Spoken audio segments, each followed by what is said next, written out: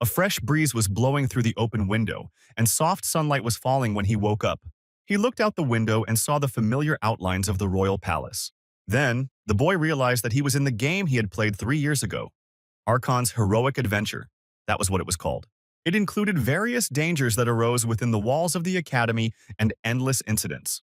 Floods, fires, and other disasters constantly befell the player. In the end, there was even the end of the world. It was a very large-scale story. But everything will be fine, because the main character will take care of everything, the guy thought. After all, in this world he is just a minor character, Corvin. A simple bot, whose peasant the hero saves in the initial quest. If everything goes as in the game, there won't be any problems, Corvin thought, and went out to look around. He wanted to take a look at the main character, a happy Korean who will soon become rich and famous in this game. When Corvin found the starting point, a strange man was already sitting there talking nonsense about potatoes and sweet soda. Of course, in the game world, there were no such things that would give away a stranger as a time traveler. The guy jumped up from his seat like a madman and shouted that he would live for himself. Corvin grabbed his hand and supported him. The main character was not played by a bot, he realized, but by a real time traveler. Corwin joined Peter as part of the hero's retinue, and there was little difference between them. The difference is that Peter had the privilege of being a game character. That same status window, which in terms of design is almost more complicated than the entire game. But the problem was that Peter had not played this game before. But Corvin could help with this. He went through the whole game, and Peter was able to figure out thanks to him what to pump first. Corvin used to be a pro in Arkan's game. He unlocked all the story endings. An assistant like him was an invaluable asset, he thought. While Corvin was chatting happily, he didn't notice how the monster dog rushed at him. Hearing the growl, Corvin turned around in alarm but did not have time to react. Because Peter was faster, he summoned magic and killed the monster. Turning to Corwin, he asked if he was okay. There was no fear or excitement on Peter's face, typical of newcomers. Corvin dealt with the rest of the monsters with his spear. He knew everything about the game, and Peter had a player status window. They were a great duo to get through this game without much effort. Corvin believed that with Peter they could save many people and even the whole world, and then return to Earth. After a difficult fight, Peter handed him a bottle. It contained a good elixir. Corvin was surprised. He was generally satisfied with everything, but there were some things that were disappointing. The hero's retinue consisted only of sweaty men, and this was strange. The charm of this game was that it had fantastic action and rich fan service, with dating sim functionality for nerds. Peter didn't communicate with the girls. He only accepted them into the team for quests, but at the moment only guys remained in the ranks. Corvin asked thoughtfully why their team consisted only of handsome guys, too well-groomed for a military campaign. He should have realized this back when the Sword Emperor's granddaughter died on her way to the opening ceremony, or when Marietta went missing. Mysterious murders and disappearances haunted them, and the plot deviated greatly from the original story. But what was more important was Peter's own strange train of thought. His real personality, which he carefully hid behind a mask of benevolence, was worth doubting even then. He found a strange place and couldn't believe his eyes. Marietta Dan, one of the heroines of the game, but neither Corwin nor Peter met her, since she disappeared, but now he saw her staff. Corwin followed Peter because he kept disappearing every night and found this place hidden underground. It was a hall, a secret storage room for the hero's inventory. Here lay Odashi, Alicia's sword, which had gone missing after her disappearance. Here were all the items of the characters who had disappeared during the game, but one thing horrified Corvin with its cruelty. In front of him was Marie, chained in a flask, like an exhibit in a cabinet of curiosities, filled with formalin. The beauty's exhausted face, swollen from the water, looked eerie through the thick glass of the flask. While Corvin was trying to get his thoughts in order, Peter appeared in the evidence room. He asked him in a gloomy voice why he was here. Corvin was angry because Peter told him that he had gone after Marie and lost her, to which the killer indifferently replied that she was still a demon. Demon blood shouldn't go to waste, and Peter said he was just using it effectively. He added that Corvin himself had drunk quite a bit of it, which stunned him. Corvin remembered the elixir that was given to him after a difficult battle. He fell to the floor with nausea, and Peter said that he had spent a whole month trying to catch her, setting traps in the forest.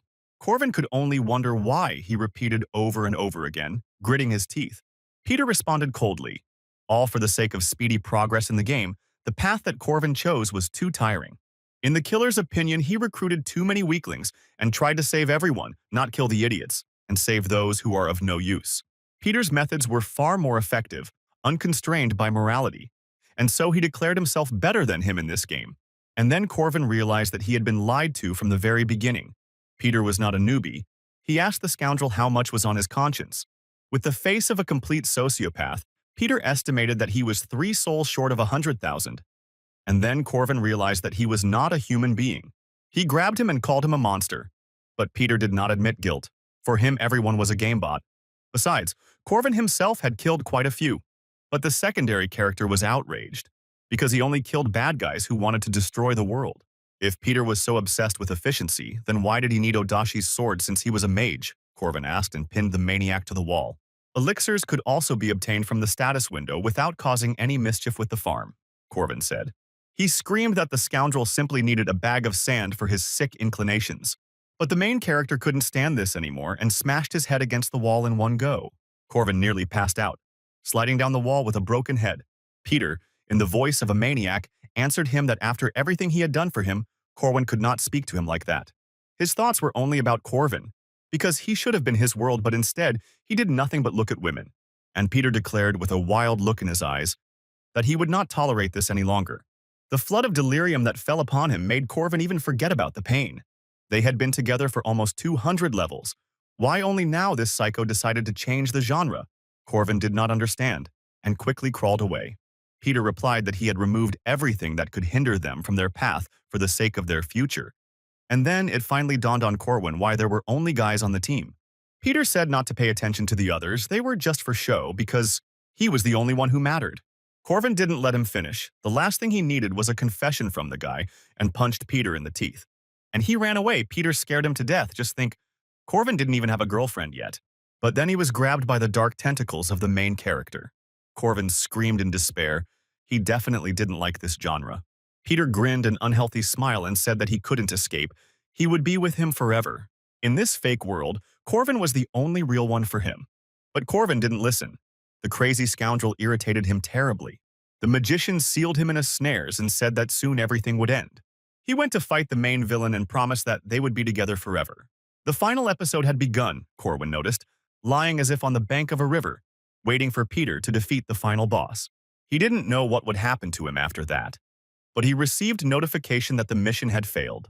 Corvin woke up in his bed, breathing heavily, as if he had had a terrible nightmare.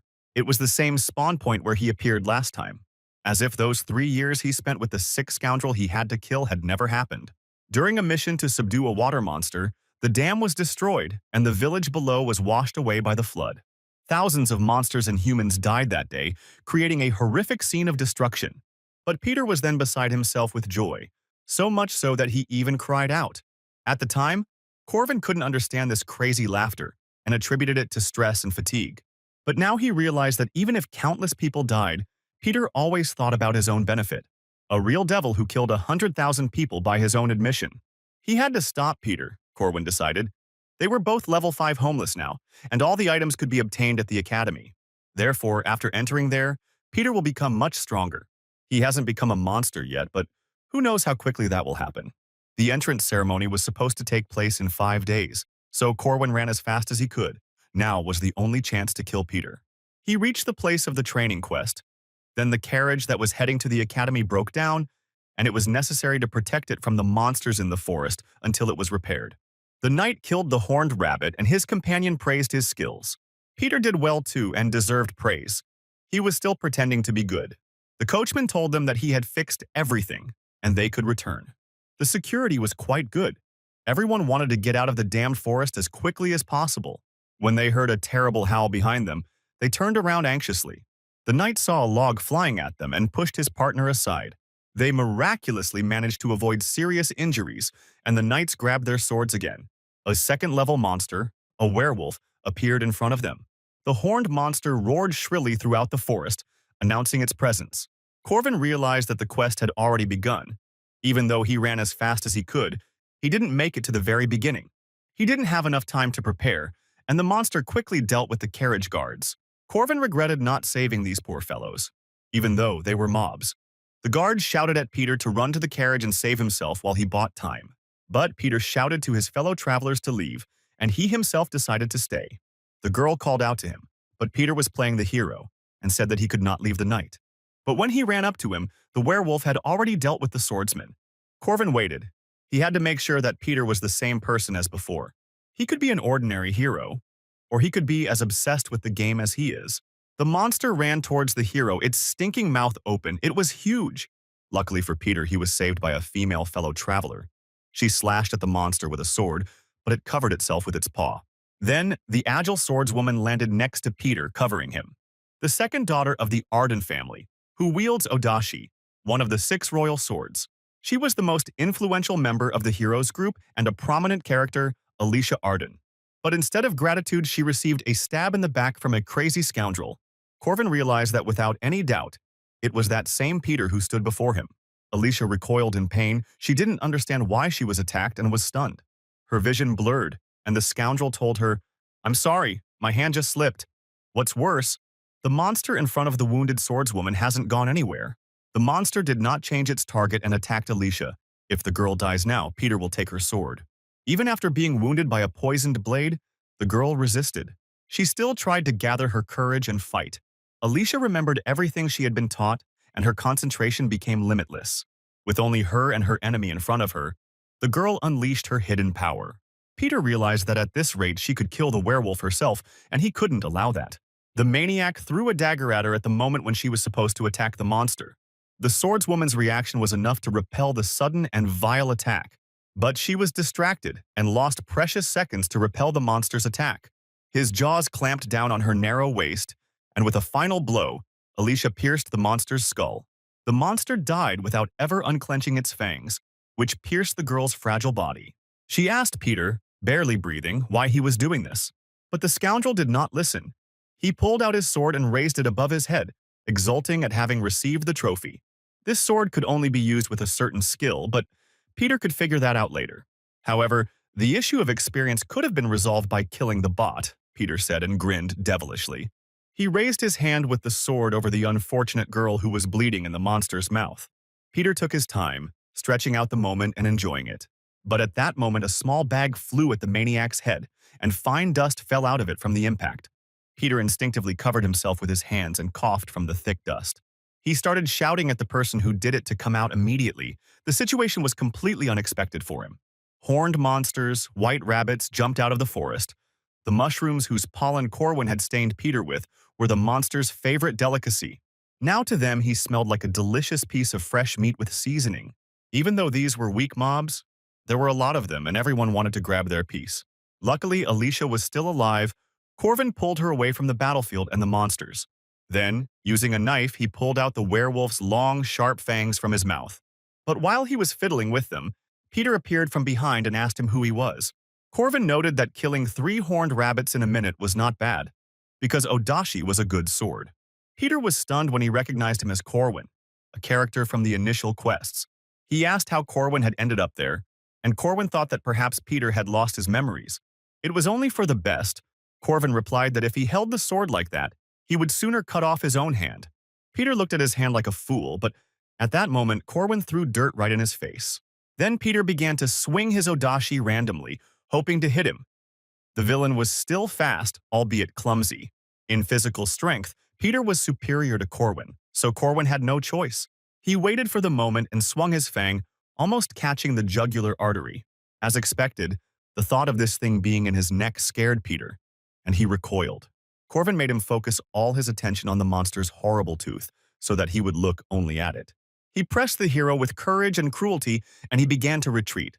And when Peter stumbled and began to fall, Corwin plunged his knife into him. The blow pierced the light armor and caused a lot of pain to Peter, who was not used to it. But Corvin didn't stop there and swung his fang with all his might. Peter put out his hand and the fang pierced it like a dagger. But it didn't help him at all. Corvin pressed harder, with his weight, and the fang pierced the throat of a man without moral principles. Corvin mentally thanked Peter for his past life, thanks to which he could now become much stronger. By moving away from his body, Corvin felt no regrets. He simply killed another monster that threatened others and could become a monster. Peter was dead, and the system began to look for someone to replace the hero, with Corwin becoming the main reserve. Corvin received a status window informing him that he was now a minor player, but now was not the time. He looked at the wounded girl who was simply lying on the ground in the forest. If she was not helped, she would die from wounds or infection. Corvin picked her up and examined her. At the very least, the girl was still conscious and could speak weakly. From her blindness, slurred speech, and deteriorating hearing, he recognized the poison of the tree frog. From a playthrough perspective, it would be hard to make an antidote without a status window. If the poison was even slightly stronger, she would have died already. As long as the werewolf fang remained in her body, she was still in danger, Corvin realized and pulled out his belt. He strapped her shoulder with a belt and calmed her down, saying that he was a master at stopping bleeding and extracting poison. If the girl bites her tongue, it will be problematic, Corvin thought, and looked around. His eye fell on the hand of the dead hero, which was conveniently lying nearby. Without thinking twice, he let the girl bite the still warm hand of a dead Peter. He warned Alicia that it would hurt and that she should clench her teeth as hard as she could, and he took off his shirt. He pulled her shirt behind her back to cover the wound and pulled the fang out of the wound channel. Corvin was happy that he had returned, because now this girl was alive. He didn't know the reasons why he returned, but the fact that he was able to save the man was enough. Corvin prepared an antidote on the fire and asked Alicia to hold out a little longer. He covered her with a blanket so that she would not freeze from blood loss and fever. And he told her not to worry. People don't die from wounds like that, he reassured the girl. Alicia wanted to know the name of her savior, but Corvin said it was not necessary and placed a towel on her face. He told her not to worry about trifles and to rest. Now it was better for as few people as possible to know about him, the guy thought. While there was time, Corvin decided to figure everything out. Arkan's game is a story about a hero. By solving problems and cases in the academy, the player becomes a hero who saves the world. He needs to defeat countless monsters and kill the final boss. The only reason Peter had progressed through the story so far was because without defeating the final boss, the world would end. But in the end, he's just dead now, and someone has to take his place. And that someone had to be Corvin, especially since the system had designated him as a secondary player. But, unfortunately, the system did not allow him to take advantage of the player's advantages, inventory, and other Windows skills. He was too excited when he saw the status window, and now he realized that it was a complete scam. Corvin trained for 3 years, was no longer just a guy on the bench, and wrote a sign in the sand, after which the fire in the bonfire flared up much stronger. This magic worked as it should, even without skill. Corvin was glad that everything worked out. He desperately wanted to survive in this world. As a person who had studied magic a little, he was able to use runes, ancient symbols with magical powers. Duty, restraint, oath, runes of the 3 main commandments, the 3 most powerful laws of this world, the source of its strength.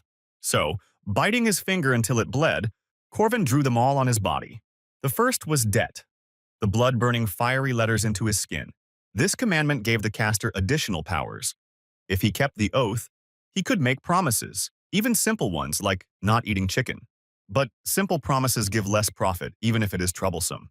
Promises must be made that will be kept, and Corvin promised that he would not turn a blind eye to the misfortunes of good people. His status would rise every time he completed a task, and the commandment had chained his heart. The second law, restraint, no longer perceived the spirit world. In this world, everything was filled with spirits, and there were astral beings like ghosts and spirits, but they could only act if they were recognized, and could not touch people who did not believe in them and were far from spiritualism. The restriction gave him a shield from spirits, reducing their damage to a minimum. But breaking this commandment gave 5-fold damage to the body. The last commandment, the oath, is a backup option. It carries a huge risk, so in his past life Corvin did not use it. But even Peter, who had a system and all its advantages, lost to the final boss. In that case, Corvin should not have been too worried and took the oath with the greatest weight, promising to save this world. Breaking these 3 oaths resulted in death, and all were instantly enforced.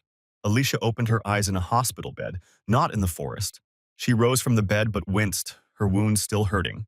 Alicia asked where she was, and her sister said that she was in the Merkaba hospital. The guard who brought her here had just left. The swordswoman turned around to find the things she was wearing. Among them was the belt of her savior, for it was in her blood. The first thing the girl asked was to tell her if there was a place where she could buy honey candies. She felt much better. 3 days after the quest in the forest, Corvin was thinking about where to get a student card. In the wallet, there was a letter to her dear son. The mother was proud of him and his friends, the Defenders. He was surprised to find this letter. Corvin was an ordinary, forgetful child, but he also had a family. When he first found himself in a new body, he behaved unnaturally, but his relatives treated him as usual. Thanks to this, Corvin was able to love his family in this world. In this world, that was the main difference between him and Peter. The station was crowded with people, mostly students from the Merkaba Academy. The girl with blue hair greeted all the newcomers, holding a basket in her hands. She approached Corvin, and he introduced himself. The girl noted his tall stature and praised him for his good appetite. Marie handed him the potatoes she had brought to treat the newcomers. She gave them a little tour as the magic tram took them to the academy. Marie was everyone's favorite mage who was in charge of the levels and floors in the second year of the academy. Life went on. Marie has many difficulties to go through. In the future, she is the final boss of the first level. She handed out potatoes to everyone when they got there and waved goodbye. The main hall of the academy was stunning in its scope and luxury, because the magic of space expansion worked on its ceiling. Suddenly, the hall disappeared and they found themselves in another space. Many of the students panicked, but not Corvin. He heard a powerful voice that made everyone shudder and said that the students of the academy should not panic over such trifles. The voice of Old Hamd, Corvin recognized.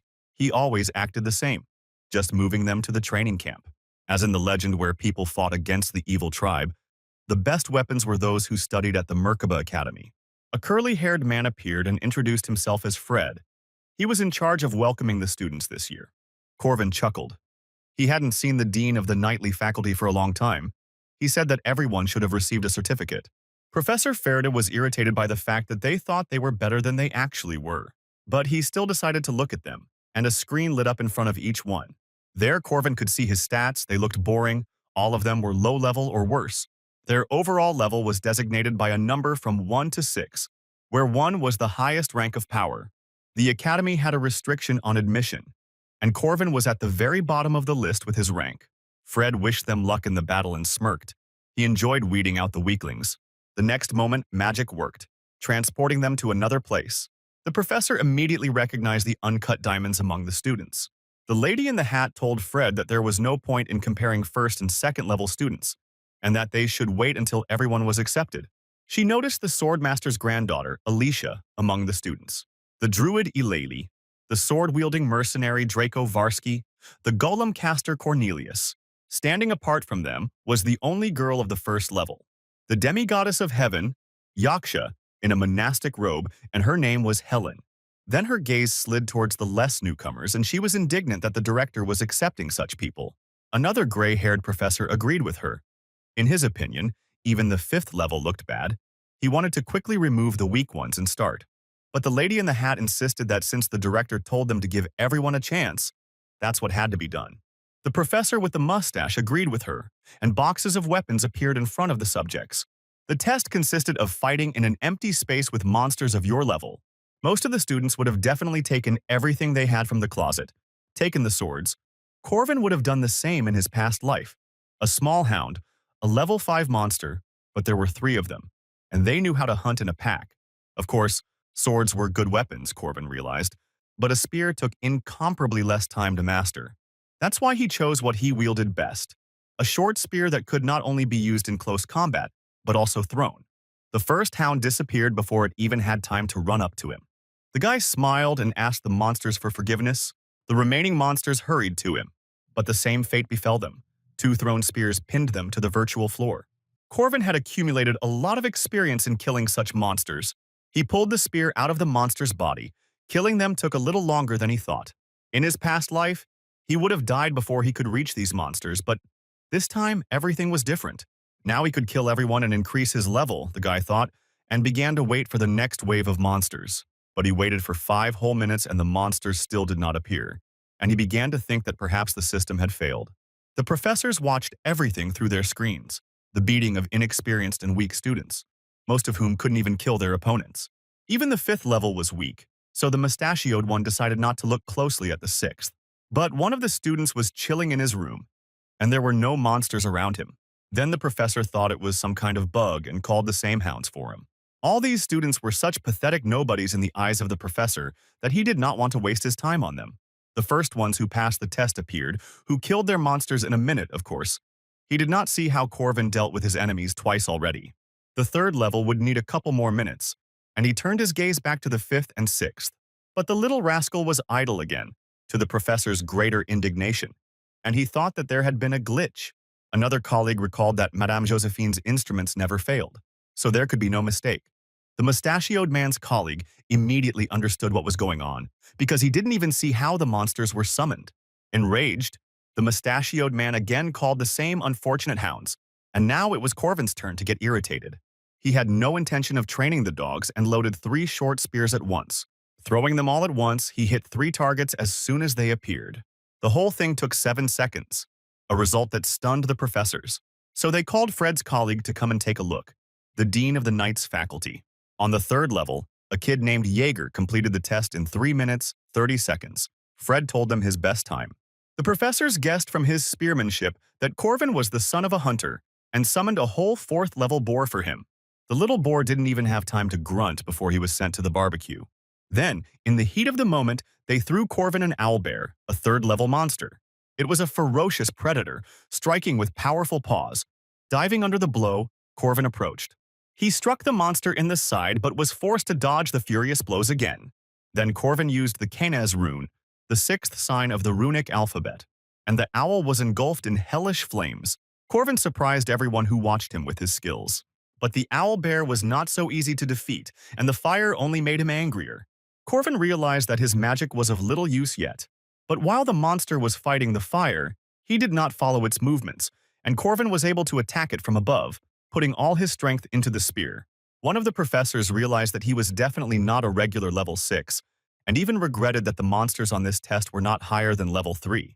For the first time in a long time, he saw a guy who was interesting to look at. After this, they could only summon a 5th-level evil spirit. Corvin realized that someone had been summoned, but he could not see or hear it, meaning it was a spirit with which he could not interact. He waited a full minute to check his guesses. This means that it was definitely activated, and all preparations were completed. At this point, the satisfied guy announced that he gave up and raised his hand. The mustachioed professor was surprised that Corvin simply retreated and let all the spirits through and updated his monster killing records. And then it dawned on the professor that this child had just praised him for a job well done. After the test, Corvin joined the rest of the students who had passed the test who had gathered in the hall. He listened to their conversations in passing. Everyone was sharing their impressions of the fights. One guy who looked like the boss of the gym stood out among them and was clearly proud of himself. His name was Jaeger. At the very beginning, the bully started a fight, for which he was killed by Peter in his past life. Jaeger is an arrogant, violent bully, but that was normal for his age. He openly mocked the weaklings of the 5th level who managed to lose to dogs. The bespectacled guy among them was named Lark. In the last download, he never overcame his inferiority complex. He suffered the same fate as Jaeger. The director took the microphone and asked for their attention. He informed them that Eric Assad was calling him. He told them that they were all sent to the academy to gain experience, although some were already good.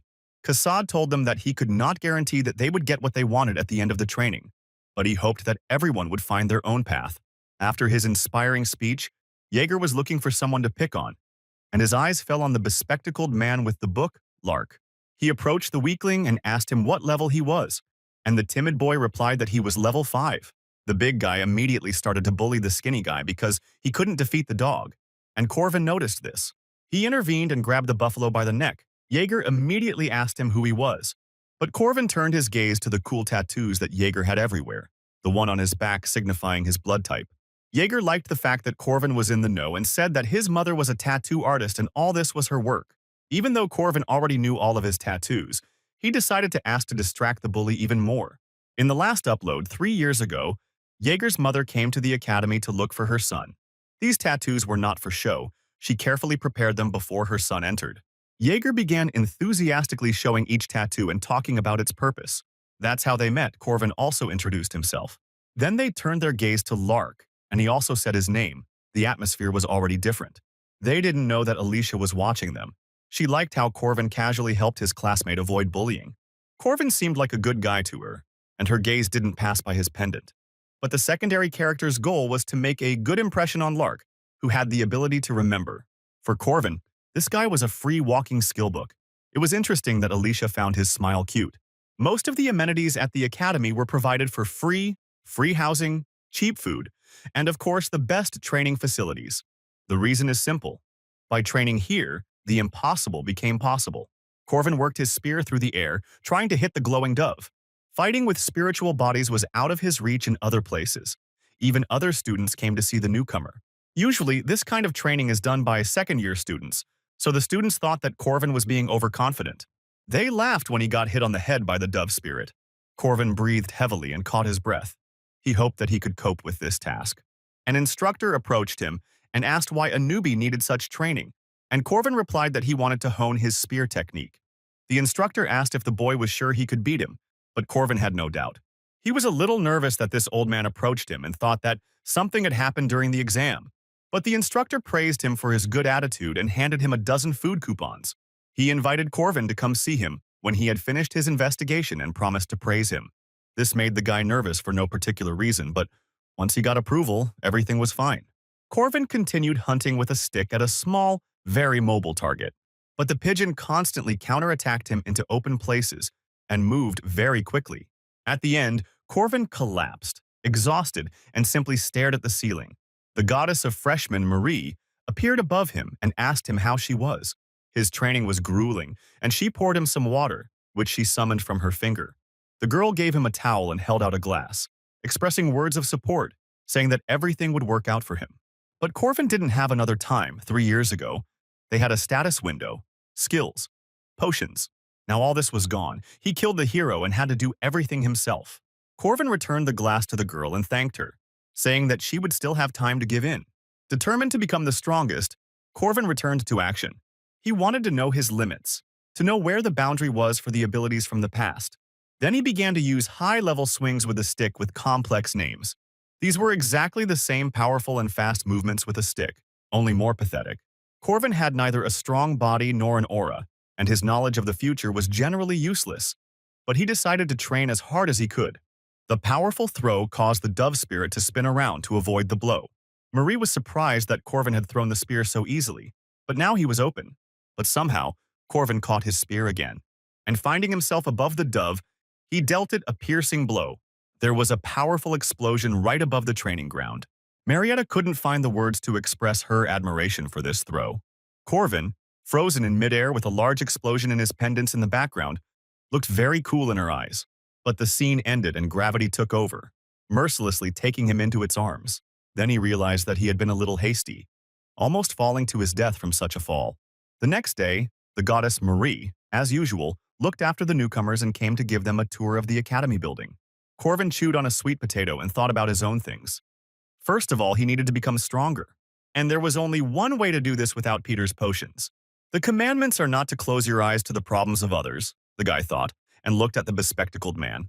He greeted him first and suggested having lunch together. And at the same time, let's chat a little about grimoires, said Corvin, causing Lark's pupils to dilate sharply.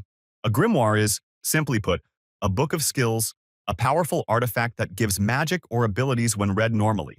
The library was huge, like the academy itself. It stored all the books and knowledge of mankind. Of course, Corvin was of little interest to this, since the grimoires were also located here. The tree was best hidden in the forest, he said, and Lark reminded Corwin to keep his promise later. And Corwin answered affirmatively that as soon as all the conditions were met, Lark would receive the skill book. Lark is a bee, a model student who memorized all types of magic and transferred them to his spell book. Of course, it is difficult to use them all. His mana level is low, and Lark will not show high results thanks to the theory. With grimoires, everything was different. Corwin threw the book on the floor. Lark told him to stop fooling around, but at that moment a secret door opened. Without thinking twice, Corvin rushed into the passage and Lair hurried after him. Corvin warned the bespectacled man that it was time for a promise. He agreed and extended his hand. Corvin needed help to drive away the evil spirits, and when Lark asked what to do, Corvin hit him in the jaw with his right. He grinned devilishly because help was starting right now. First of all, Corvin came here to help Lark and complete a special quest. He wanted to catch the evil spirits and get the fragment. But there was a small problem, Corvin thought, as the evil spirit Sebastian approached him. For Corvin, this quest was almost impossible to accomplish because of the commandment. And Duke Sebastian was particularly vicious and was a difficult opponent. Sebastian attacked him with his magic. The magical blades flew at Corvin. The Grand Duke has ruled the South for 800 years. Most players will die at his first attack. But not Corvin. He just stood there, and the magic shots just flew past. All the attacks of the dead Duke simply didn't work with him, as if they didn't exist. This phenomenon had a downside. Corvin could not defeat the Duke either. So he turned to the Duke in the void and asked forgiveness from the angry spirit for not seeing him. He suggested using Lark's body and the spirit thought about it. In this world, there are indicators, These are substances that transform people into half-humans, like vampires and werewolves. One day, Duke Sebastian awoke as a vampire and killed his servant. He tried to suppress his instincts, but he couldn't, and he became afraid that he would kill his wife and daughter. That's why he sent his entire family and servants out of the castle and locked himself within its walls. To avoid becoming a bloody monster, he used magic and sealed himself in a book, in this very grimoire that lies in the library. Lark screamed as the demon took over his body and even transformed. Having taken possession of the body, the spirit immediately rushed at Corvin, like a madman. The second reason he took Lark with him was because, while possessed, he could use his powers to the maximum. Model student Lark swung, but Corvin easily dodged. In Arkan's heroic game, this model student has the lowest strength skills. Although it was a pity to calm the guy down by force, it was the only way to complete the quest with the Duke. If Corvin were to kill Lark now, he would be able to receive the highest awards, the Duke's cloak and the vampire armor. Peter used all of these, and they played a big role in future quests. But Corvin was not like that, so he asked the Duke if he wanted to know about his wife and daughter, and also what kind of lives they lived after his voluntary imprisonment. And then Corvin told him many stories, how his wife had died after leaving the castle, and what an amazing traveler his daughter had become. Corvin smiled at the interest on the Duke's face.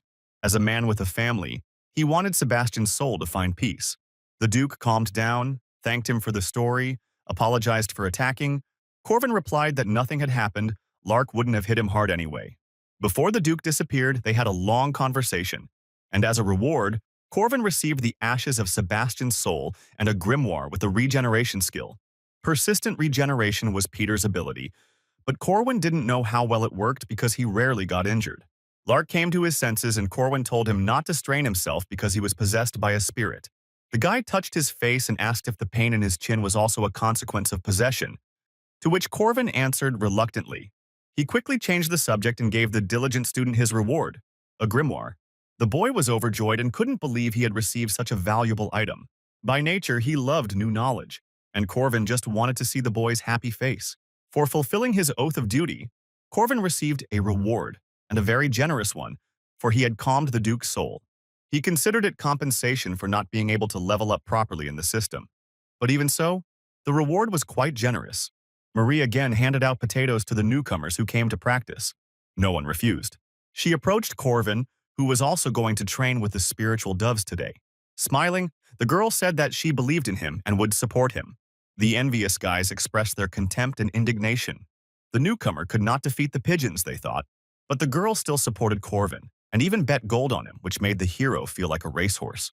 But all this didn't matter, because he came to find out how much stronger he had become after completing the quest, and decided to start with the weakest techniques. Although Corvin didn't expect to win in one hit, an explosion sounded in the air after the first throw. The students were stunned by his strength and the complex technique he used. Even Corvin himself was surprised that he had become too strong. Marie also noted his skill. Yesterday he needed 3 hits, but today he did it with 1. Corvin thought about her words. It was one thing that Marie was watching him. Another that her eyesight was too sharp for a magician to see his blow. The girl, without a second thought, handed him a leather purse and said that this was his share. Thanks to him, she made money on the guy's desire to make her a debtor. And she asked how he felt about it, of course. Corvin accepted the award. What person doesn't love money? They laughed with the pure, innocent laughter of economic gain. In the last upload, Corvin also tried his best to hone his fighting skills. But even now they were difficult for him. There was still a lot to learn, although there was no need to rush. The main problem was runic magic, or rather the lack of magical powers. In his past life, he also did not solve this issue.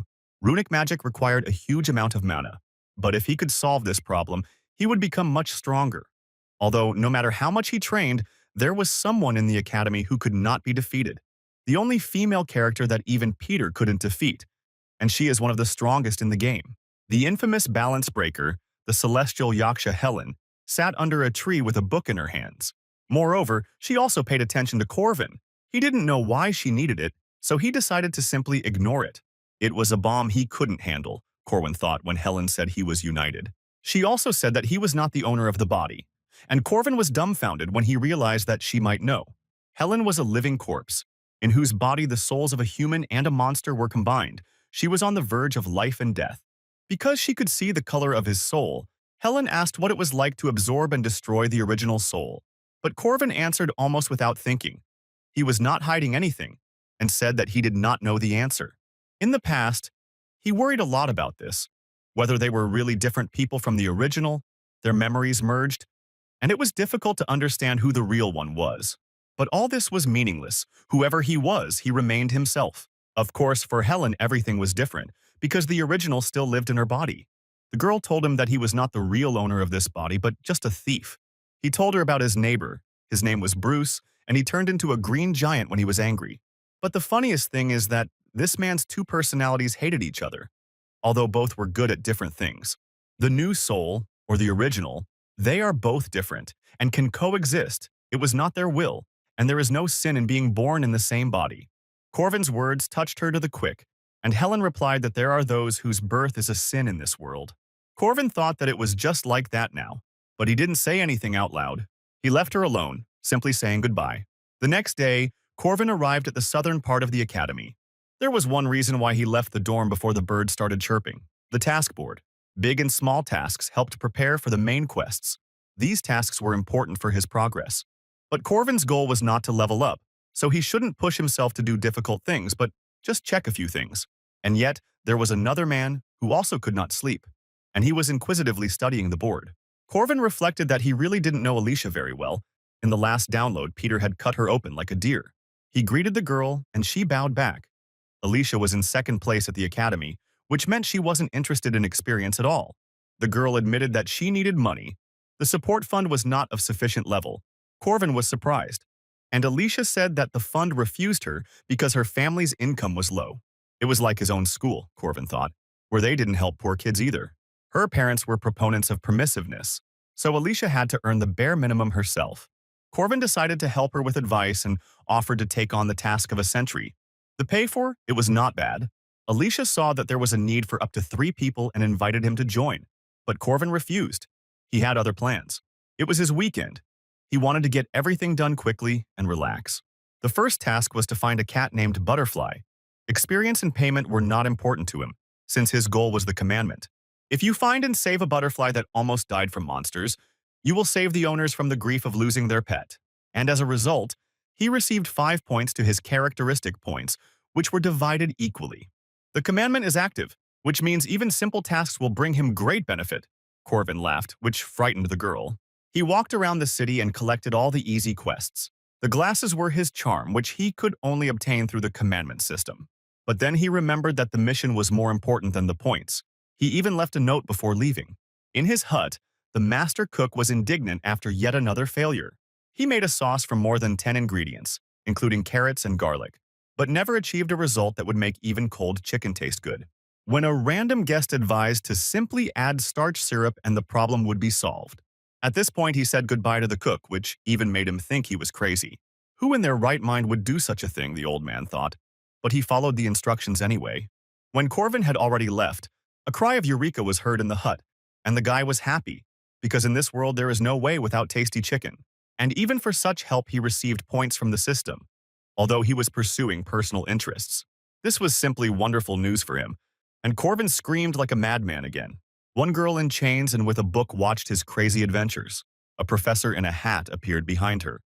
Although Helen could go out into the city, she still had to ask permission. The girl said nothing. She remembered the words of the strange guy that there is no sin in being born. Her life was completely different, and she was told the opposite. That's why she walked thoughtfully along the rooftops and looked at people. It was time to evaluate the first years, and they were taken out to the academy's hunting grounds to test their survival skills. The task was to reach the hut on the other side of the forest. The main thing is not to remove the bandages on the shoulder. They can be returned in the hut. Depending on the time spent on completing the game, they will receive points which can be exchanged for a prize.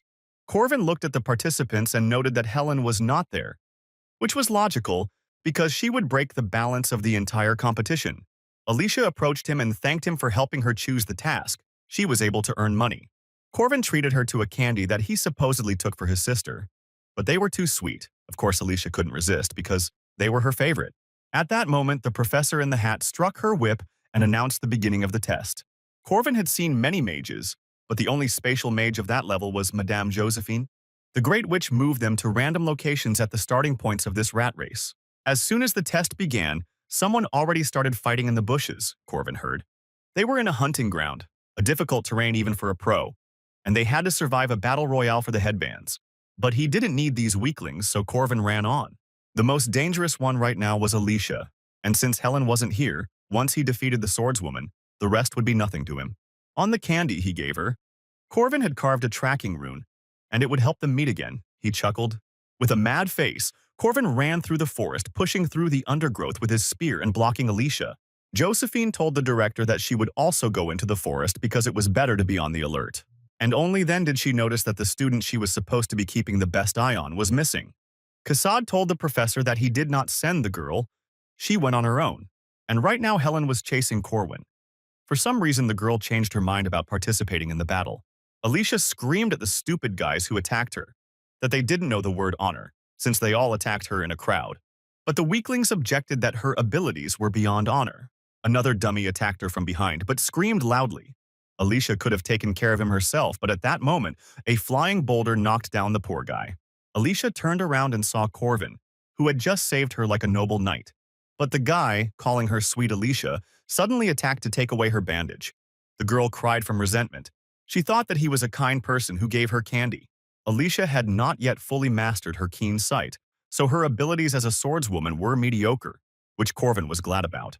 Now the girl was incomparable with her genius sister, but she was still among the best. Up until this point, she had easily dealt with a bunch of third-level opponents, and therefore did not consider Corvin as such. But the girl had to quickly change her mind when she felt his speed, strength. He constantly counterattacked and played with her. But she found holes in his technique. All she needed was to time the interval between blows. The girl made a sharp, stabbing attack that passed Corvin's defense.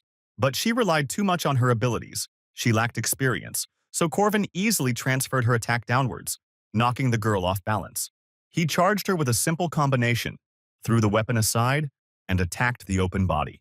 The spear struck the swordswoman in her uncovered chest. Block, grab, throw, she flew back, missing a clean hit. To make matters worse, the girl lost her precious sword, Odashi. If she hadn't blocked the blow with her aura, distributing its force, the injuries could have been more dangerous. Corvin was not that strong or fast, but his skill was excellent. Alicia didn't understand what kind of monster was in front of her, who said that he was only level 6. Since the girl was completely defeated and surrendered, Corvin took her bandage. He grabbed it with his teeth when he was nearly destroyed by a thrown heavy sword. It was a magic sword, 4 times heavier than normal steel. The strike would be effective even against boss-level monsters. The swordsman returned his projectile back to his hand and told him to put the bandage down and leave. It was Draco, a troublesome warrior Corwin didn't want to face. Even after defeating many students and monsters, he was not tired at all, and was not even injured. This warrior was clearly different from Alicia. But what could he do since they had met? There was no point in fighting him, so Corvin simply ran away. But Draco only became more angry. He clearly saw the bandage in Corvin's teeth and began to pursue him. On top of that, Alicia for some reason ran after him, saying that she didn't want to die, and still didn't know where to go. There was no point in fighting. He needed to get to the hut and exchange it there, Corvin thought. But his path was blocked by a red-haired boy and his stone golem. Cornelius smugly demanded that Corvinus give him the bandages. Now they were cut off from the exit from the forest that led to the cabin. Corvin found himself between a tiger and a lion. He wanted to avoid a fight, but now he got 2 rivals at once. Alicia was surprised that even in this situation, Corvin was going to fight 2 at once. He couldn't avoid the fight anyway, so he decided to meet them head-on. And so he became the first to come to the house, and brought 3 bandages at once. The manager of the exchange shop praised him for the 3 bandages. Corvin said that he was just lucky and told how it happened. He intercepted Draco's sword before it reached its maximum strength, using telekinesis to grip the ground more firmly. The swords that he was unable to reflect passed him by, and were directed at Cornelius's golem. And then he hid behind Draco's back to protect himself from his counterattack. And while Draco had to hold back the golem, Corvin smashed its core. His reaction, his speed of judgment, did not go unnoticed by Alicia. It looked like Corvin had participated in hundreds of battles. Basic spear skills, and techniques compensated for weaknesses. Alicia felt like she was watching her sister. She remembered Corvin's words that she only had basic skills and relied on talent, and decided that she would train harder. Draco thought. He was attacked so quickly that he didn't even have a chance to show his skills, as if Corwin knew about his abilities in advance. Leaning over Cornelius, He told him that golems were easy opponents for strong but agile enemies. He needed a friend for cover. But the boy whined that he had no friends, and Corvin realized that his advice was more of a slap in the face. 3 distinguished first years remembered Corvin differently that day. Now, of the strongest students in the forest, only the druid Yahello remains. However, she was confronted by the strong Marie, who summoned a huge water ball. She was the strongest of those present in all the academies. Since the older students took on the role of monsters and helped with training, Yahello was given a completely unequal opponent. And so the trial in the hunting grounds ended. After the battle, Marie warmly welcomed Yahello. They thought it was all over, but Helen appeared behind Marie. Marie looked at the lying fighters and realized that Helen must be looking for someone specific, choosing those who looked like Corvin. But Helen made no reply to the polite greeting and rushed away. A huge ice wall appeared in front of the nun, summoned by Marie. Even though the students might have ignored her presence, she is now a monster according to the rules of this competition. Corvin had earned a lot of points and could count on a generous reward, the most valuable being bear bile. But he had another plan. He took the mandrake seed and the shopkeeper praised him for his good choice. Corvin still had a few points left, and he was offered to take something else. He chose food supplements and headphones, little things that were useful to him. He was pleased with his successful investment. In the past, he had not been able to get such a good outcome. Moreover, for the first time he saw that everything ended well for others too. Lark and Jaeger worked well together and were able to get their points. The bully suggested they practice tonight. Corvin told Jaeger that if he had the strength, he should help find the golem's core, and Cornelius was surprised. The core was expensive, and Corvin promised to help. The red-haired boy began to refuse, but he said that in such moments you just need to say thank you. In his past life, he worked a lot with Cornelius. There weren't many who could fight golems. Everything gradually went as it should. The second-rank mage Cornelius found his core, which he desperately needed. Alicia was injured after their fight and needed time to recover. Draco smashed his swords against the golem's stone, temporarily losing his fighting power. The second-level druid mage Yahello looked like a dead person. But even for Marie it was too much, Corvin thought. Fortunately, the druid girl was fine, just exhausted. She told Corvin to run when they heard a loud cry in the forest that caused all the animals to flee. Marie had a natural talent for recognizing magic. In addition to her inexhaustible mana, she never experienced despair or failure. For her, helping the younger ones had always been just a game, and had never caused any difficulties, but now it was not so. The girl desperately tried to defend herself from the attacking Helen and fired ice arrows. But Helen easily broke this attack and continued to press. Marie belatedly summoned an ice shield to at least somehow restrain her opponent. But even when she was giving it her all, Helen still got through her defenses. After the heavy blow, Marie landed on the ground and could no longer stand on her feet. What stood before her was not a knight or a magician. It was not a man, but a natural disaster in human form. Marie couldn't admit defeat. She just didn't know how, and she screamed at Helen to stay away from her. The nun stopped only when Professor Josephine appeared and covered Marie with her body. Even though the girl said she was okay, she fell down exhausted. The training brought some unexpected results. Corvin took first place in points, and Marie lost. This scared Corvin. He thought that Marie had already woken up as a boss, now she was fine, and he hoped that the game scenario had not changed.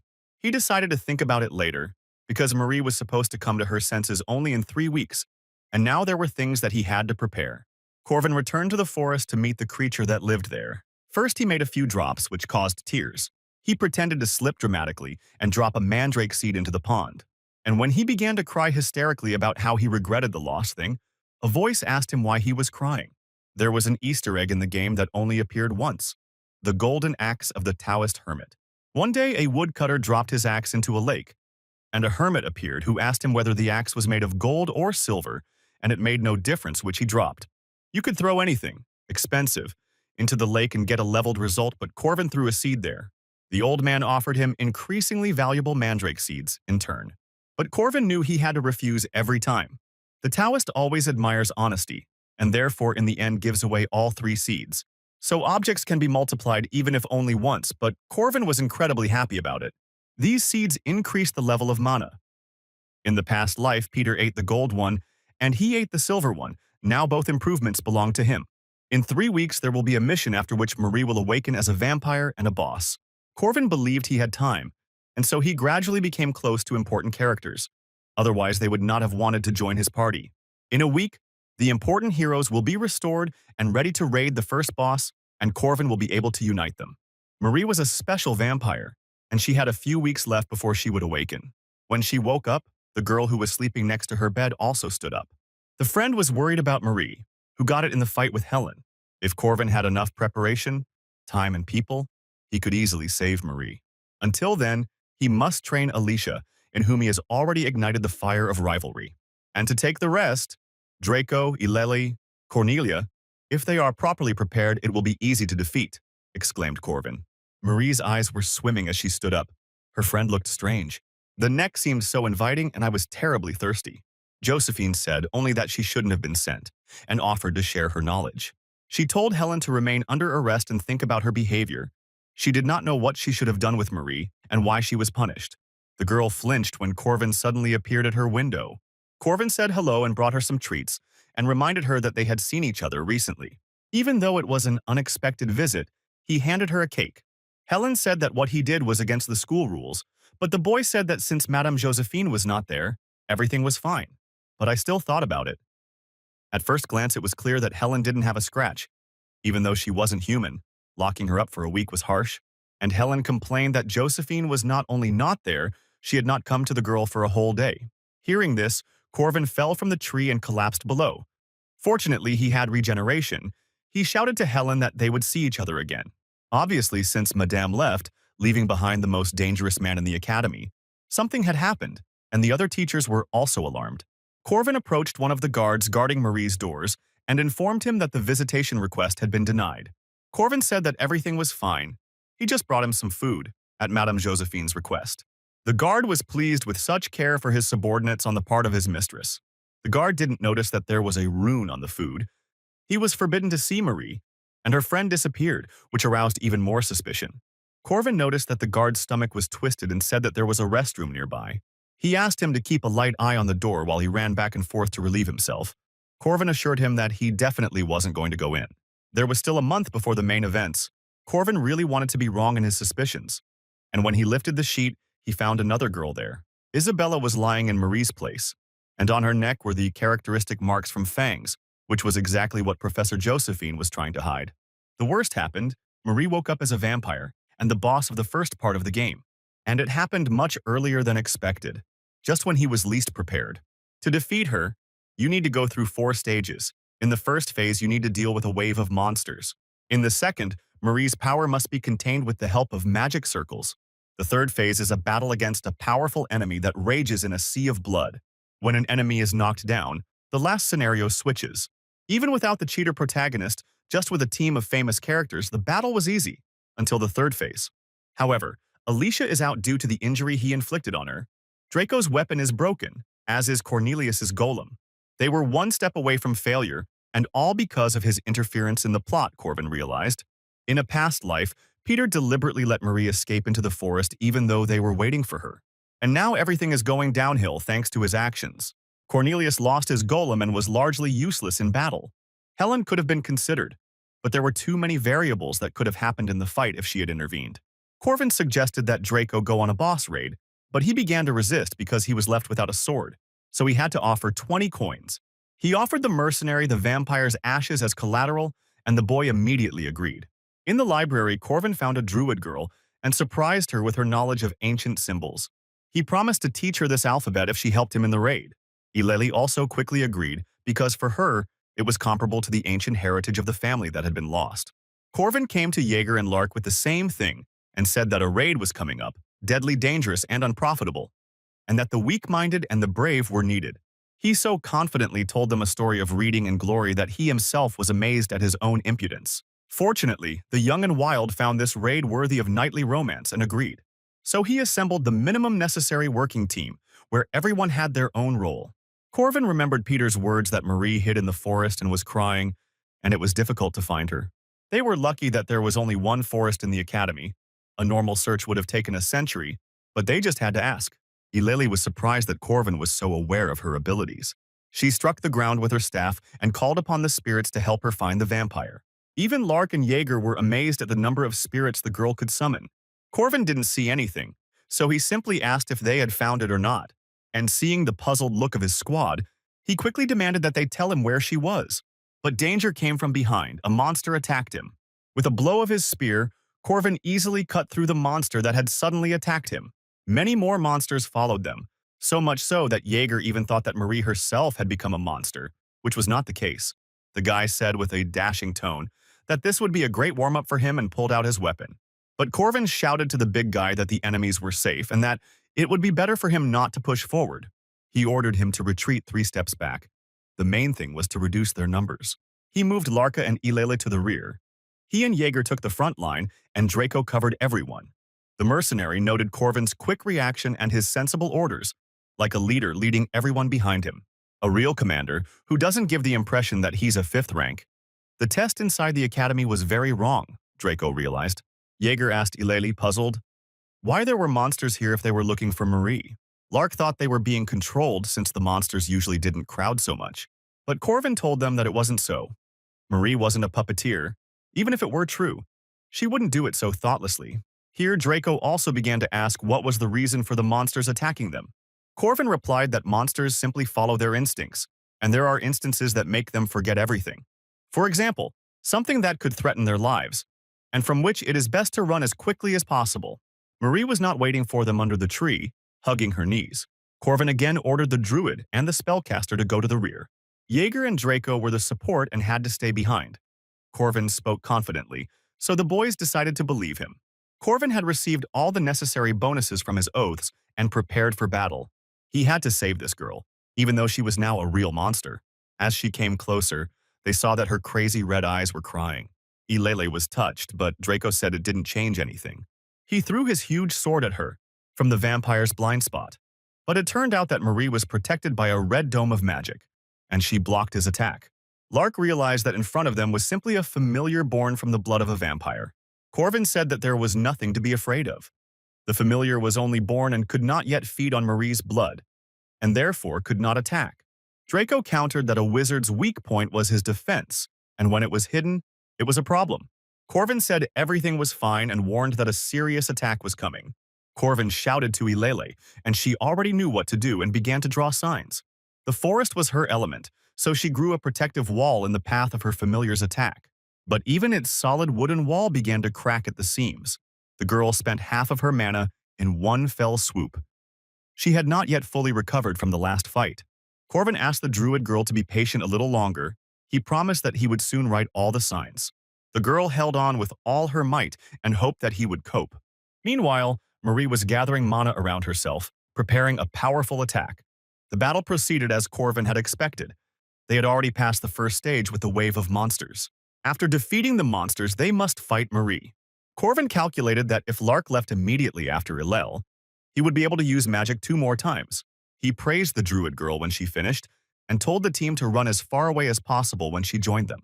Until now, the size of the crystals in the wooden wall were not so large and dangerous.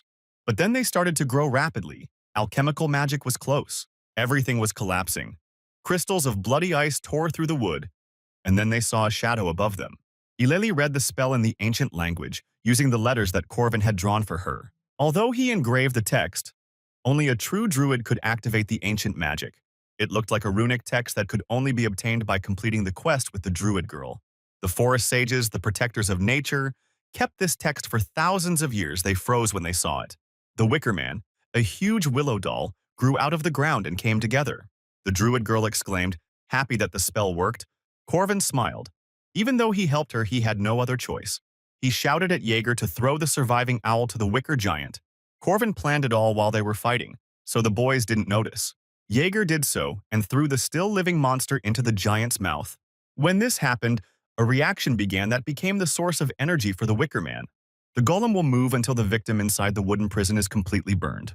Marie's spells rained down on the walking titan, but they bounced off like peas from a wall. But the load was transferred to Ileile herself, and in that case the girl would not have lasted long.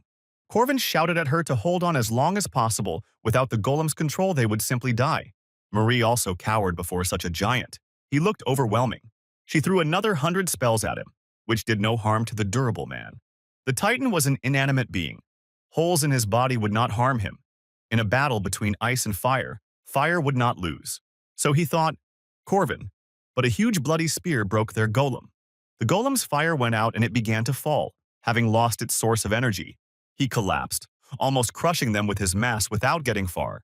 The general idea that Corvin had was instantly destroyed. This was a difficulty of a special level for Marie.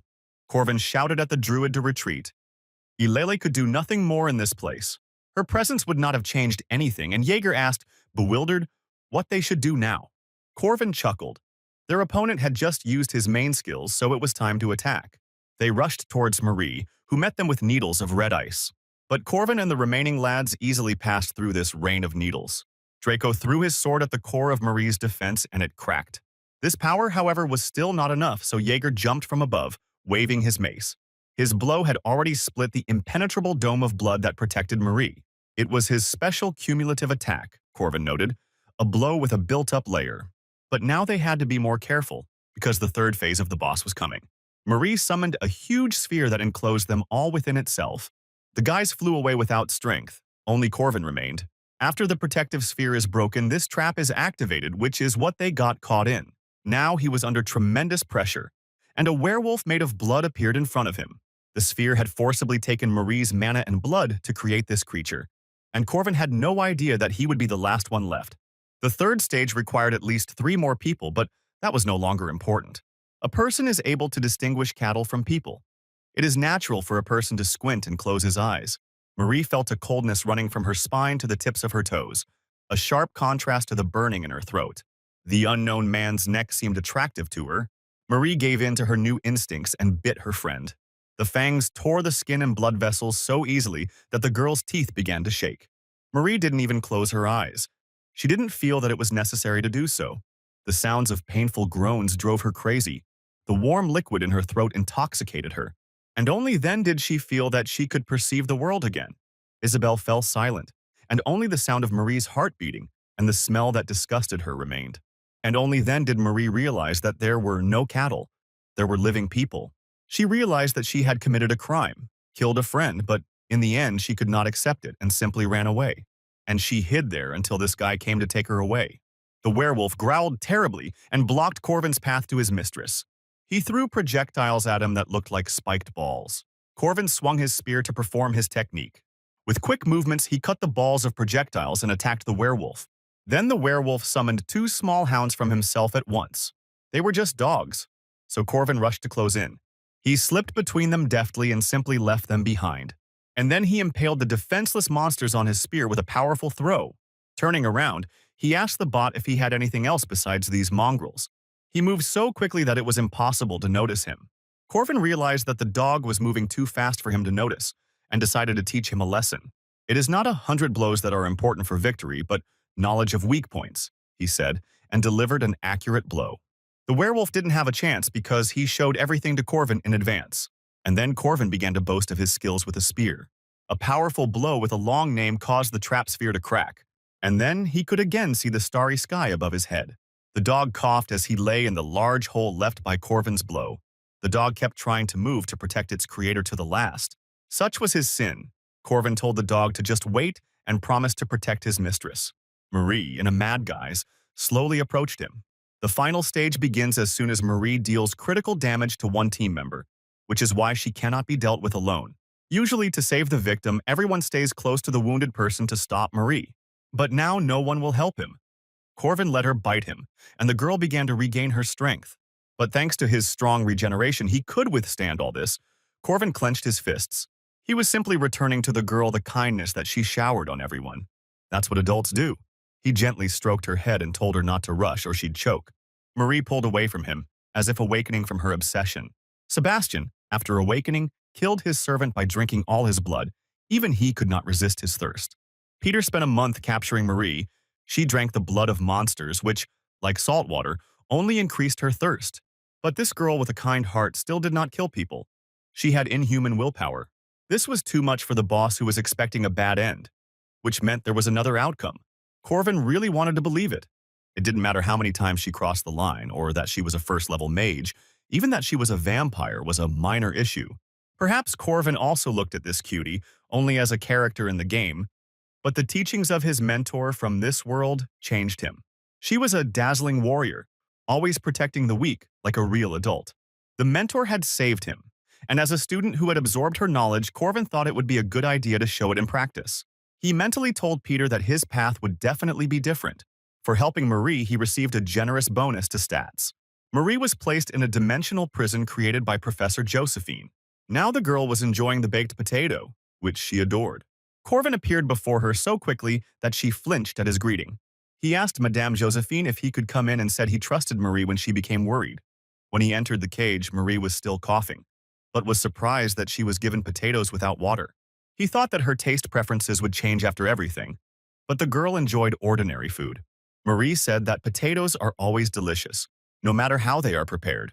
When his face came closer, embarrassed, she began to hit him to get him to move away, because she had not been in the shower for a long time, and Corvin reminded him that he was not clean either when he was bitten. He reassured her and said it was no problem, but the deflated Marie had already turned away. She told him she was scared then, and Corvin didn't immediately understand what she was talking about. Helen was quite scary. Marie thought at that time that she would really die. That's why she was scared.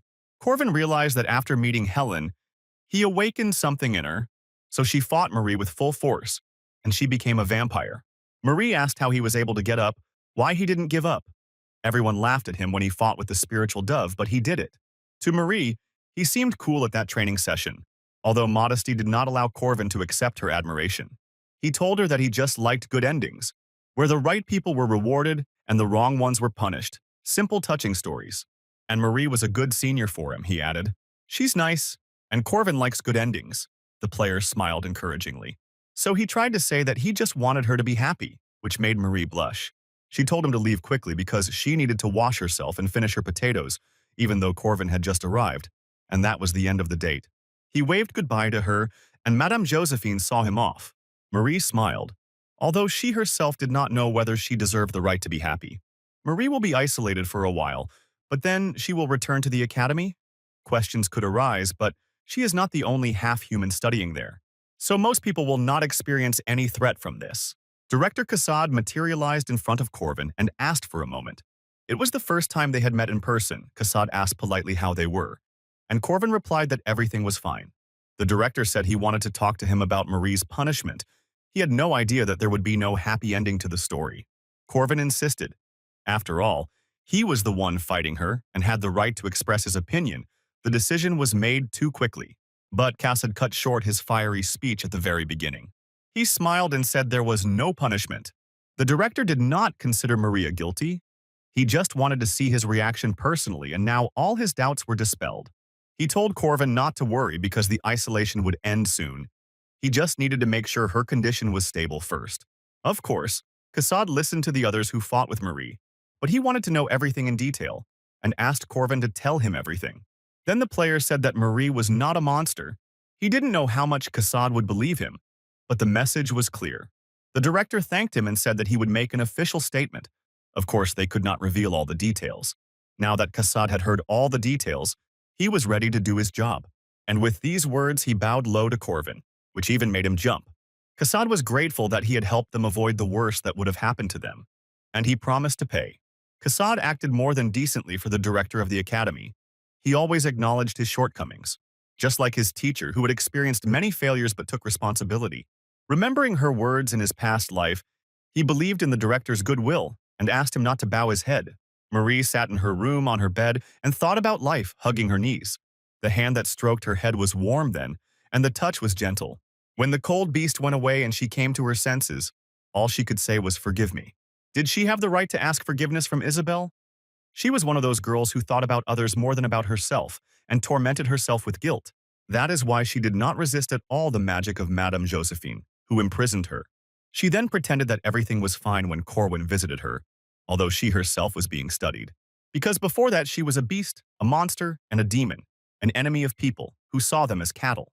And just one phrase of his that she should be happy sent all her worries and doubts flying. These words rang with honesty, because the girl remembered the selflessness of this guy and how he sacrificed his body to save the monster. That powerful moment, his genuine goodwill, Marie knew she would forever imprint it in her memory. A week after the incident with Marie, rumors about Marie began to spread throughout the academy. There was a lot of noise because of some students who were against her return, but it quickly died down because Helen was studying at the academy. Even a week later, some were still wary of Marie. Although officially, the girl's isolation was completed and she was declared stable. Many students supported the girl, but she looked for her friend Isabel. Even though Marie was free, it didn't mean that she freed herself from the guilt complex, and she thought that Isabel hated her. It was understandable. Few people would want a friend who could take a piece of you. Marie didn't want to interfere with Isabel and the others. But when she was already thinking about disappearing from the academy, there was a knock at the door. As soon as she opened the door, her friend Isabel threw herself on her neck. She was very worried whether everything was okay with her friend, whom she had not seen for a whole week. Marie was very surprised that Isabel came to her herself and did not know how to react. The girl carefully asked if Isabel was afraid of her now, but she said that she saw her face full of horror after the bite. And no matter what happens, she will still consider her her friend, which means the past is not important. Isabel snuggled up to Marie and said she wished she thought of her as a friend too. Marie burst into tears of happiness. She was afraid that Isabel would hate her. Isabel admitted that she had been feeling well for a long time, but at the hospital they said that it was still not advisable for her to go out, which is why they had not seen each other before. She was helped by a junior who brought her here secretly. Isabel turned around but saw no one. Corvin did this because he was sure that a girl like Marie could be trusted and would never break. Marie again couldn't contain her feelings and covered her face with her hands. And this time, Corvin helped her. That's how the story ended. Although there were a few unexpected moments, but that only made the outcome better. Even without the player, the world did not stand still. Even if you did not follow the plan, there were good endings. And this moment could mark the beginning of a new world. And Corvin smiled with satisfaction. His schedule consisted mainly of classes, training, lunch, training again. It was pretty routine, but he had to get stronger, and given what was coming, he had to do it quickly. Corvin continued to practice simple spear strikes, for which he, for some reason, came up with long names. Marie clapped her hands. She was impressed, either by his movements or his bare torso. Corvin had worked hard today too, she noticed. The girl said that he deserved a reward for his hard work and set a whole table with delicious food. Corvin was hungry, so he did not refuse and accepted everything with gratitude. Marie wished him a pleasant meal, but then she noticed there was blood on his hand and began to drool too. Corvin noticed her gaze and asked the reasons for it, but Marie only turned away in embarrassment. Now she was feeding on blood bags, and Corvin asked if there was a difference. Marie replied that there was. His blood was especially tasty. The difference was like the difference between fresh meat and frozen. And Corvin realized that she was doomed to eat like this for the rest of her days. And he said that there was nothing wrong with drinking fresh blood sometimes. He offered his own, but Marie immediately burst into flames from this. The guy said that his regeneration allows him to give her blood if she gets tired of stale blood. This confused Marie even more, so she changed the subject and handed him a vial of her vampire blood, which was considered the best elixir. Corvin swallowed her bodily fluids without thinking and did it right in front of her, which added to her embarrassment again. The elixir gave him strength, but he became even stronger than the last time he received this blood from Peter. This cool feeling convinced Corvin that he was now ready to begin the next chapter of the story.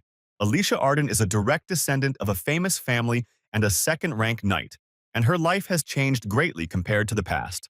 After she felt the insurmountable wall between herself and a simple fifth-rank knight, she realized that she had something to learn. Of course, there is a time for work and a time for play, so Alicia indulged in gluttony without a twinge of conscience. Alicia was quite lazy by nature and didn't care much about her skills. She was just a genius without any zeal. At the academy, she didn't have to go through hundreds of battles and grueling training, and most importantly, there was no sister here. So she enjoyed those moments, and Corvin asked which ones. He noticed how she was diligently avoiding training, and the girl began to make excuses, saying that she was simply tired the last few days.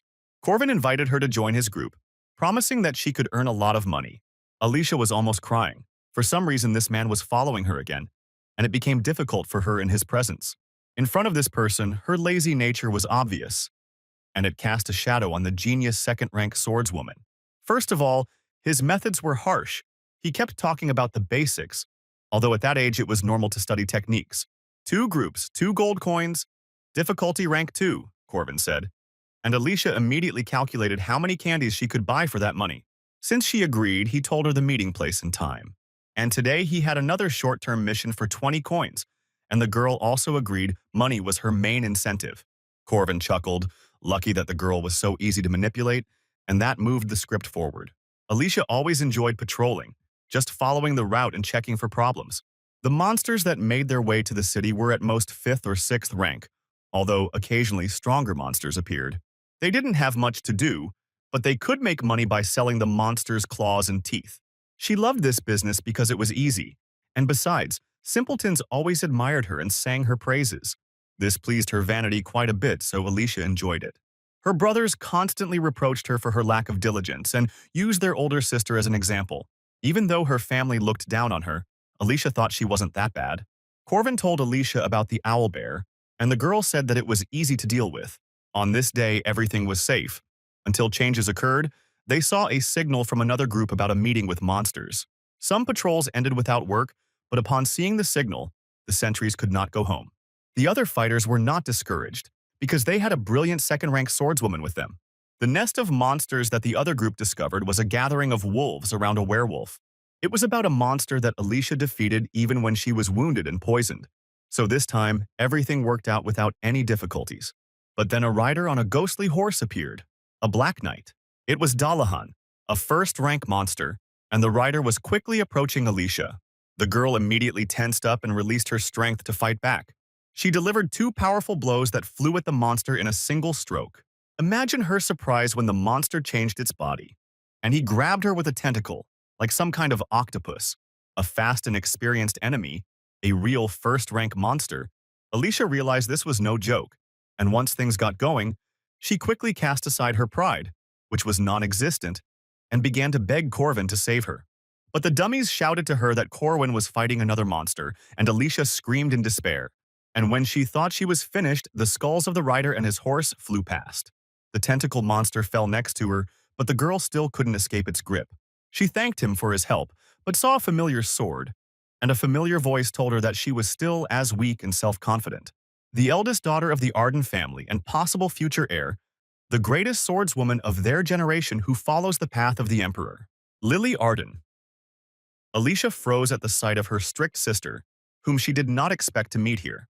The older sister was by all appearances the older one, and stood out for her attractive stature and large amount of mana. Lily looked at her sister with such contempt that she shrank back. She asked her why she didn't retreat when she saw Dalahan and didn't analyze the enemy properly. But the main thing is how she drew her sword, so casually imitating. Alicia shrank even more and asked for forgiveness, but stern Lily said that everything that happened was entirely her responsibility. Her spontaneous actions endangered the soldiers who trusted her and followed her, Lily said, and Alicia couldn't find anything to say in response. And she didn't dare, and received a blow from the back of the sword on the shoulder. The swordsmen of Arden must always be confident in themselves, said the proud Lily. And then she turned to Corvin, and he thought he had been caught. After all, he was looking after Alicia while pretending to fight monsters. Lily walked up to him and introduced herself with her full title. Corvin also introduced himself by stating his name and fighting style, and that he was Alicia's friend. Corvin saw the question in Lily's eyes, but he couldn't tell her that he had a skill that only a few people in the world knew about. Besides him, there were only two masters he had not yet met. Lily reassured him, saying that he didn't have to talk if he didn't want to. Her elite retinue reported that the monsters were finished. They were 5 swordswomen, all of Alicia, rank or higher. Lily said that there was no point in chasing the scattered monsters and wasting time on them. And when Alicia was already thinking of slipping away, Lily told her to follow her. Swordsmen travel in groups, somewhat similar to a gang organization. They follow their leader, unite into groups based on interests, often consider themselves a clan. 60 years ago, a leader appeared who began a new era. He spread the idea of martial arts schools. The swordsmen of this clan became a famous family and organized a pavilion. The bandit's spirit, command, and habits remain to this day. Alicia greeted her sister respectfully, kneeling. The students didn't understand what was going on and why one great swordswoman of the family was bringing another to her knees. Lily held in her hands a list of tasks that Alicia had carried out, all of them absurd relative to her skills. Alicia explained that she was simply handing out leaflets in a cafe. Lily at first thought that her sister's assistant was doing this, but this was not the case. The girl, embarrassed, admitted that the cafe had a cute uniform. Lily called her sister pathetic. Who would have thought that she would use her skills in such a way as if she wanted to disgrace the family? On all these missions, she only encountered weak monsters, as if she wanted to be known as a hero. Alicia remembered the words of her father, who told her to remember that she could not escape her essence. Not knowing what to answer to this, the girl only bowed her head more strongly. After Alicia left, the swordswomen began to discuss the girl, saying that she looked good, but Lily wanted to know about Corvin. That boy was only 5th rank, the maids told her. But Lily immediately doubted the Academy's own ranking system. She noticed that Corvin's gaze was fixed on Alicia until the very end of the fight. The monsters did not bother him at all, as if he was a true warrior, even though Corvin's spear seemed simple to wield. As the genius swordswoman Lily understood everything. She was pleased to have this friend in Alicia. If this guy had stayed with her sister, it would have definitely helped her. Lily received a request from the Academy, so she will be able to see him there.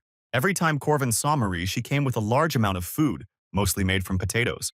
The mince in the pie was freshly prepared from cattle that Marie herself had killed at the request of Madame Josephine. While the girl lived the tasteless life of a vampire, Corvin could enjoy such wonderful food and almost cried with happiness. Since he liked it, she promised to bring beef next time, and Corvin grabbed her hand. He thanked her sincerely and said that he really liked the proposal. Marie agreed. But then her brain began to fail from the feeling of his manly, trained, slightly rough hands. The girl was called out to, and she perked up as if she were doing something shameful. Isabel asked her friend what it was, and Marie quickly ran to her to tell her that nothing happened. Corvin thought about her behavior and decided that there was something he didn't know about kids her age. In the past, he couldn't go on a date. Sometimes Ileli brought him rare and precious mushrooms from the forest. Then they studied the ancient alphabet in the library. Draco also came to him quite often, but they were more like useful colleagues for each other. Usually Corvin spent time with other students like Jaeger and Lark when they were horrified. Corvin turned around, thinking there was a monster behind him, but it was only Helen who said one word. Food. Corvin had completely forgotten that he had promised her to bring more food when Marie went missing. A month had already passed and he was surprised at how good her memory was. Corvin said that they wouldn't be able to see each other today, and the guys disappeared faster than the wind. He took the girl to a restaurant, hoping to appease her unpredictable nature there. The girl tried to put a whole fish inside herself, and Corvin was afraid for her throat. Besides, it was disrespectful to the food, he said, although Helen believed in just chewing. Then the guy cut up the fish and put a piece of fillet on the rice. He suggested that they smell it and enjoy the food.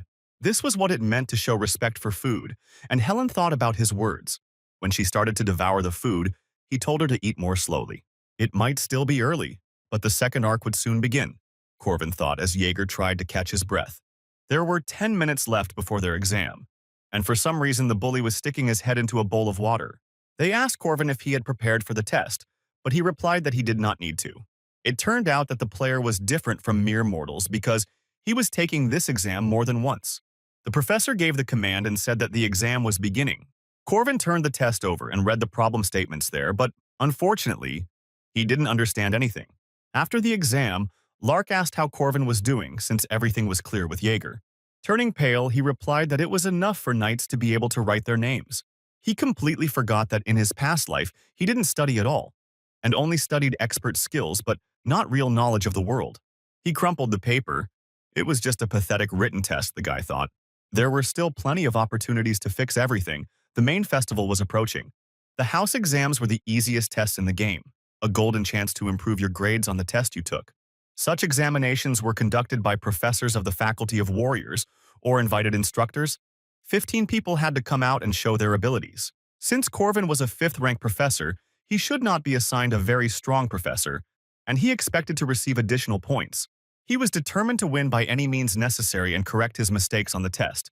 But he was surprised by the reactions of the other students. Someone recognized him and asked how he was doing here. The irresistible genius swordswoman Lily was walking towards him with a pipe in her teeth. And then Corvin darkened. He was counting on someone of a lower level. The announcers loudly announced Lily's entire long title. But first, her 5 swordswomen servants had to fight in her place. The students rushed into battle against the beautiful girls, believing that they could decide everything with numbers. Draco thought that even though the swordswomen were strong, he and Alicia were on their side. The swordswomen swung their swords according to the styles of their clan. The combined attack was so powerful that it swept away most of the dummies. The chances of winning were not high against many enemies, so the swordswomen blocked the view first. Draco appreciated their experience. That's why I first decided to ensure my visibility, and by spinning my sword like a propeller, I blew away a cloud of dust. He felt one of his opponents jump on him with his back. But such a simple, albeit very unexpected attack did not work on him. He covered himself with one of the swords. While Alicia was distracted by him, another opponent attacked her. Alicia could barely defend herself from the strong attack. even though she knew this style well. Although the swordswomen were outnumbered, they were enough to defeat everyone. Alicia was tripped and began to fall. The opponent delivered a thrusting blow to finish off Alicia, but the girl rolled away. The remaining three of Lily's maids quickly dealt with the weak students. Apart from the two, there was no one else left in the ranks. From the outside, it seemed that way, but the reality was different. Draco's experience was up against 5 equally experienced swordswomen. The dust cleared, and he was able to accurately aim his magic swords at one of his opponents. Alicia was politely taught and instructed so far so that she would work on her skills and be worthy of the title of heiress. In her current state, she shouldn't even graduate from the academy. It would be better to drop everything and study at home, the maid said. But Alicia had no intention of returning to that sweaty nightmare, without sweets and shopping. But even a strong jerk did not help her get rid of the annoying rival who knew about her weaknesses. She still had a long way to go, and Corwin agreed with that, because in the original, everything was different. He didn't know how it happened that Lily became their examiner. Lily told them to begin, and to take the experience of this fight as an honor. Great special rank. This is a monster that can take on an entire army, a catastrophe that even dozens of guardians like Helen might not be able to cope with. Most people will never encounter such a monster, and no one will believe in their existence. However, it is a completely different matter when it comes to Lily, because Lily is one of those who can face such a disaster and not retreat. She herself is a monster among monsters. From her swings, the entire arena instantly became unusable. Corvin barely escaped this catastrophe. Behind the stone, chaos reigned everywhere. Jaeger barely survived. Such a performance was too much for him, and Corvin reassured him that they were still being pitied. On top of that, Jaeger also managed to grab Lark with him, who would have definitely died if he had left him there. Corvin shouted at Jaeger not to switch off because he wouldn't be able to carry Lark on his own. Lily told them that they were all too weak to learn anything from her, and told Corvin to go out because he was left alone. He immediately wanted to just give up. Lily didn't mind if he agreed to the lowest grade, but she knew that he wouldn't do that, because he won't want to give up a rare opportunity to fight a strong opponent. In the last download, he and Lily were partners and fought side by side many times. The master taught him how to fight with a spear. Lily gave him real fighting techniques, but even at the end of the last download, he was no match for her. This is a wall that he would have to break through at some point, and since he wants to take the player's place, he must overcome it. Lily saw the determination in his eyes and attacked first. They crossed their weapons, sparks flew, and Corvin held on with great difficulty. But the swordswoman's attack did not end there. She continued to shower him with powerful blows. But to everyone's great surprise, he was able to stand firm with his 5th rank against the Grandmaster. Many could not believe that this was even possible, and closely followed the fight. Lily stopped. After simple movements, Corvin simply ran out of energy. The swordswoman was disappointed. Corvin noticed that she had sheathed her sword. He knew that this was not the end of the fight, but the beginning of her move called dividing the territory, the most powerful technique of the mighty Sword Emperor with the intention of killing. Lily decided to test it, and Corvin clearly felt his sentence in the aura she emitted. Even the teachers shuddered, because she really could have killed a simple student. Everything seemed to freeze. Lily's ghostly movement slowed down as if in stop-motion photography. Corvin attacked at full speed. Her sword was like a transparent crystal to him. This world did not allow him to move, he could only watch. Corvin thought that perhaps that incident in the fight with Marie's dog was just a coincidence. But he pulled himself together. He needed to take one less than perfect step forward, and he was able to stop Lily's attack. Knowledge. Not instinct. The feeling that you are the center of the world, she pointed her sword at him. This was Corvin's response to her division of territory, and Lily was satisfied with it. It was time to finish. She cut Corvin's spear in half, and he was lucky that the swordswoman stopped in time and did not cut off his hand. The sister turned around and saw Alicia frozen without moving. The test wasn't that important, Lily said. He accepted the challenge to show off his territorial skills, she supposed. She realized that he also knew about Alicia's talent, and so it was. Corvin lost the battle but achieved his goal. Lily said that she had some work to do in the city, and he shouldn't be impudent and interfere because nothing would change. Because she would crush Alicia with her own hands, the proud swordswoman declared. But Corvin chuckled. After today's demonstration, he was sure that nothing would go according to Lily's plan. After this, the teacher awarded him the highest score in marks. But for many, it all looked like a farce. They could not believe that what was happening was real. The mustachioed professor remembered the guy he gave food coupons to for his successes. The curly professor was also indignant. He recognized the techniques that Corvin used. Even before Lily's advice, Corvin already felt the lack of quality weapons. He came to one master whom he knew well. Corvin had high-quality raw materials with him. Weapons were usually created with quest rewards. However, all he had at his disposal was special soul dust, a runestone of the first and second ranks, and the support of the director. There weren't many weapons that could be created on the Academy's premises, and this was one of them, the Silver Spear. Alicia was horrified. The bleeding did not stop, although the wound was not fatal. She remembered the first time she found herself in a real battle that made her blood run cold. Then she chopped up many 5th-rank monsters into cabbage without even thinking. But the smell of human blood, the feeling on the blade was completely different. Even when she felt it for the first time, she immediately understood it and trembled with horror. Today, Alicia went to work again to get her thoughts in order. She needed to catch Beowulf. It was much better than another more dangerous but also profitable mission. There was another reason why she chose the werewolf mission. The girl held a simple leather belt in her hands. She wondered where her savior might be now. Alicia heard the noise and turned around to see who was talking and what they were talking about. Under the watchful eyes of the others on the tram, Corvin greeted her. The reaction of the other participants of the raid was not very good. Corvin went on this mission on quotas for students. The guards didn't expect to see such a simpleton in their ranks, but Corvin was glad that Alicia was with him. He knew that they wouldn't dare say anything to him in front of the Sword Emperor's granddaughter, but the evil looks only increased. Leaning closer to Alicia, Corvin asked how her eyes were, but everything was fine, Alicia answered, not understanding. But Corvin hinted at something else, and Alicia guessed that Lily had told him. He told the swordswoman to hurry because Lily was serious about crushing her so that Alicia wouldn't even be able to lift her sword.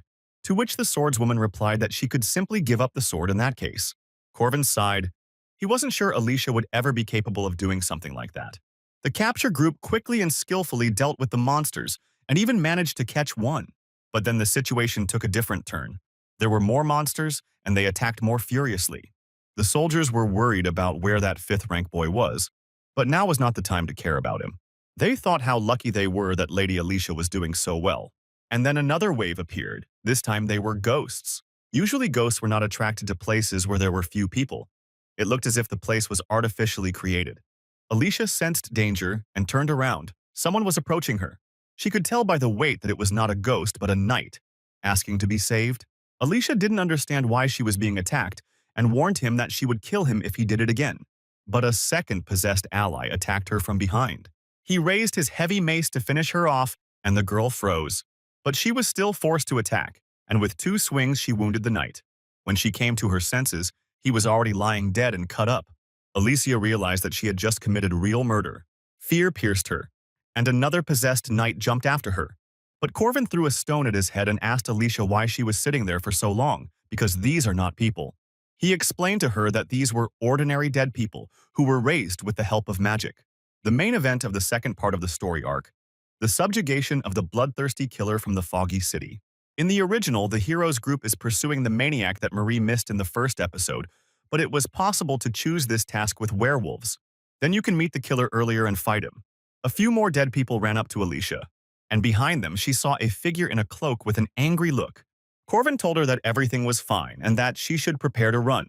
He himself swung and threw his spear at the ghost that hovered above them. The blow pinned his robe to the tree. The dummies from the squad thought that he was some kind of weakling because he went limp in one blow. Of course, this was not the case. Then he would not have become the boss of the next episode. Corvin alone would not have been able to cope with this monster. The spirit said he was impressed that he was able to kill the puppet and promised to meet again, his secrecy being the main problem. Everyone saw how ominous smoke began to pour out from under the red mania. Crimson haze. When the undead mage's life indicators reach 0, a death fog appears. What Corvin destroyed was just a doll, just an undead creature using the corpse of a mage. The real puppeteer was difficult to catch because he hid in his puppets and blended into the fog. Corvin shouted for everyone to run, as the fog looked dangerous. Alicia asked if it was okay to leave the spear there since it was expensive, and he said it was okay.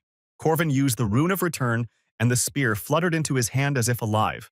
They heard someone scream and turned around, because their comrades were running behind them.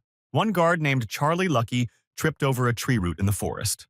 Alicia was the first to reach him to help the blockhead up, but he shouted at her to dodge, because he saw a huge hand reaching out to the swordswoman. A hand grabbed the girl and dragged her back into the fog. Corvin picked up the lagging oaf and told him to get out of the forest but demanded that he give up his cloak. Grabbing the red cloak, Corvin rushed to save Alicia. He didn't think he'd have to do it again. In the last download he'd gotten into it himself, the condition had become critical in less than a minute. He could regenerate, so he could last longer, but the problem was Alicia. The blood mist was quickly draining her blood, so she wouldn't last long. Alicia desperately tried to cut off the ghostly hands that were groping her. But this did not work out, and she was rapidly weakening. At that moment, she remembered her sister's words about how pathetic she was. Alicia dropped her sword, regretting her weakness, and began to fall. She wanted to become stronger and save someone, to be a respected person in the eyes of the one who saved her. Alicia heard someone shouting her name and saw someone's shadow in the fog. The voice seemed familiar to her, like that time in the forest, but she saw Corvin's face. The girl was still wrapped in red misty hands, but he helped her up. Alicia was ill and couldn't move. She asked to be saved and was already on the verge. Corvin told her to calm down and put the cloak he took from Charlie on her. He told her that random blows won't help here, and from now on he will protect her from the undead. She knows what to do. But the girl said that she couldn't do anything and that her head was spinning. Corvin confidently said that she would succeed. She was the most talented swordswoman he had ever met. She just needed to make up her mind. All it took was one step. One step would be enough, the strange guy repeated. Corvin thanked her for her help and rushed forward. Alicia knew she couldn't hold out for long and was surprised how Corvin, with a lower aura rank, was coping. But since he told her that she could, she simply had no other choice but to take it and do it, the girl decided.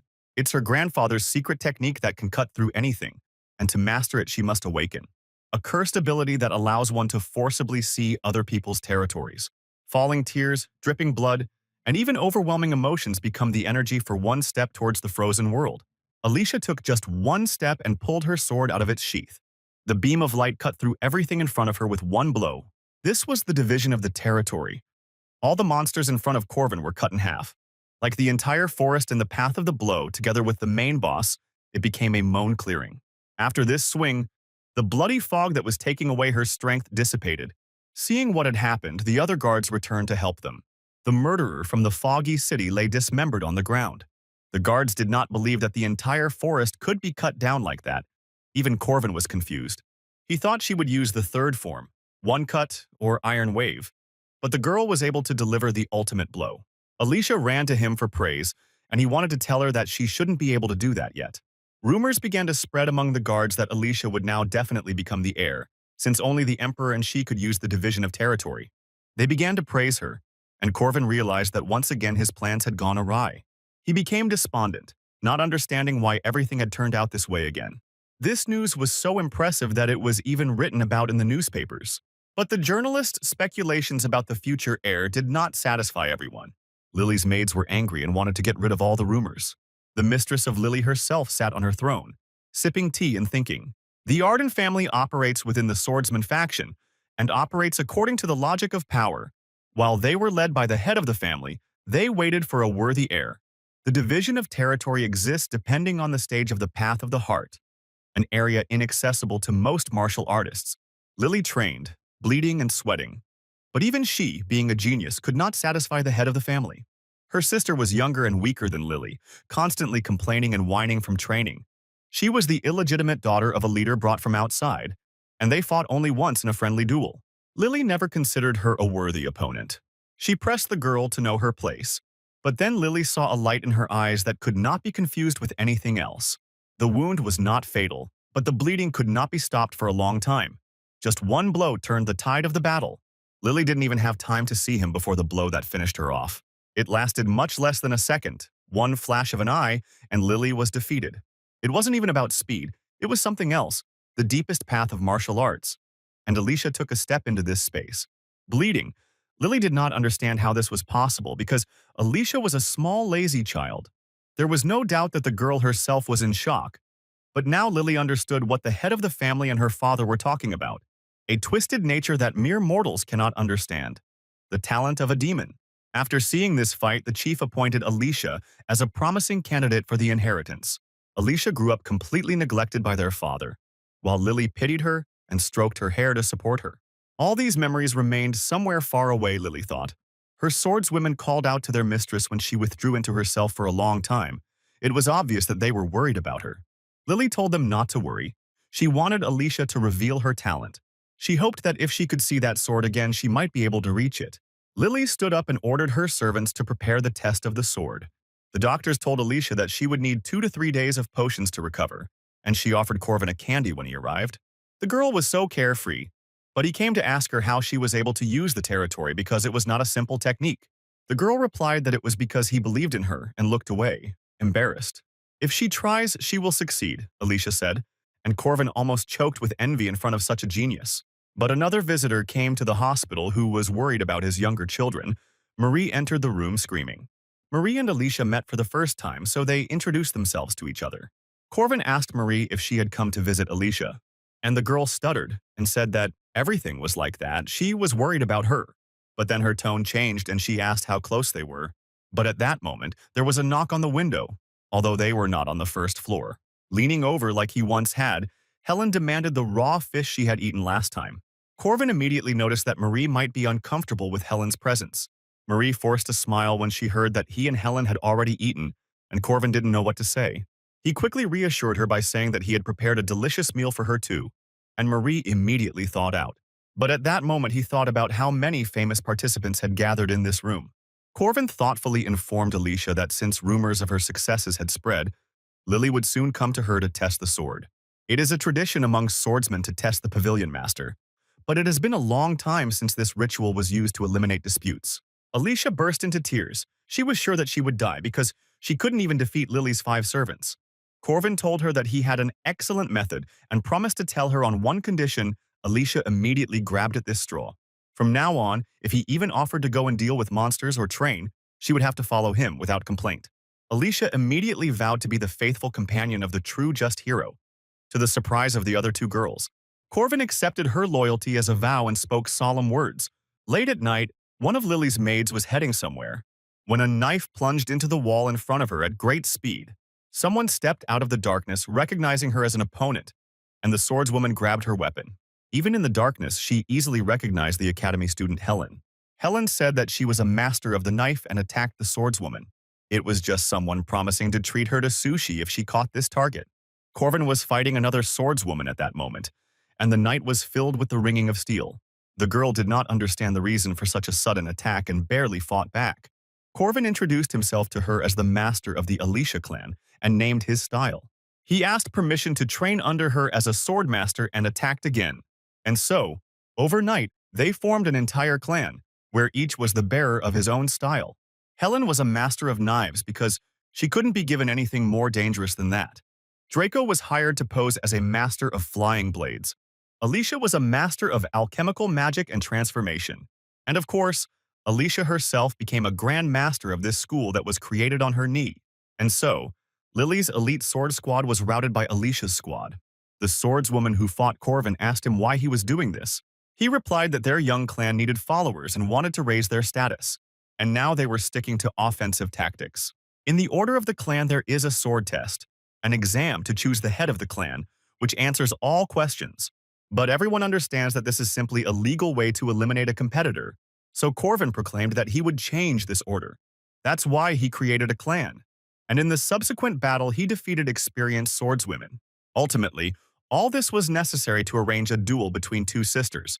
If Alicia wins and makes it official, her sister's faction won't be able to influence her for a while. Registration, purchasing weapons, an old dojo, and hiring Draco all fell on Marie's shoulders. Alicia hoped to pay later. Lily approached her first and said that the situation was interesting. She called her sister stupid and said that she should have run away as soon as they saw each other, because even the duel was not her idea. Perceptive Lily immediately realized that behind all her sister's tricks was the Grey Cardinal, who was now whispering hints to Alicia. The girl was still not sure that she could win. As a new martial artist, Alicia challenged her sister to a mock fight. Lily accepted her challenge to a friendly sparring match, but came with a warning. Training swords, treatment, except in emergency cases, will not be used. The girls took their swords in their hands and stood in a stance opposite each other. Lily was really strong. Even Marie wasn't sure she could win if she turned into a vampire and used all her power. She was worried about the younger one and asked Corvin if everything would be okay, but he was adamant and believed in the swordswoman. Marie immediately calmed down. She trusted him completely. Lily threw the heavy purse to Corvin, and he asked something about it. because even for repairing the hall after the duel, it was too heavy. Lily replied that it was for a complete reconstruction and attacked first. The powerful blows immediately destroyed their flimsy dojo. Corvin and Marie were horrified when the building simply lost its roof and walls. Alicia always admired her sister. When she still had a passion for swords, Lily was her idol. From an early age, Lily achieved fame and success and seemed to Alicia like a hero from a fairy tale. She was an illegitimate child. Her mother died in childbirth and her father considered her a disgrace. And yet the girl always welcomed her sister. Lily always treated Alicia well and reciprocated her love. But on the day she first pointed her sword at a man, the hall was sprinkled with blood. Alicia was beside herself with grief because this was her beloved sister. Since then, their relationship has changed dramatically and has become coldly hostile. But now, Alicia could fight back against her sister and responded to her attack with her own counterattack. She acted like it was by the book, even though it was true. Lily still didn't expect it. But this did not slow down the sister's offensive tempo, and she struck again with a powerful blow. Alicia reacted quickly and absorbed the momentum of the punch with good footwork. Maintain speed, get out of sight, and strike suddenly, Alicia thought to herself, and her body moved as if on its own. But she barely managed to stop her technique, as her sister was already ready to meet this blow. Then, after Lily's swing, Alicia went into a clinch. She hugged her sister and pressed herself against her.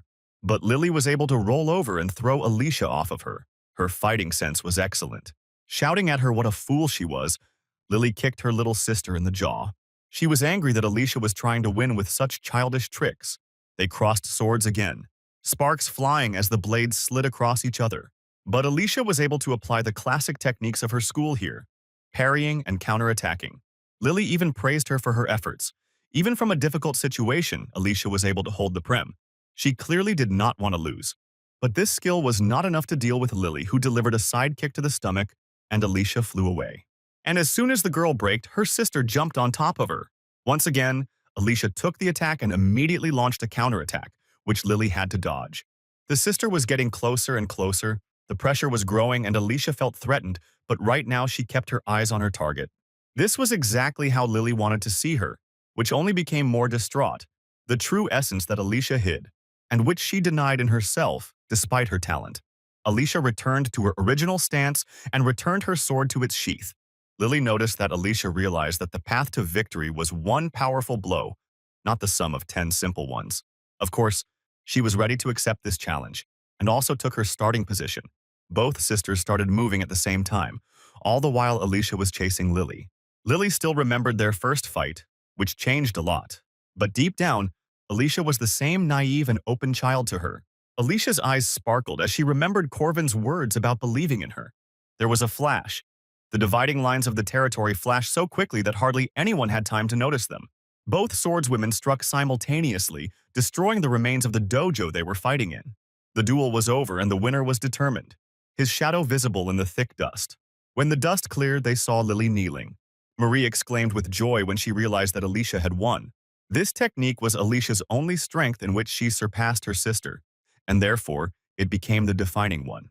That's why Corvin ordered Alicia to stall for time, to study habits, in order to win the only victory. As they had planned, the only thing that was cut by this blow was Lily's sword. Alicia couldn't quite believe that everything worked out. Lily stood up and sighed. It seemed her sword wasn't tempered enough, she said. She added that from now on she would not interfere in Alicia's affairs and wanted to leave. But Alicia hurried after her and quickly caught up with her sister. She felt awkward and scared. She understood that her sister would once again be disapproved of because the weak Alicia had defeated her. She was afraid that Lily would turn away from her again, but it was in vain. The older sister reached out and ruffled her hair. In the last download, Corvin met Lily much earlier due to Alicia's disappearance. Lily was looking for the scoundrel who took her sister's life and stole the sword, but the search was fruitless because the hero was behind it. On the 3rd anniversary, Corvin was able to talk to Lily, who was still looking for the culprit, and she came to the grave and read prayers. He thought that there was discord between them and that they didn't like each other, and that's what happened, Lily admitted. She thought Alicia was a lazy, frivolous bore, she told Corvin. But apart from Lily, there was no one who could free Alicia from bitterness and resentment. Lily will never turn away from her beloved sister, even if the latter bypasses her. The older one will still look after her. The Lily Arden that Corwin remembered was exactly like that. Alicia was afraid of battles and avoided them. afraid of facing her sister and avoided hard battles so as not to fight. She won the duel and will now be accepted as the heir to the clan. And now Alicia was worried that her connection with her sister would really be broken. But Corvin, who was peeling the apples for her, confidently said that this would not happen. Sure, they'll drift apart for a while and the relationship may be awkward, but their connection isn't something that can be easily broken. After all, they are still sisters, Corvin said, and she's really a good girl because in his childhood, all he did was get kicked by bullies. Later, it was not this that tormented him at all, but the fact that he did not dare to fight back and was angry with himself. Alicia called him strange. He spoke like an old man. Although they were the same age, he exuded maturity after going through hardships. And so it was. Corvin lived 14 years longer, but Alicia simply thanked him with a smile on her face. For that incident, and for that fight in the forest when he saved her, she stretched out in bed. After all, it was he who saved her from the werewolf the first time, the girl said. Corvin was surprised how she was able to find out, and the girl said that it was thanks to his voice, his waist, and her intuition. The guy just waved it off, but the girl thought she owed him a lot and said he could ask for anything. Then Corvin asked to be his friend and surprised Alicia. The girl was embarrassed. She didn't have any male friends yet and agreed. Corvin smiled too and said he hoped they would get along.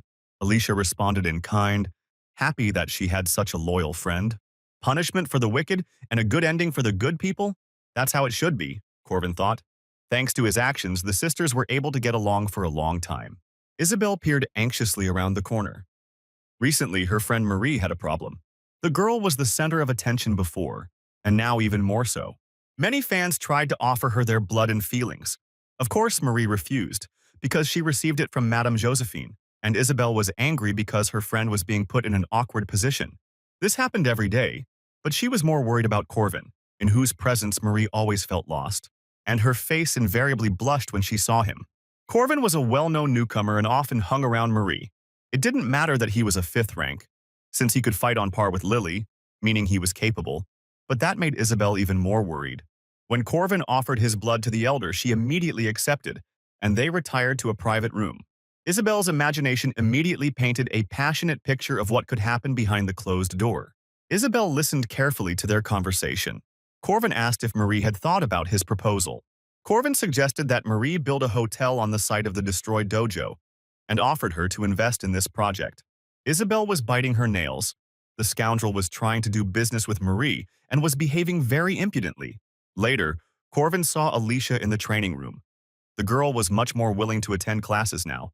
Even though these were just the basics, Corvin had no intention of deviating from them. Alicia also agreed to do simple exercises, which had never happened to her before. As a reward, Corvin gave her a voucher to a nice restaurant, Holy Panda, and Alicia's motivation immediately jumped.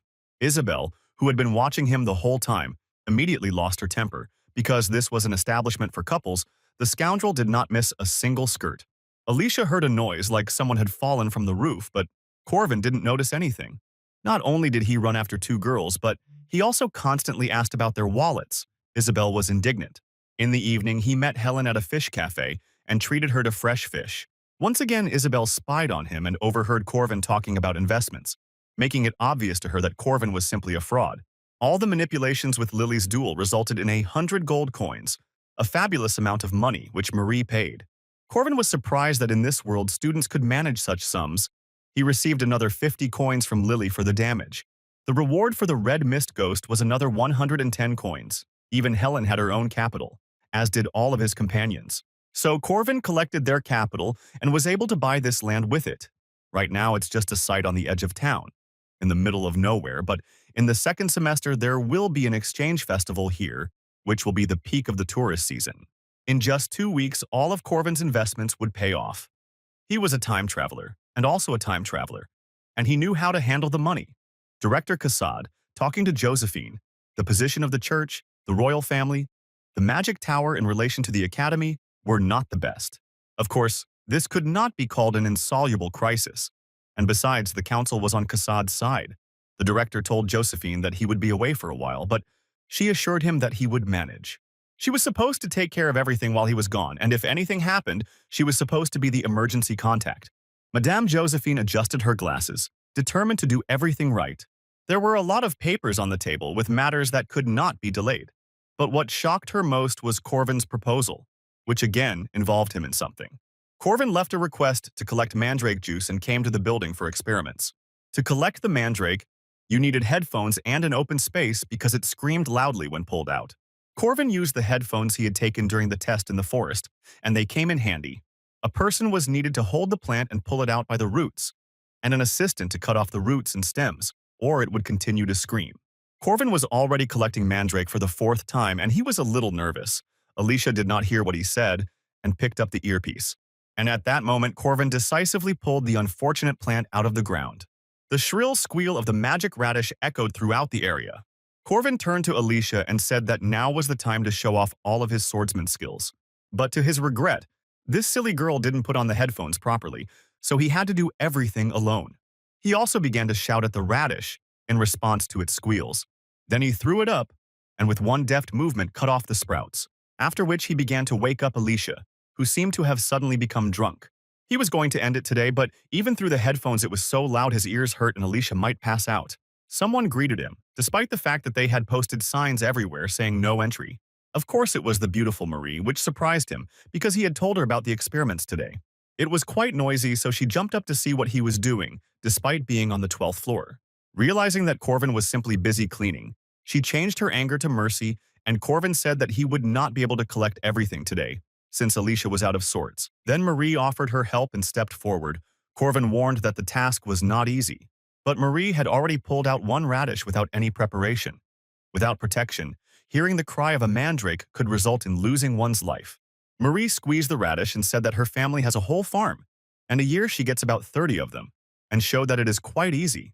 Marie dealt with the wild radishes with her bare hands and also offered her help in preparing the broth and stew.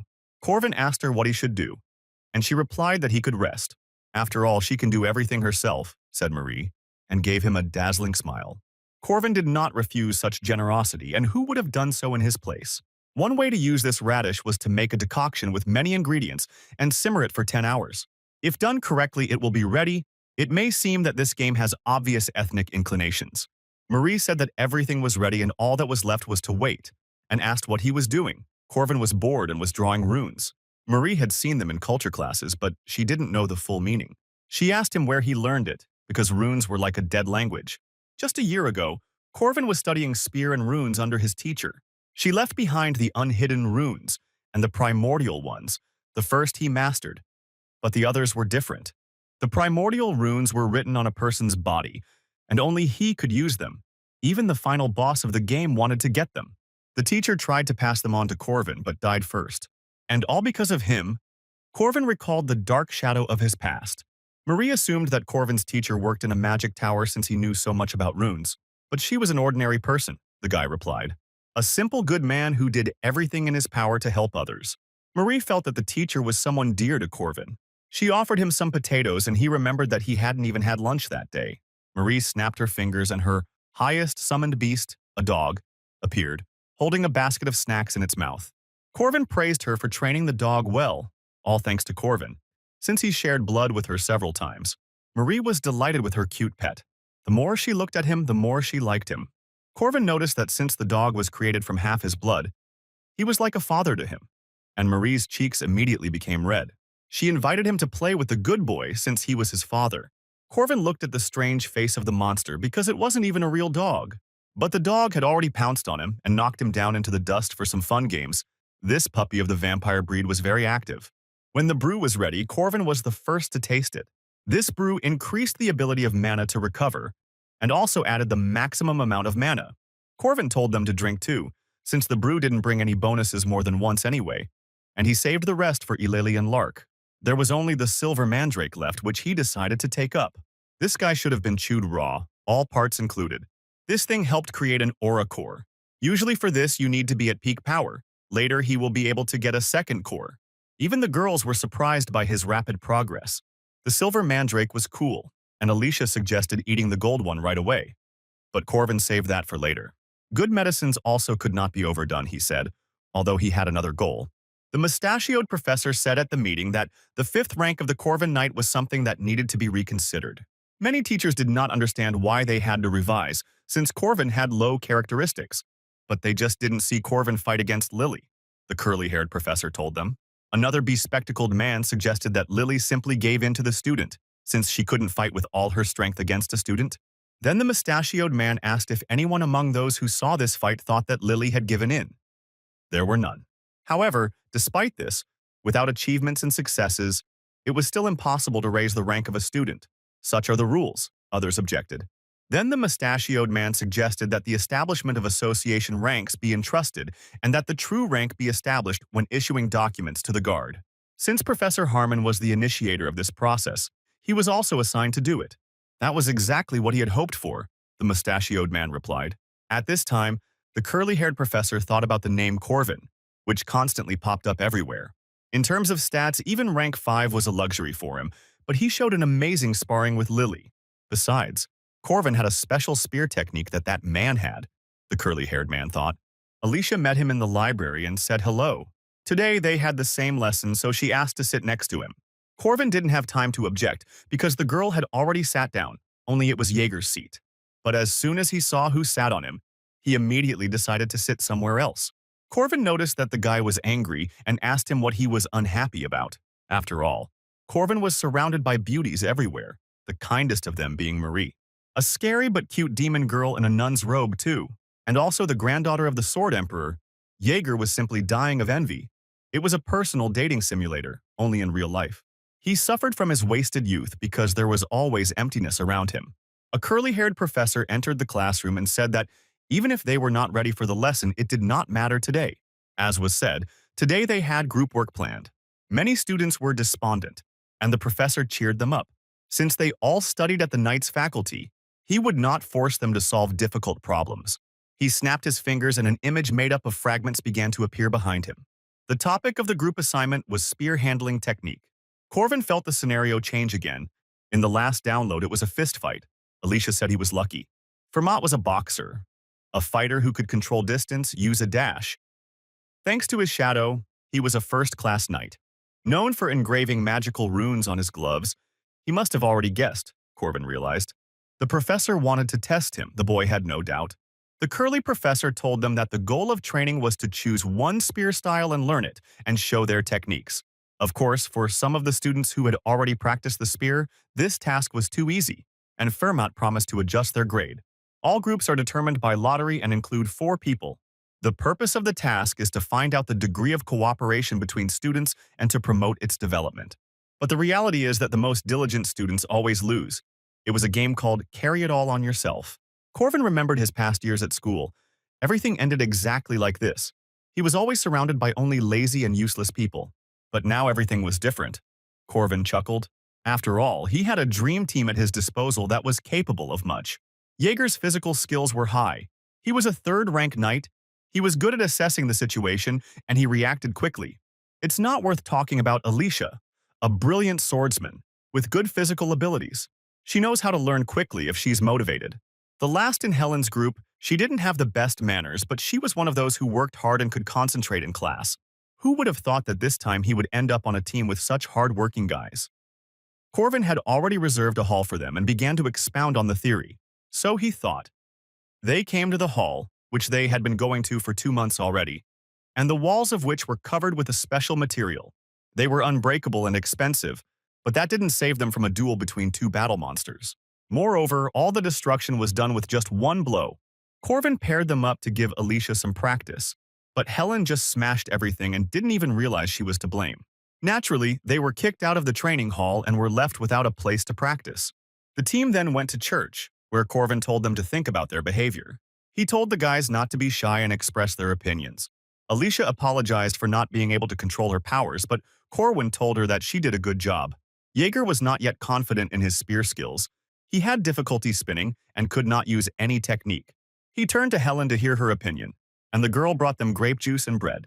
The game included a culture so similar to the earthly one that it brought them everything for the sacrament. Helen was a volunteer at the church, so they were able to gather there on a day when there was no service. Corvin asked her about her religious affiliation, and the girl replied that it was not of her choice. There was much to learn from holy people, and he advised her to read the Bible after all. There were many useful things in religion, words about love. Love your neighbor as yourself, said the commandment, said Corvin. Alicia agreed. She really liked the commandment about love. In any case, Corvin asked Helen if she understood the reason for the previous failure, and the girl answered categorically that it was because of their weakness. It was only necessary to apply a little force against them, and they broke. Even training did not help them. The weak will always be weak. Corvin agreed. There was sense in her words, but only the truly strong had the right to speak like that. He offered the girl a bet that he could bring her to her knees in a minute, and if he won, she would treat him to dinner. Helen agreed, but said that she didn't want a reward if she won, because she would break something in the process. Corvin said they would start on Jaeger's signal, and the boy was stunned by what was happening. But there was no choice. He asked them if they were ready and gave the go-ahead. Corvin rushed forward to use his first class in secret techniques from the very beginning. A flower bloomed in front of Helen from the blows of his spear. She took the blow as if nothing had happened, simply covering herself with her hands. The girl lived up to her name as a goddess, but Corvin wasn't going to stop there. Unfortunately, his spear broke, and he looked at the fragment in confusion. The girl said she could handle him with her bare hands, and moved so fast that her movements blurred into the air. She had warned him that her specialty was destroying things. In the fist fight, Corvin had to dodge every blow she threw, but he even managed to tease her about the fact that she couldn't hit him. This irritated Helen greatly. Her eyes flashed red. She charged with a powerful blow and advised him to run if he did not want to die. It was a direct blow that could really destroy him. As she advised, he should have dodged. But Corvin still decided to block her power, and extended his palm towards her, in which he had gathered strength. He felt his muscles stretch from the tension. Helen was surprised that he didn't evade, but then her head began to spin and the girl fell to one knee. Corvin smirked smugly. It was his victory. Helen immediately wanted a rematch, but Corvin refused. He had won. There was no need to fight anymore. The girl flared up, although she was usually indifferent. She insisted on a second duel. Instead of answering, the impudent guy began to tease her even more. After a few days, although it did not last long, the students' rebellion was suppressed.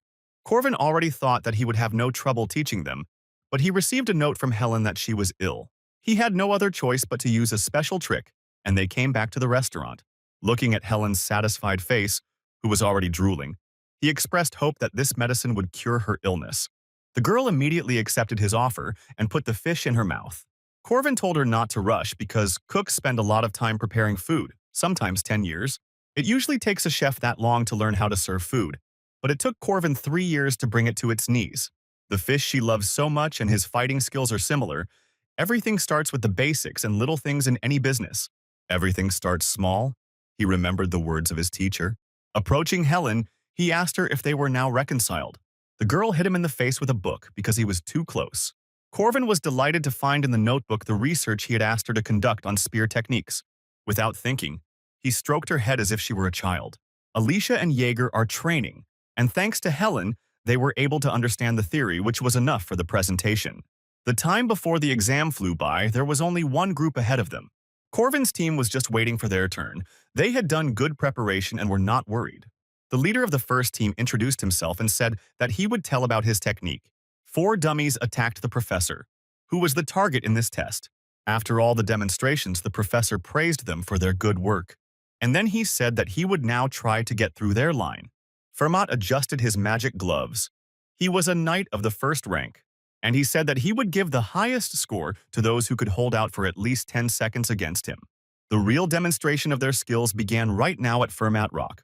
He threw down his notebook and instantly approached the students, after which he laid them on the ground, simply walking through their line. Corvin noted that the professor had really tried to impress them. He liked the guy's technique, but there was little training, so he gave them an average grade in the notebook he had just picked up. The first group left the podium in disgrace, humiliated. But instead of Corvin's team, another group came out. Someone messed up something in the lists. This bunch of dummies was smeared, just like the previous one. The pretentious name did not help them to hold out longer. Finally, it was Corvin and his team's turn, and he smiled. They named the technique they had been learning, and the professor gave the go-ahead. Jaeger started first with blocking moves. Alicia's task was to intercept the enemy's weapon. Helen should deal maximum damage as she is the strongest in the squad. Their teamwork was superb, and Corvin was proud of his squad. The professor praised them for their good execution. The technique was simple, but there was nothing superfluous in it. However, he said that it would be enough if only Corvin spoke at the practical part. The professor insisted that he and Corvin should practice, and asked if anyone had any objections. Of course, this was his tactic from the very beginning, and Fermat stuck to it.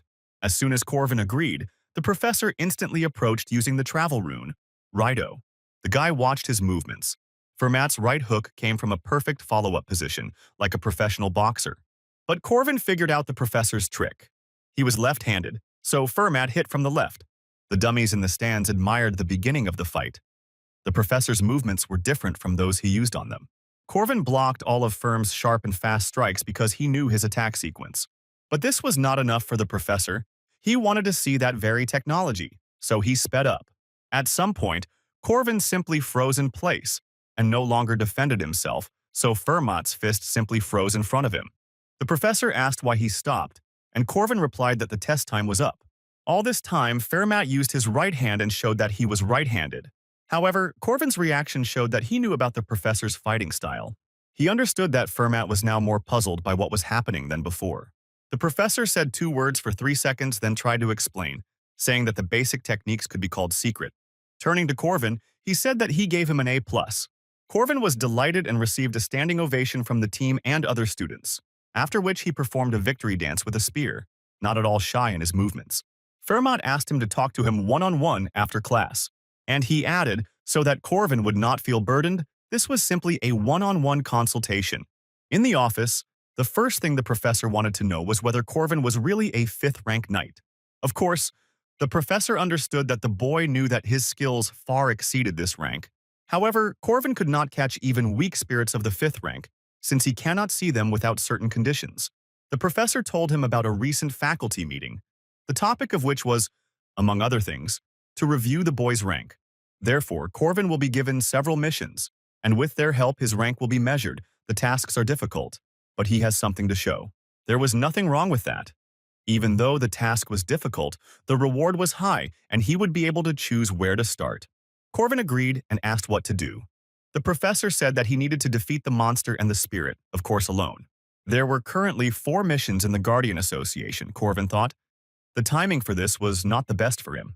The professor handed him sheets of paper with descriptions of the problems and told him to choose. Later, Corvin met with Professor Harmon, and they chatted cheerfully about the teacher's youth as they walked through the forest. The old man liked to talk about his adventures, although he could not tell everything.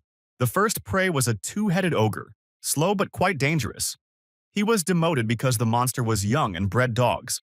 This meant that an open attack on the ogre was out of the question, Corvin realized. Being a guardian requires more than just strength.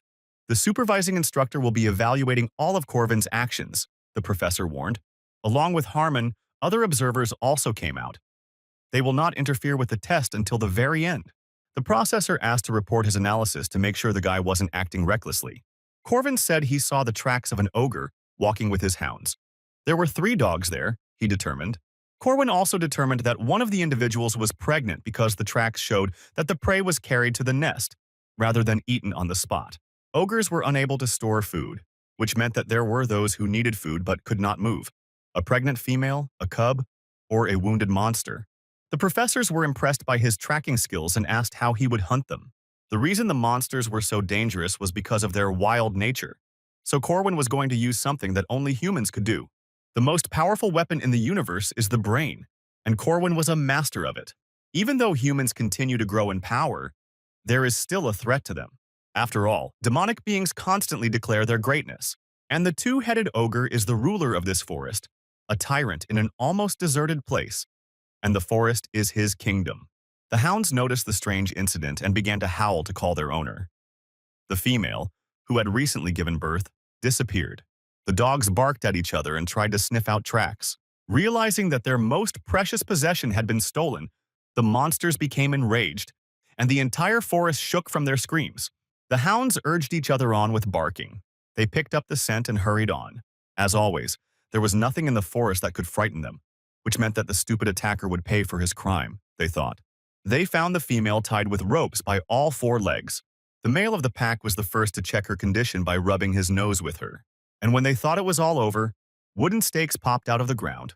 One of the logs was rapidly approaching the dogs, who did not know where to run. The activated trap crushed one of the hounds with a log, and more logs fell from above, and the dogs simply froze in place from fear. It was not a battle, but a massacre followed by flight and survival. The monster was only thinking about getting out of the forest, where there are no trees and therefore it is safe. They exhaled, stopping in the clearing, but the area was strewn with runic signs. When the ogre arrived, this place was a real ashes. The runes had burned everything out.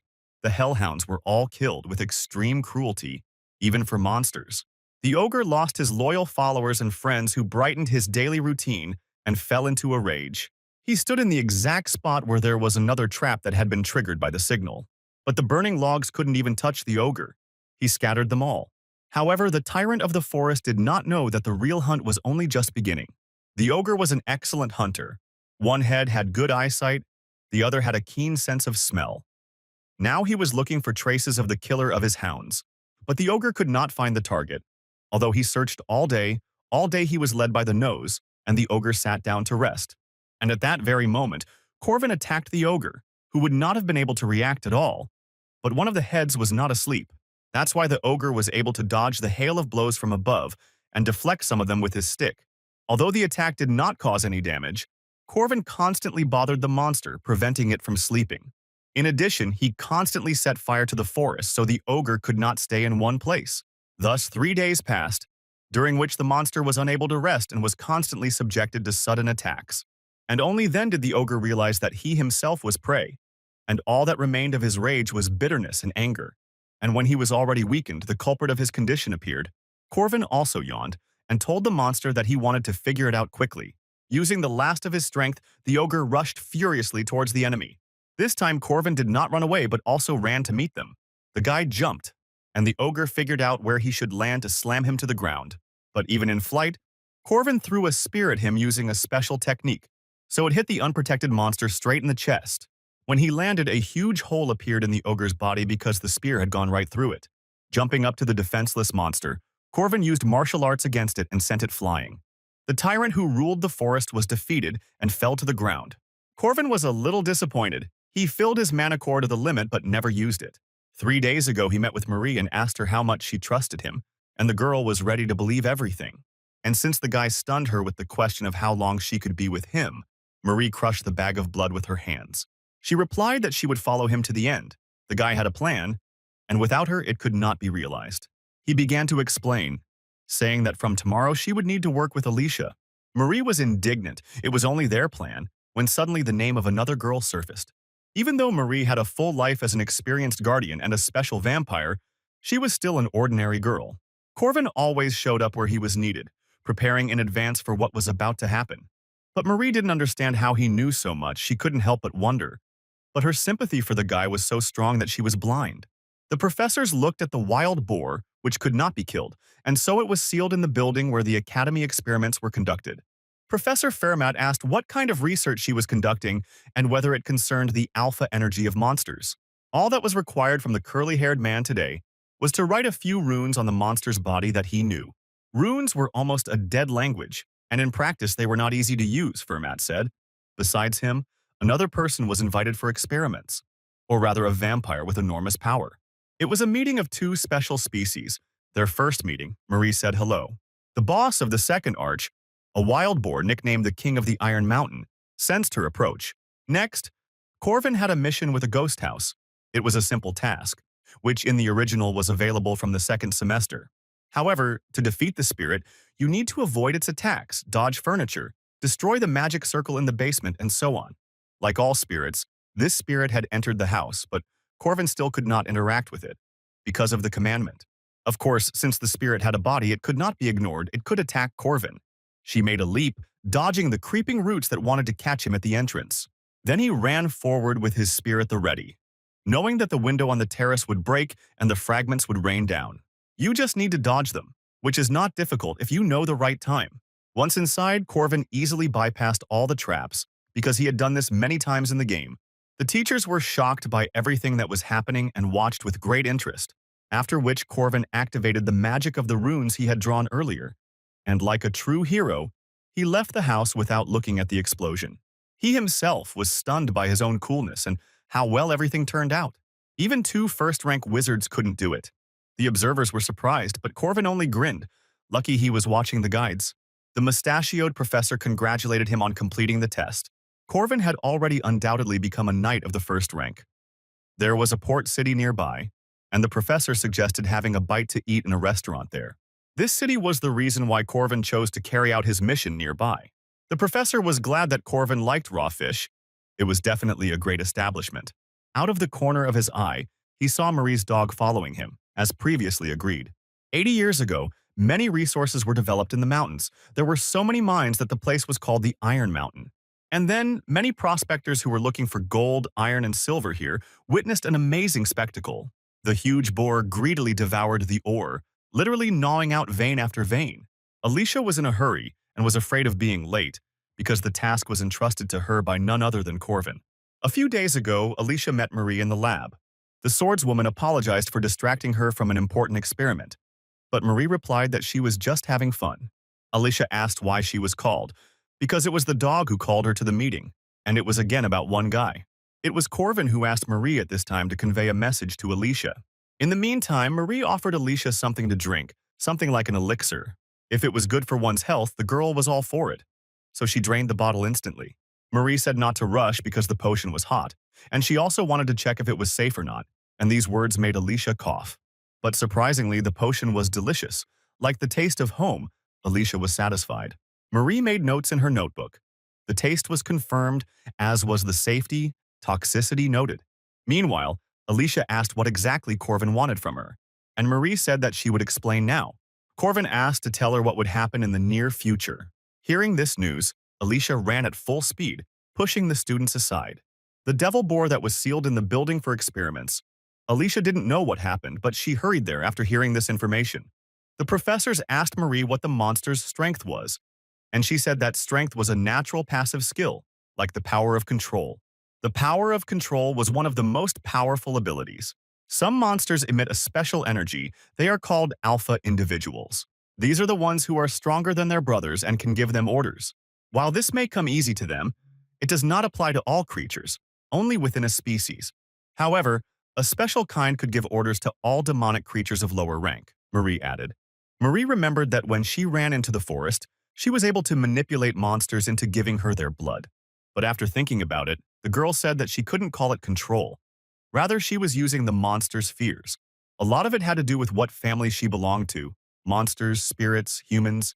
The influence was different for everyone. Marie thought about it. It turned out that she could easily give orders to demonic people, although this area required research. The professor clapped her hands and said that that was enough theory. It was time to move the plot forward and move on to practice. The purpose of the experiment is to see how far and to what extent the ability of alpha control can be demonstrated. Having studied it, one can control monsters. It was a larger-scale experiment than Marie had imagined. It was frightening for a wizard, but if successful, humanity could breathe a sigh of relief. In the meantime, the witch asked Marie if she had managed to prepare the delicious elixir, the recipe for which she had asked, and the girl said that she had succeeded. To begin with, the witch asked her to try to subdue the weakest monsters. Marie ordered the monster to come out and put her will on it. Her aura and command spread to all the monsters that were released from the cage. Then, when the pigs lined up in front of her, she ordered them to stop. And then she gave the command to lie down, and the piglets fell on their backs. The witch said it was a difference in intelligence. The monsters were too stupid to understand complex commands, the witch said. She then asked Fermat to release the king to see how his presence would affect the piglets. First, the curly-haired professor used the unlock rune. He had only gotten rid of the first seal, and the boar was already roaring like thunder. The younger boars immediately turned against Marie, although they had previously followed her orders, and the witch shouted to return the seal. Since the experiment was planned by amateurs, naturally no one thought of protective measures, and the wild pigs attacked the scientists.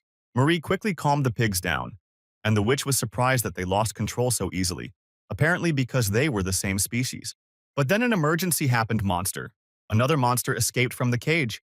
It was a manticore, a cross between a lion and a snake's body that attacked Marie. The girl released her bloody spear at him. But the monster was so fast that it dodged, so it was up to Fermat to stop it. With a powerful blow, he destroyed the monster and told the witch Dane that something strange was happening. All the monsters in the cages were fighting like crazy and trying to get out. Dana's assistants shouted at her that she needed to leave. The first thing to do was to seal the king again. Even though the experiment had already failed and they had lost money, safety was more important. The magic group reported one loss of control, and the others said the same. Someone damaged the magic sealing circle and it stopped working. And no one provided a backup, of course. Before Dana's eyes, the magical chains began to crumble. The king of the Iron Mountain was freed and was incredibly happy about it. Meanwhile, Corvin arrived in the port city of Sar. There was bustle everywhere. Workers were unloading cargo. Sailors were walking around with a drunken gait. Old Man Harmon brought Corvin to a restaurant to celebrate his success. Corvin suggested they have some tea, and the old professor reminded them that their relationship was that of teacher and student. Corvin wanted to drink tea all the time, but the establishments in the city were very strict about checking documents. Corvin came from the country that consumed the most tea with delicious chicken, and now he had no opportunity to indulge in pleasures. He told the professor that they had a saying at home for this occasion. Tea is something you learn from adults, so Corvin hoped that Harmon, as an elder, would teach him about life. Seeing the look full of respect, Harmon melted. The guy didn't just want to drink tea, he wanted to talk to him. And then he was caught, Corvin thought, holding out his teacup. But then he heard barking, and the visitors also perked up, as if someone had brought a dog with them. The dog stood over him like a warden, and did not allow him to violate the school restrictions on tea consumption. Fermat shouted to student Marie that the monster had to be stopped. The girl summoned a crystal ice spear and gathered a block of ice on herself. The boulder hit the Boar King straight in the head.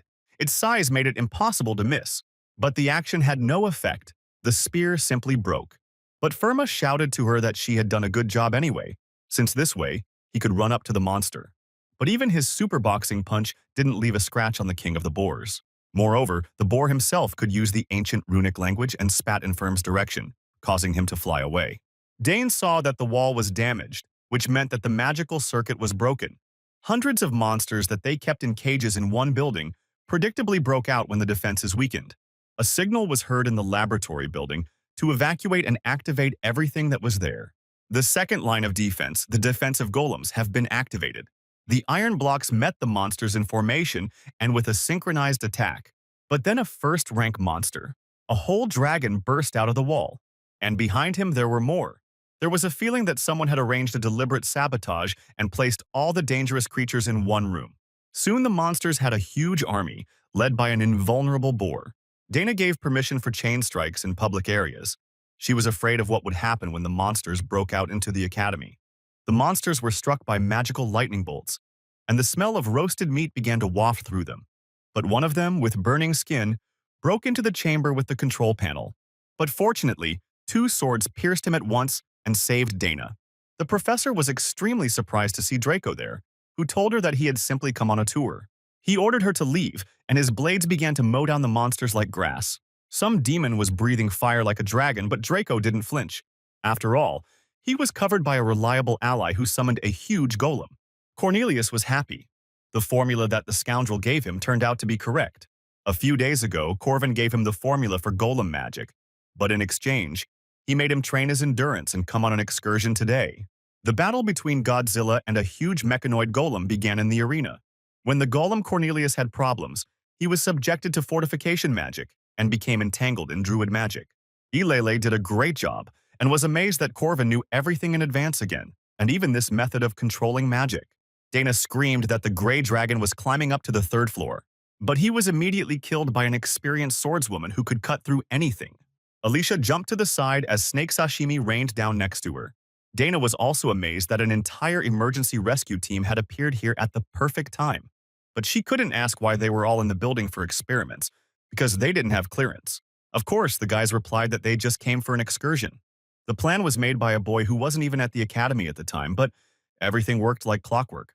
Marie summoned the blood sphere. As Corvin told them, they prepared magical barriers, and now the monsters will not get beyond its boundaries. Ice pillars rose from the ground, limiting the king of the boar's mobility, but Marie said that it was too early to relax, even though she belonged to a special rank, like the king boar. The huge lizard that the others were fighting could destroy everything with its actions, so Draco shouted for them to do something. Cornelius asked Ilili for more reinforcements, even though they were already barely moving.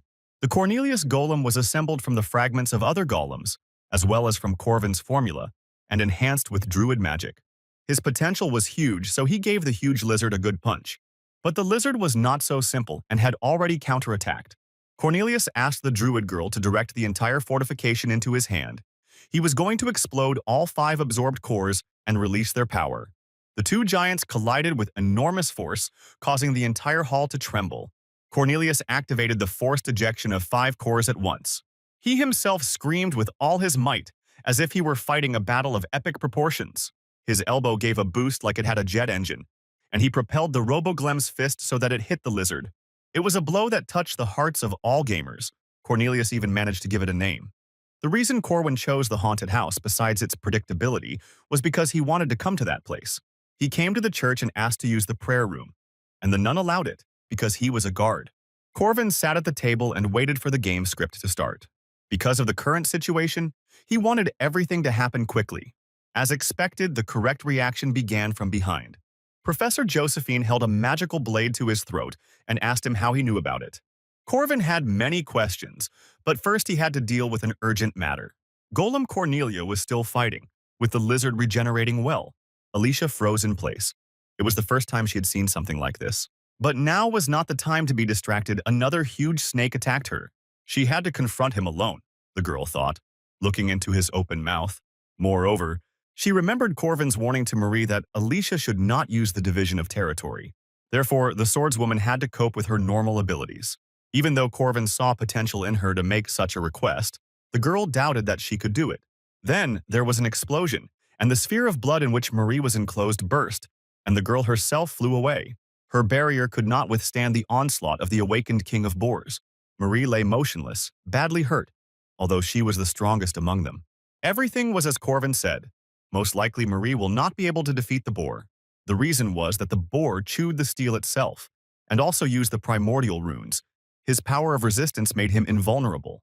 For this reason, the boar was sealed because they could not destroy it, but Marie was not going to give up. Alicia was distracted again and didn't look at the snake's head that was quickly approaching. But all she could do was just take it and deal with it on her own. Dana held her breath as she watched the battle unfold before her eyes. Marie used snow alchemy magic, and the boar's face was covered in explosions again. But he was a legendary beast, and that didn't stop him. And even as an elder vampire, Marie couldn't do anything. Dana felt like she was sharing a moment that would become history.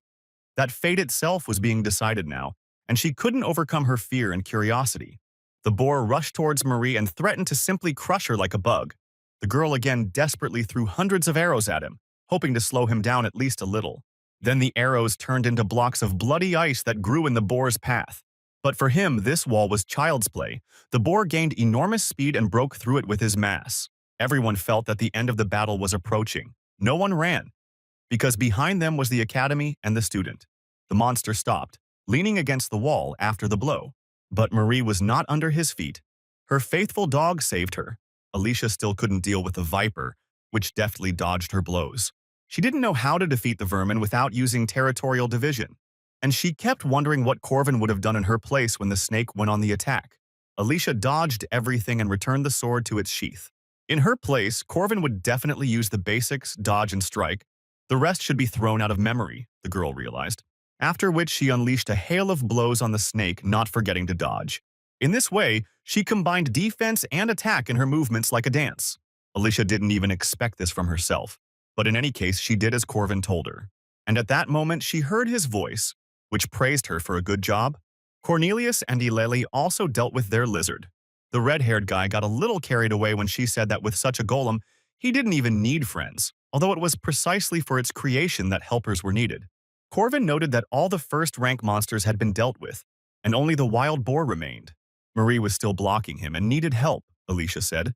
Josephine asked him what now, since he had to have some kind of plan, and the boy replied that they just had to help him catch the pig.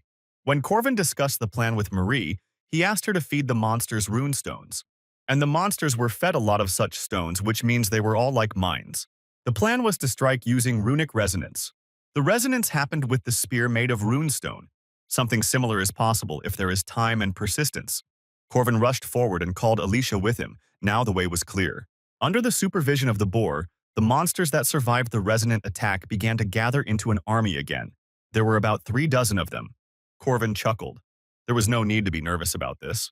He shouted for Draco to join them, and he was pleased to see his employer. He said the same thing to Cornelius and Yahello, so that the red-haired one in particular would stop going crazy from winning. Marie turned around and saw that the dream team was finally assembled. Now they could try again. The moral is simple. A crowd can put out even a lion. The party had long since gone beyond all limits of epicness and pathos, But not everyone was yet filled with confidence. And all because behind the monsters there was a great wild boar. He was so evil that he destroyed everything in his path. Marie shouted for everyone to split up when she felt the boar was about to attack. The evil Iron King rammed them, threatening to sweep them away. Cornelius sent his golem into a frontal attack. Corvin shouted to the fool that this must not be done under any circumstances. But the red-haired boy believed in himself after he defeated the lizard, for which immediate retribution followed. The boar did not even notice the robot, from which Cornelius instantly lost face, and again remembered the benefit of friends. Corvin knew this would happen and told him to take the boar on himself since that was the case. Eulalie had to get her plants back and stop the boar at all costs. It sounded easier said than done, but the girl gave it her all. The summoned vines tightly entwined the boar's carcass so that he really lost his balance. But then, using the primordial rune, he was still able to break free from the bonds. They stood frozen in indecision, faced with the complexity of the task. Corvin told Draco to attack with 2 magic swords. Draco had always relied on his employer's fighting instincts. He had no reason not to trust him. Draco used swords enhanced with magic. He received them as compensation for the battle with Marie, and he expected that even a boar would have a hard time dealing with the lightning and fire swords. But the boar used his runes again, and Draco's attacks simply bounced off him. The mercenary was stunned that he was unable to cause any damage. Marie became worried and Corvin gave the go-ahead. It was time to use her dog. The dog hit the thick forehead of the iron boar. Despite its modest size, the attack passed and the boar's head snapped back. To defeat the Boar King, you had to split the physical and magic damage teams, which was a pretty common move. Primordiality? To get to heaven, you need 8 signs. Heaven ceased to exist and was transferred to the boar through the rune. It gives power to imperfect concepts. Red fur is resistant to physical attacks. Blue fur is resistant to magical attacks. Gold fur is hidden. Corvin shouted to Cornelius and Eulalie to grab the boar even if they missed. To grab it again, Draco attacked from close range, he and Alicia from a long distance. Marie asked in surprise what she should do, and the hero said to leave all the attacks to the dog. He told them not to think about anything else, because this was a decisive short-term battle. There was no need to conserve their strength any longer. They had to give it their all and win. Corvin was absolutely sure of that. The boar let out an untranslatable curse in his boar language. Eulalie and Cornelius once again joined forces to stand in the boar's way. The golem pressed on him with its mass, and the druid again summoned the bonds.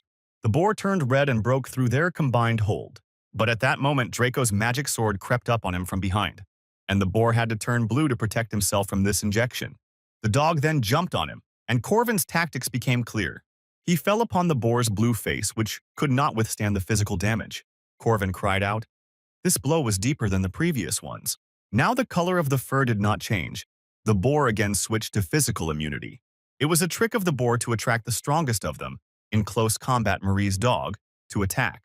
The boar used a rune that destroyed everything that came near it, and the dog flew into the wall, almost breaking through it with his body. Corvin told Marie to bring the dog back using the blood spear. Red crystals began to appear around, and Marie directed them at the boar. She gently tickled his haunches to distract him from the dog, and then, as if from the start of a competition, Corvin himself took off. The little boar stared at him in surprise, wondering what to do, and Corvin used the aura to charge his spear. He made a powerful throw that hit the boar like a harpoon shot from a cannon. One blow smashed everything into pieces. Everyone was impressed by it. But the boar, despite its size, was able to quickly escape from this. Corvin then signaled Marie to use a magical attack so he could use a physical one.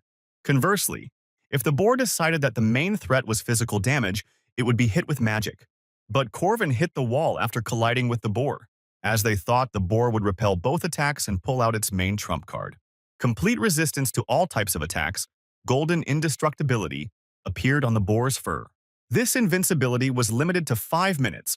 With this power, no one could resist the king, and the boar attacked again. There was no way out, and Corvin told everyone to retreat and said that from now on nothing could touch the boar. Even Draco felt agitated and told him that it was impossible. They were pinned against the wall with nowhere else to run. The building they were fighting in was completely destroyed. The boar laughed with the corners of his mouth because he had driven the nimble mice into a corner. The golem Cornelius and Eulalie went into battle since damage could not be inflicted, but it was possible to slow down the boar. But this did not give them even a second of time. The boar became so much stronger. Marie summoned her red ice, which also gave no hope. Of course, the boar broke through these ridiculous barriers. Now he was sure that he would escape from his prison and become free. It was the final phase for this boss, and Corwin was holding a spear while standing in thick smoke. Many users of the game were disappointed with such a strong boss at the beginning. But there was a secret strategy here. Corwin shouted to Alicia that her seal had been removed. The girl fell down. No matter if it was magic or physical damage, her technique was beyond it. The boar looked at the blue glow. He was sure that he would survive. In her hands was the best demon-slaying sword, Odashi, and the best separation technique. A huge shockwave hit the boar as Alicia landed. Corwin congratulated her on a good hit, although Alicia was worried that the monster would go on a rampage again. But Corwin reassured her that it was time for Madame Josephine to act, and a huge magic circle appeared over the boar. This sorceress was able to restore the magic circle in a short time. Golden Wool is an ultimate ability, but after using it, the boar could no longer create primordial runes. Then Corwin gave the command to Maria, and the girl said that she was ready. She once again gathered up the huge knight's spear for a striking blow. Corwin asked Madame Josephine to somehow contain the monster without them. Marie strengthened the spear with her final magic, putting all her power into it. After the boar died, he lost the original light, and the rune left his body, and the spearman did not miss this. Almost 100 years ago, a boar swallowed a rune stone. This thing gave him a power comparable to immortality, and it never even occurred to anyone that the rune could be extracted.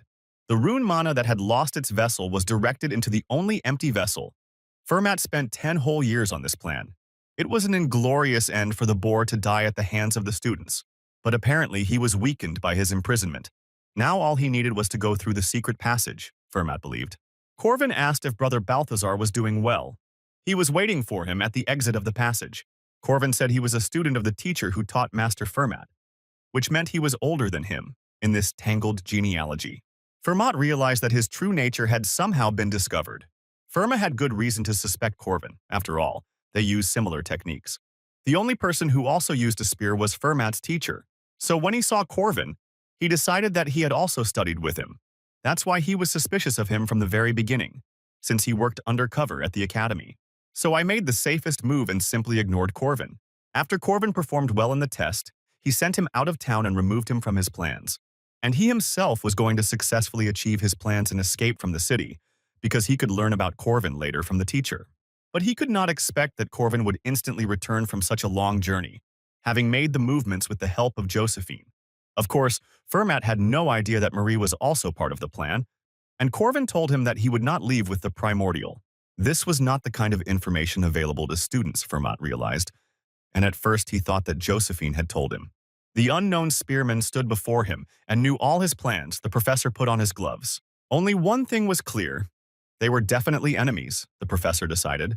Although Fermat was known as the First Knight, it was all a lie. In fact, it was he who damaged the boar seal and was later supposed to return with the King of Heaven. This was the fourth boss, and its strength was on par with Lily's, given the right conditions. Fermat looked at Corwin with disdain and summoned his shadow clone. It was Fermat's deceptive characteristic. She doubled his attacks where there were many shadows, but Corwin knew where they would fight. Belatedly, Fermat noticed that a sun rune had been drawn on the ground. The natural enemy of the shadow system, Corwin explained. But the professor should have known the weaknesses of his techniques anyway. Shadow techniques required shadow, just as water magic requires water. The professor jumped forward sharply, hoping to close the distance earlier. But they were in a wasteland where everything was covered with wounds of light, so he fell into Corwin's trap. Fermat realized the obvious. Corwin knew about the secret passage and this wasteland, and had been preparing for battle for a very long time. Corwin never received any praise for his preparation. They understood that the professor was angry because of the shadow servant, who was very expensive in mana. Then the professor recognized his persistence and instantly became close to him. He covered 10 meters in an instant, and Corwin barely had time to raise his spear. When he swung his spear, his blow cut through another shadow clone, and Fermat himself ended up in a different place. Meanwhile, Fermat attacked him with his signature left from a blind spot. Corwin barely dodged this ninja-style attack. The professor didn't expect that his trick with the acceleration rune, shadow clone, and even his signature move wouldn't work. Corwin went on the offensive, the spear allowing him to control the distance perfectly. Balance, experience, reaction. Fermat was impressed by Corwin's movements, deciding to become a professor, although his teaching turned out to be a farce. Corvin told him that no matter what he did, only death awaited him here, but Fermat objected that they would not be able to determine a winner here. Corvin understood that the professor needed to get out of the city immediately because he was afraid of the rest of his colleagues from the academy, who thought that he was dead. If he escaped, then Madame Josephine, who possessed the magic of displacement, would really need to be dragged into this matter, Corvin thought. And before the professor could slip away, Corvin challenged him to a duel. The boy didn't want to let the teacher go, but the teacher didn't want to answer this challenge. But Corvin said it would have to be done, because it was his limiting commandment. High risk, high reward. That's the method of the Shadow Warriors of Paradise. The commandment is never to refuse a fight. For Fermat, who had inscribed these words on himself, there was no option but to refuse them. That's why Corvin came here alone, the fake professor guessed. Everything was exactly like that. A duel is a one-on-one fight, Corvin answered. It is an honest and sacred judgment of the gods. Therefore, fights conditioned by the restrictions of the commandment are conducted only in this way. Corvin waited, but the professor couldn't leave without destroying himself. Since he came alone, the duel rune was activated. Fermat officially greeted his opponent. Corvin responded in kind by calling himself the first spear of the Queen of Paradise, Erin. According to sacred rules, they were obliged to reveal their real names. Victory or defeat. The final point of the duel is won, and it will be set here. It was essentially a street fight between a spearman and a fighter. Fermat was constantly trying to close the distance with the help of the Rune of Movement. Corvin kept him at bay with his masterful spear techniques, but Fermat still closely followed Corvin's movements and saw them all, thanks to his experience. He timed the swings of his spear just right and moved closer again. However, Corvin was an incredibly agile fighter, and after thrusting his spear into the ground, he jumped up. However, jumping in close combat only added more openings for attack. But Corvin was so skilled that he was able to strike in the air without having a point of support. He was so fast that he was able to deliver 7 consecutive blows from the jump to the landing, and they slid off Fermat's armor. When the guy landed, he froze for a second, which was exactly how long it took for the professor to get closer to him again. And although Corvin reacted in time, he still missed a powerful blow. A left to the jaw from the fake professor sent him off to catch birds. Fermat didn't even think about letting him rest, even though he himself had received a slight injury to his arm. Corvin sensed danger. He still hadn't recovered from the blow he'd taken. But the false professor attacked and did not let him escape with a hail of blows. He charged up a powerful meteor strike after a series of simple ones. It was the final attack he had put all his strength into. Corvin knew that if he stopped it, he would be able to attack again. He needed to distract Fermat for a second, but the false professor's blow turned out to be just as false, and he grabbed the guy's spear. Moreover, the professor managed to draw a rune on the spear with imperceptible movements, and it flew away, obeying someone else's will. Now Corvin was unarmed and vulnerable. The professor asked him brazenly what he would do now, and attacked again. The guy crossed his arms in front of him to block the blow. Once again, Corvin was thrown back so that he could barely stand on his feet. He waved his hand and summoned his spear. Fortunately, the Rune of Return allowed this, but unfortunately for him it was stuck so deep that it did not obey the call. But Fermat didn't play at being noble and crept up from behind. He threw a powerful straight punch, but Corvin dodged it very skillfully. No matter what weapon a person uses, he still remains a warrior, of course. As a spearman, he had to know the basics of martial arts. With the edge of his palm, Corvin delivered several quick stabbing blows at his opponent. He used a famous martial arts technique, but in essence he simply slammed his open palm into Fermat's chest. Although the fake professor was surprised by his skills, they were unable to cause him any damage. Corvin got hit in the liver, no one lives forever, and almost said goodbye to dinner. His technique was superb, but Corvin missed something. For the guy, these were the basics, while for the fake professor, his main art is his fists. And then the fight finally became one-sided. Fermat beat him however he wanted. Looking at how the guy took all the blows, each of which could have been his last, Fermat realized that his opponent's will was broken. His last fist was filled with a terrifying aura. But at the moment he struck, Corvin took the blow with a spear that had recently been stuck into a tree. Then Fermat realized that all this time, the guy had been deliberately leading him to the place where his weapon was. Finally, Corvin could attack again, and the fake professor had to defend himself. The guy's position was more advantageous, so he was able to land several direct blows. That's how simple and unexpectedly Corvin turned the tide of the fight in Rocky style. But Fermat would not have become a professor if he had been so simple. After skidding a bit on the ground, he stopped. He again paid tribute to Corvin's skills in living without a spear and dealing with difficult situations, and took off his jacket. He was definitely in a tough spot, Fermat said, and the boy replied that he was less of a professor. These words only made the false professor even more angry. Now he really intended to finish off Corvin. Having drawn 3 runes, the professor summoned a world in which the sun does not shine, an abandoned paradise, a citadel of death.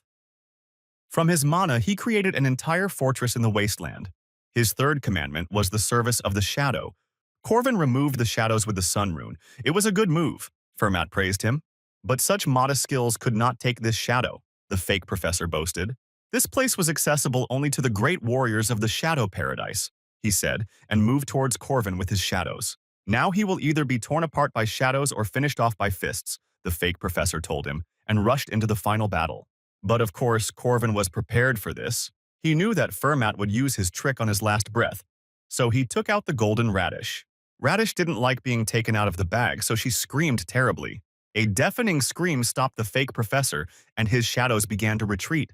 The golden mandrake has a voice stronger than the usual one, and these magical properties cannot be blocked by anything, so the shadows melted away. The professor was outraged that Corvin tried to survive with such stupid tricks, although his eardrums were burst. Corvin was also hurt because he was without headphones, but he still told Fermat that everything would end for him here. The demonic shadows disappeared, but the mandrake did not stop screaming. But unlike Ferm, Corvin had the warrior's ability to regenerate and tolerance for pain. The longer this fight lasts, the more advantages he has. And realizing this, Fermat called him a coward. He summoned his shadows again, 12 at once, his Shadow Palace technique still working. The clones attacked Corvin in single file, hoping to overwhelm him with force and numbers. Now he had to dodge many opponents. But while he was fighting off one, the other took him in a strong grip from behind. Corvin used a spin and somehow dealt with the attacks from the rear. But then the professor, who had come closer with the help of the rune, began to breathe into his open back. The boy took the blow with his spear but still flew away, and the professor went head-on, charging 2 fists and directing the clones. Corvin said he didn't want to waste any more time on it. He pulled off his jacket and there was a flash, causing Fermat's clones to disperse. Corvin told him again that it was a one-on-one fight and jumped on Fermat, taking off his shirt as well. The professor saw the runes of the sun all over Corvin's body and understood why he was shining so much, but it was suicide because the body was covered in flames. Corvin attacked from a distance, and the sharp attack flew towards the target. Fermat jumped back, and Corvin suggested that he finish with the little tricks and bring the duel to an honest fight. There was no longer any need to save strength, and he asked Fermat to attack with all his might. Fermat's inner instinct told him that the warrior in front of him was his worst enemy. This means that in order to defeat him, it was necessary to risk one's life, not sparing anything that he had for the man.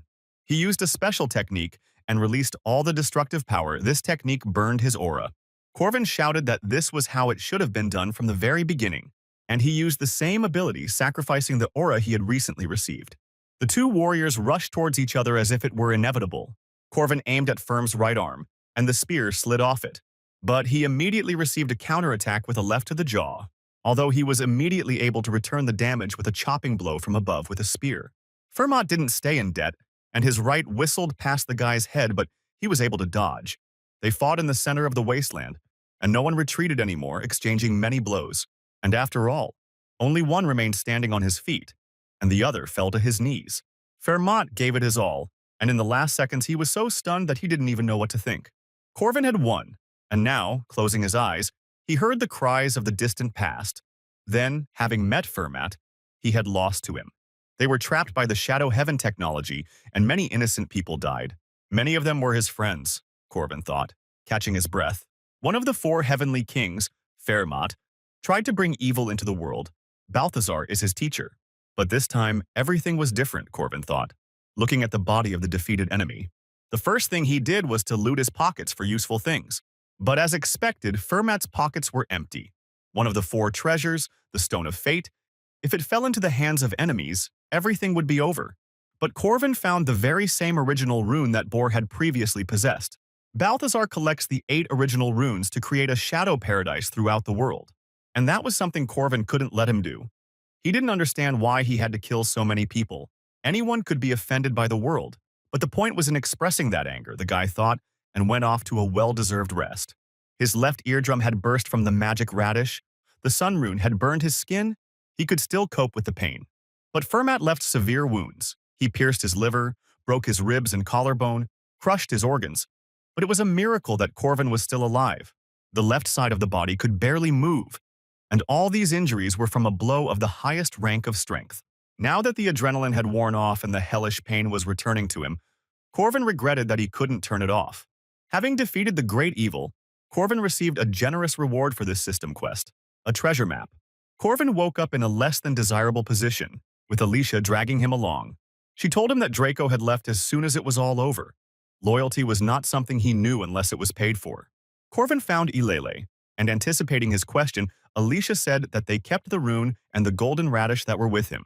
She dragged him to the bench and he lay down on her lap and thanked her for saving him. Corvin also noted that if it weren't for her ultimate technique, they wouldn't have defeated the wild boar, although Alicia was being modest. She remembered that during group lessons and while mining Mandrake, Corvin drew runes everywhere. And that meant he knew about everything from the very beginning, the girl guessed. Corvin replied that everything was so, and then the girl asked him why he fought alone. There was nothing wrong with fighting together. Corvin replied dryly that it would be better if fewer people died. Alicia was outraged by his callousness, but now everything was fine, so she praised him for his efforts. Corvin was admitted to hospital. He had multiple injuries that required long-term and skillful treatment. Jaeger and Lark decided to visit the guy because they thought that he had no one else except them. Pleased with themselves, they came to visit their friend and brought with them various goodies. But when they entered inside, they saw this picture. Helen brought flounder, Alicia brought desserts, Marie fed him peaches. Corvin asked them why they brought so much since he had already eaten his fill. And the guys almost burst into tears from anger and hatred, because this only happens in fairy tales. The girls surrounded him with care and food. Each one wanted him to eat everything. At some point, Corvin felt like a toy in the hands of treacherous women. Jaeger and Lark shed stingy male tears and no longer understood why they came. Alicia suggested playing a game. Since they didn't often get together, Marie agreed, and decided to invite more of Corvin's friends.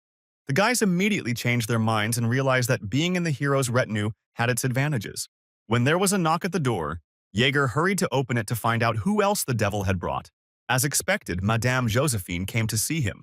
He was going to talk to her later anyway, and she was accompanied by none other than the lazy director Cassad, who asked Corvin how he was. Corvin greeted them. He knew he had to gradually reveal his cards to gain their trust. Cassad told him that they could not turn a blind eye to what had happened, as they had with Marie, and they hoped for his understanding. Corvin realized that he was still being probed and decided to take the initiative. He told them that Fermat was a spy. Of course they weren't surprised. It all became obvious when they saw the oath on Fermat's body. But they still didn't know that Fermat was Balthazar's student. Josephine even raised her voice in surprise. Corvin knew about this because he also studied such techniques, and Josephine took out the whip, thinking that he was also a follower of Balthazar. Corvin said there was no point in suspecting him. Besides, they wouldn't have killed him without proof. Besides, her spare body was here now. The real body is in the main castle and has no way to leave. Balthazar's disciple is still alive, Corvin told them, and he has become very strong, much stronger than before. And all this because of Cassad's indecision 80 years ago. The original runes were scattered across the world, and because of a trusted apprentice, Cassad was only able to retrieve 2 runes, and even those could have been taken if not for Corwin. Including the Stone of Fate, the other 4 treasures are most likely already in their possession, and if the coronation takes place, Balthazar will cease to be an invader. And that means she should understand what will happen next, said Corvin, and called Cassad by his real name, Aaron. Now everything has become known for what reason Madame Josephine did not become director instead of young Cassad. Almost 100 years ago, Varain was the director. After him came Vague, now Cassad. All of them were bodies created by runestones, and they were ruled by the same person who remained on the throne. Cassad Aaron asked Corvin what he intended to do, and Corvin undressed, saying that they had one goal for both of them. He showed them his oath. He knelt down and swore to be her first spear, to protect the world, even if she treated him like a dog. He remembered her words about what it meant to be an adult, but perhaps he misunderstood them a little. Corvin still couldn't forget Aaron's sacrifice for him. Now it was his turn to defend his teacher, and Cassad thought about his words. Josephine told Aaron that she was against this decision when they were in the throne room. Aaron's face was grim. Balthazar was alive, but who knows if young Corvin can be trusted? She told Josephine that she understood her doubts, and that she shouldn't trust people easily. And since they didn't trust Corwin, Aaron said to just keep an eye on him for now. It wasn't an easy decision. Everything Corwin told them could be a lie, Aaron thought. But what she didn't understand was the heavy and sad look Corwin was looking at her, as if he was tormented by a feeling of guilt. So she sat there, lost in thought, controlling her remote avatar. During the summer holidays, the students were reevaluated. Now they were given official ranks, so this was important. Depending on their grades, students will be able to train as defenders. Marie asked her friends to give the students potatoes. Otherwise, they would have spoiled in the warehouse during the holidays. It was strange that the girl had a whole warehouse of potatoes, but they heard that they would now announce those whose rank had been changed. And Marie heard her name. Although she was among the strongest, she still behaved like a modest person. She was recognized for her services in protecting the experimental building. After she became a vampire, the girl was forbidden to leave the city. However, because she helped Dana in her research and achieved success, it was impossible not to raise her rank. Of course, her contribution to reducing the number of wild boar victims did not go unnoticed. She was given a half-rank boost, up to a special level, which Kassad solemnly announced. Many students cried, some from joy, some from envy, because Marie was the youngest to hold this title. The director then said that he would name everyone who participated in this incident except Marie, which surprised the students. The details were kept secret because the boar's presence was a secret, as well as the betrayal of Fermat, who was declared a fallen hero. Corvin's team was called on stage and they lined up for the award. Of course, it couldn't be done without a cheater, a time traveler, and simply the main character, Corvin. Everyone was also raised to pre-first level, almost to Marie's previous level. Then it was time to tell a heart-wrenching story about what a great guy Corvin is. He made a dizzying rise from 5th rank to 1st, which excited all the student dummies. He received an unofficial rank after discussing everything with the Defense Association. His abilities were undeniable, but the reason Corvin was promoted was to keep him quiet about Firm's betrayal. An important part of this matter is the special rights of the Knights of the First Rank and the ability to directly hire defenders. Corvin chuckled. In the game, he would have come to this in the 3rd year of study, in the last download in the 2nd, but here he managed before the end of the year. He was going to take all the aces, all the cream, but this also gave him a bad feeling. Such power gives more opportunities. The holidays began, and Corvin decided to find out about his friend's plans. Draco will earn money. Jaeger will go home. Cornelius will look for cores. Eulalie will go to the forest. And Lark will go to the magic tower. Alicia returned to her family because her grandfather asked her to come. Corvin himself had already tried going home during the holidays, but it was a waste of time. When he arrived, the house was empty, as the whole family had left without him. And all because the letter from Corvin's parents arrived 3 days later, and Alicia said that since he had no plans, he could go with her. She was scared to go alone. This was not surprising because Alicia was timid, but there should be no problem, so he refused because he wanted to go to the east. He had to be somewhere, which meant he had to leave the academy, Corvin thought as Marie joined them. There was still time before the next episode, and if not now, he would never be able to visit there again. And so he got on the train and set off on his journey. The train had to travel through an endless field, and it would take about 9 hours. The people in the carriage were arming themselves. They took out swords and crossbows, and sour faces on serious faces. Then the bandits blocked the exit and told everyone to stay put and hand over everything valuable. The bandits said that they had better stay where they were if they didn't want to run into him. But at that moment, one of the passengers entered the carriage from the neighboring one. The bandits shouted at them to learn to read and demanded that they give everything back, holding a sword to Corvin's throat. But the fist of the just hero suffered a resounding fiasco and sent him to check the air outside. This is how the defense of the South began, Corvin thought, catching the admiring glances of the people. The library at the academy was the place where the best books in the world were concentrated. Corvin turned the grimoire of the stalwart warrior, which granted regeneration, over and over in his hands. Then he saw a warrior who was dying, the author of the book wrote. In the middle of a battlefield that was saturated with the smell of human excrement, this warrior stood like a gutted doll. And then he asked the warrior if he wanted his torment to end. But the warrior replied that he would like water and would be grateful for it. As a sign of respect for the stern warrior, the author gave him water, after which something unexpected happened. The wounds on the warrior's body healed. Corvin didn't understand where the ancient people got such cruelty from, and the book was a country, but he liked it. Lark asked Corwin if his castle in the south was intact, and he replied that it was. Lark said that if Corwin had reason to be in the south, he should look into Lark's office. The boy was possessed by a vampire spirit, and it told him about the rune mage Sebastian had met in his past life. After all, with this book, nothing will be impossible for Corvin. Not a hero, not a sage, a mere mortal who swore to save the world. Corvin always had the opportunity to escape, but he did not, which earned the respect of the ancient vampire. He said thank you for telling him the story about his wife and daughter, and disappeared. Following Sebastian's words, he went south, and since Marie was from those lands, she went with him. On the platform, the head of the train thanked them for skillfully dealing with the robbers. If it weren't for their help, the train conductor said, they wouldn't have made it. He gave Corvin a wallet, and although he said it wasn't worth it, he accepted the money. Even for such nonsense, he received bonuses to his stat points thanks to the oath. Seeing them off, the train conductor was glad to see such kind and selfless children. Marie brought him to the station, but it still took them a long time to get to their destination. But instead of the usual station, it brought him to the Wyvern landing site. In the last download, Corvin flew them several times.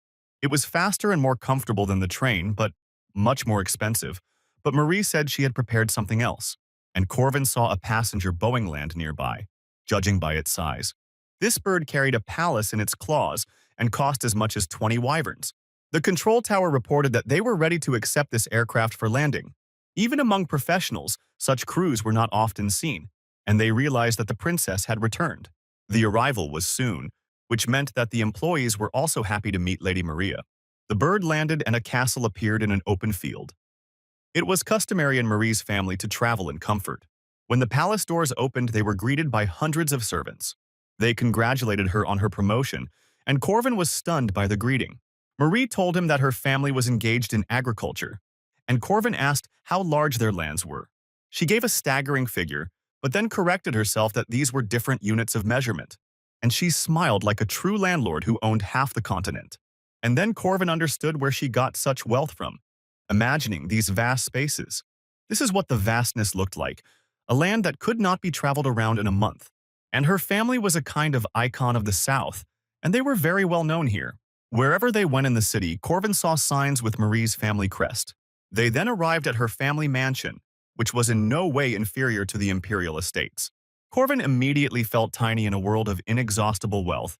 He asked her why she didn't say she was rich, but Marie objected that it was her parents' money, and the butler added that even though she said so, she would still inherit it as the first daughter. The butler Paul asked for her luggage and asked Marie who was with her, and she introduced Corvin as her junior from the academy. Paul immediately jumped up to Corvin and informed him that it was customary in this family for the son-in-law to live in the house and receive his place and help. But Corvin quickly changed the subject to Sebastian's castle, for which he had come here. Marie said that someone bought this castle, a certain Count Cassius. Corvin remembered that in his past life, the castle had also been owned by someone.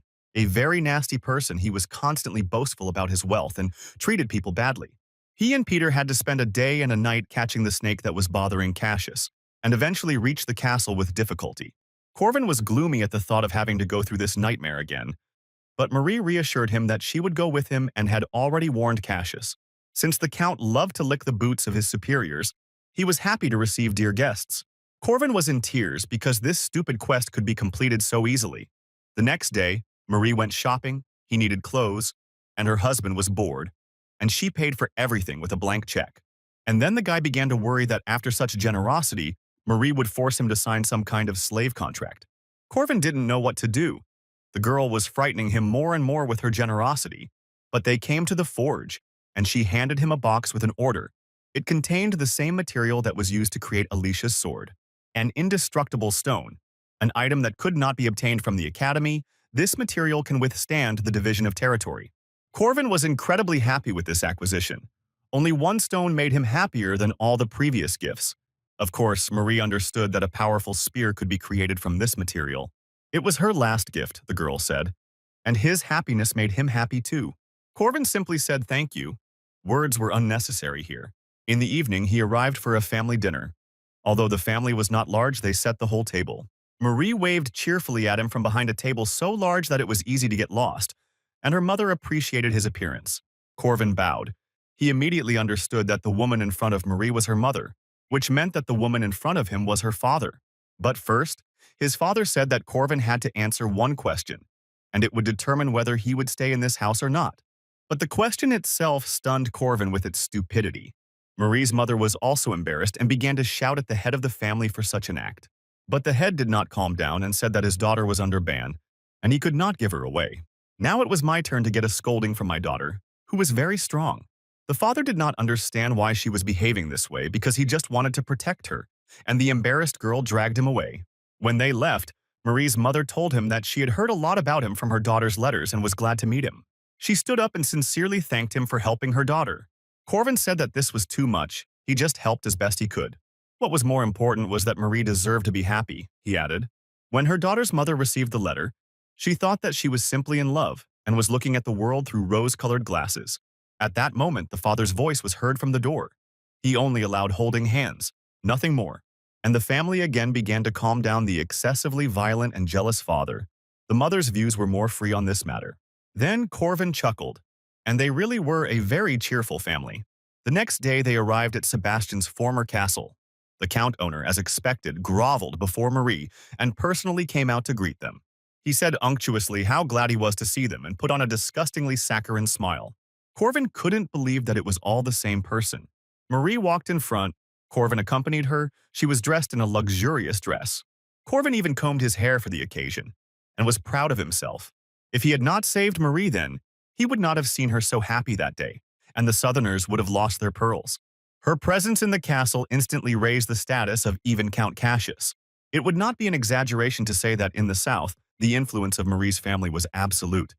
It was much more pleasant to be with her than to catch a kite in the sea. Corvin decided that before visiting the office, they could relax a little at the reception. They took all the equipment with them, and when the evening was over, they would visit Sebastian's office. Someone called out to Marie, and when she turned around, she saw some dandy asking for the first dance. But besides him, many other nobles wanted to be awarded this honor. At some point, a forest of arms from suitors formed, and the girl became confused. But Corvin, who was nearby, came to her rescue and asked for the same thing. Despite their energy, they lacked manners, he thought, looking at the gloomy, envious ones. Corvin tenderly kissed her hand and looked only at her, as is proper, according to etiquette. The first dance is danced with the one with whom you came.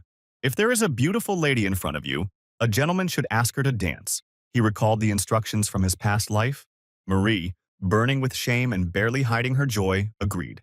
The music started playing and they started dancing.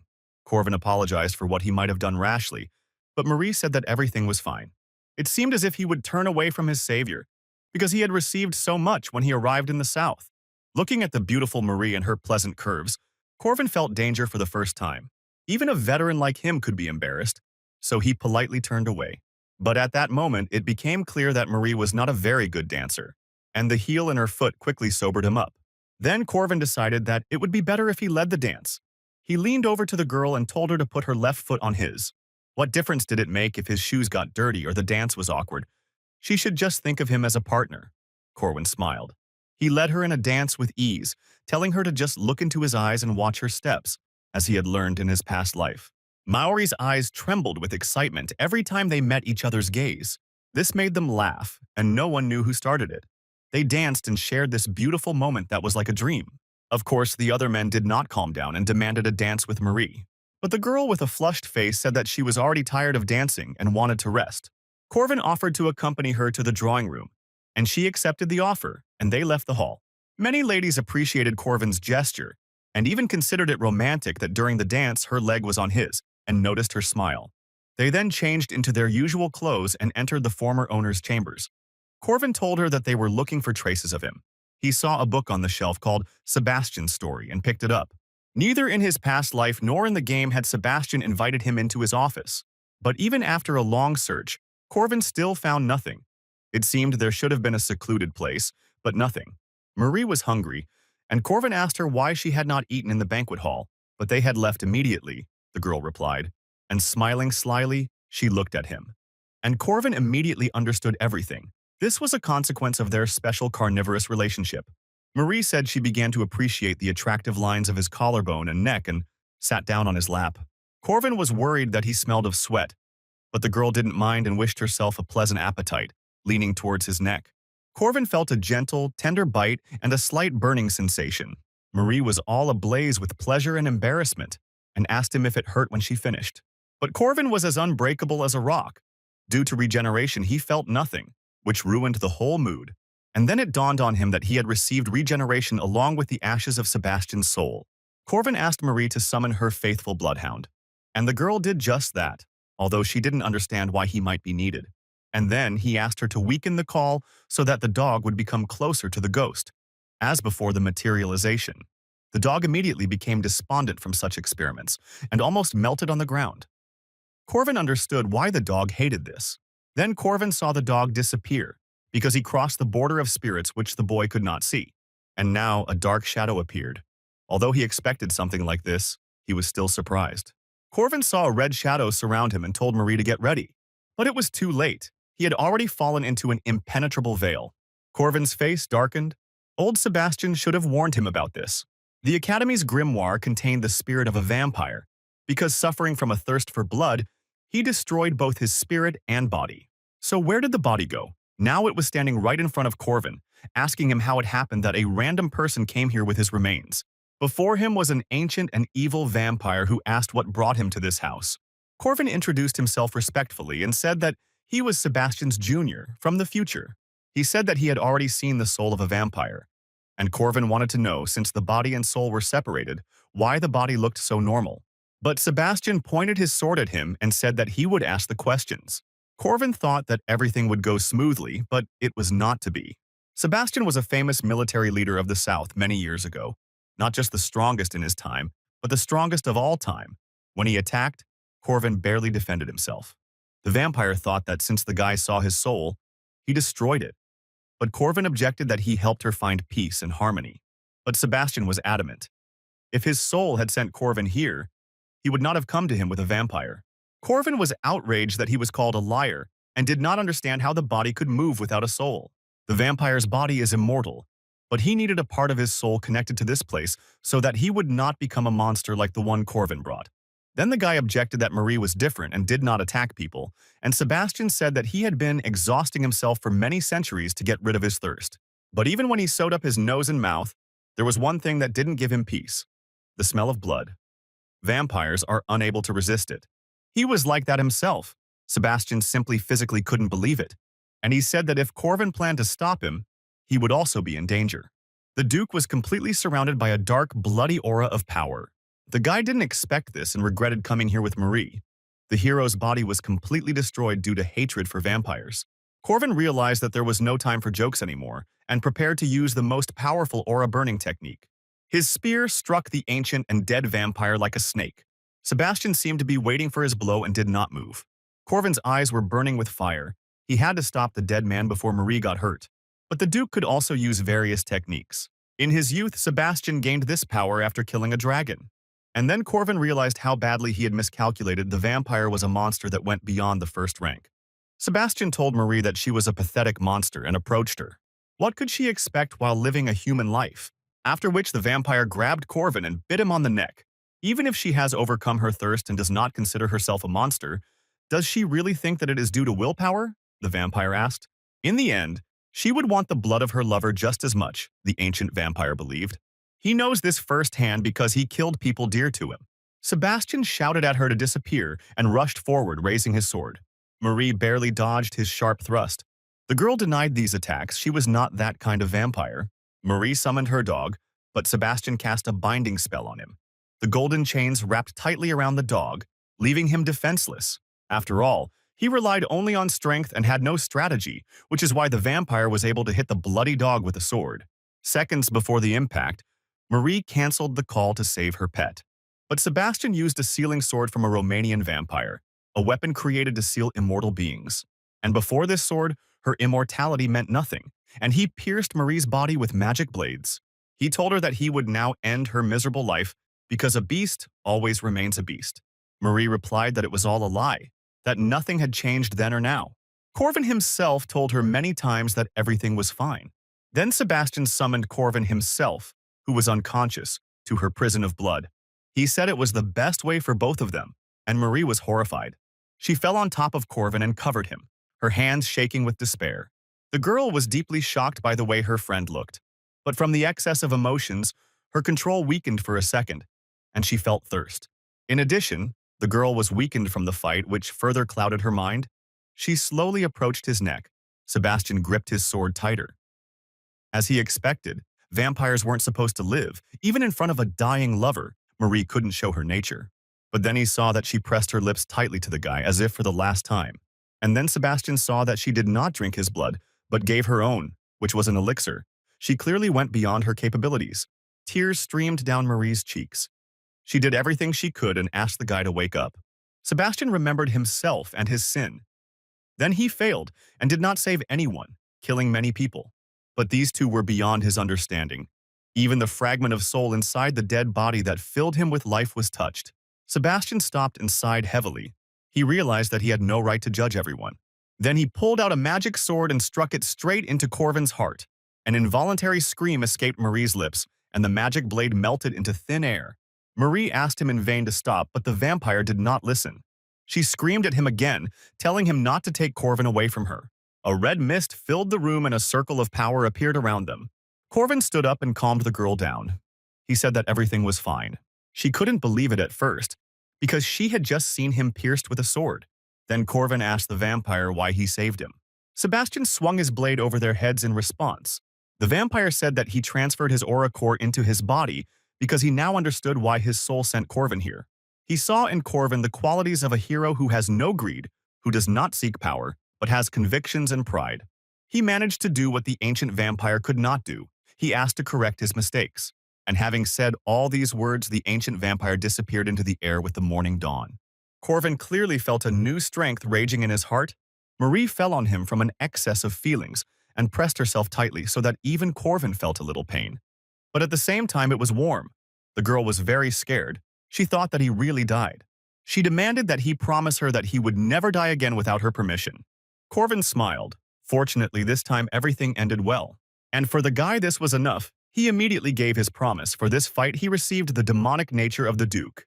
He only hoped that the Duke's body and soul, which had suffered for 8 centuries, would find peace with his family. Now the Duke could smile at the sight of his family. Corvin received a second core and increased the rank of his aura, as well as received some unique abilities. But there were some oddities. Neither in the game nor in the previous download, there was nothing like this.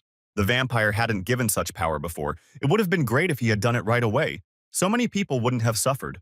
Corvin had taken off his clothes, for his were dirty, and were now drying after being washed, when a maid appeared at the door. She didn't think there would be anyone in the room and apologized. The picture before her eyes was extremely provocative. Moreover, she recognized the Pearl of the South, Marie, and Corvin began to justify himself that this was not what she thought. Everything was completely wrong. The guy hurried to explain, but only made things worse. But the maid's eyes caught only 2 young men, sweaty and naked, ignoring all other circumstances and the traces of a heavy fight. The maid rushed out of the room, slamming the door loudly, and wished them a good time, leaving Corvin puzzled. Something didn't go according to plan, the boy thought, looking at the sleeping cat on his lap. It took him many days to explain everything to Marie's family, or rather her father, and during this time Corvin hid in the forest. There he honed his aura skills. Fortunately, the misunderstanding was somehow resolved, because he almost became the enemy of the entire South. When he arrives at the academy, the 3rd semester will begin, and preparations for the festival will begin. Marie asked how things were going with the hotel they had invested in. Corvin assured her that the entire investment would pay for itself several times over. The festival will attract a lot of people, and the abundance of demand will cause housing prices to skyrocket. And then, he will sell this land to get back his invested money, and so his capital will grow. Corvin felt invincible and gave thanks to the divine festivals, but reality crashed into him with the inevitability of a train when they arrived at their destination. The weather was disgusting. A huge hurricane was raging over the city, which seemed to hint that when it comes to investments, you shouldn't put your eggs in one basket. There was no such thing in the last upload. Such a strong typhoon should have affected the preparations for the festival, Marie consoled Corvin. This happens when a man takes on a big task. Everyone makes mistakes, and she asked if he was ready to write an IOU. And if he can't pay, he just needs to put his seal where she says she made him a strange offer. Corvin dropped by the special dormitory where he met with Director Cassad. Professor Josephine was away with Helen. Cassad suggested that they stay the night because of the weather. And besides, Corvin was no longer a stranger. It was obvious that Erin just wanted to keep an eye on him, the boy realized. She and Josephine still didn't trust him completely and wanted to keep him close to themselves. Corvin wanted to know where this typhoon came from. It was so strong that the city could have suffered. The city suffered surprisingly less damage, but the suburban areas suffered more, Kasad told them. He said that the city was not in any danger. The typhoon would not move from its place, because it was not a natural phenomenon, but the work of a monster. In an ancient legend that came to life, a great serpent appeared in the sea. It drove everyone crazy and sank merchant ships. One young man who wanted to become a hero decided to defeat the monster. The son went into battle to raise his rank. He really wanted to do this, because the memories of the last ball were still alive in his soul. Then he asked her to dance with him. But instead, Marie left with another. Therefore, he hoped with all his heart to bring back Marie from the clutches of that swindler. He must slay the great serpent and bring peace back to the sea. And so it happened. He went into battle with the sea monster. Stupidity and courage intertwined in a close alliance. The battle lasted 6 days and 5 nights, and the snake was driven out. The goldfinch immediately dedicated this victory to Lady Marie. Typhoon bats become the center of a hurricane to breed in order to protect themselves from enemies. But at this time, they were interrupted by a snake, which the young and brave man drove away. They were called golden mice because their blood and bones are an elixir that even monsters want to get their hands on, and a wounded snake could not pass by. So, for the sake of her children, the female bat made a decision. She flew far to the north, and so a safe place to raise her offspring turned out to be near the academy. A huge typhoon danced a mad dance right on Corvin's land. Who could have foreseen this? Bats were a rather rare species, usually breeding on the islands of the archipelago. Corvin realized that all this was his doing, the butterfly effect, a cruel joke and irony, because it turned into a real typhoon. The builders left his territory because they could no longer stay there due to the hurricane, although Corvin tried to stop them. Despite his requests and persuasions, they left, even when he was on his knees. It is obvious that if the typhoon continues, the festival will not take place. And if another week passes, his investment will become garbage. The cost of this land was 280 gold pieces, and he invested another 300 in workers and materials. To finish the construction, he needed another 200 coins, and of these, he gave only 100. He borrowed the rest because, if this business went away, he would have to pay back the 700 debt. It was a fiasco. A little later, an emergency meeting took place at the academy. The chairman gathered several professors who were at the academy and talented students. Of course, it was obvious to everyone why they were called. The problem was visible to the naked eye. The young witch suggested catching the mice, as it could be a valuable source of money for them after the destruction of the laboratory. The mustachioed professor agreed with her. The mice needed to be pacified, but there were also voices against. One red-haired professor said that there was no point in exposing oneself to risk, since the typhoon would end on its own in a month. Another professor with 2 degrees immediately began to argue with him, and she asked him what he based his opinion on. But the red-haired one knew that the breeding season of these mice lasts a month. In that case, there really was no point in exposing yourself to risk. But the dean of the night said that they should at least try to stop the typhoon. Otherwise, they will delay the return of the students, disrupt the festival, and what's more, people might think that they are sitting on the sidelines.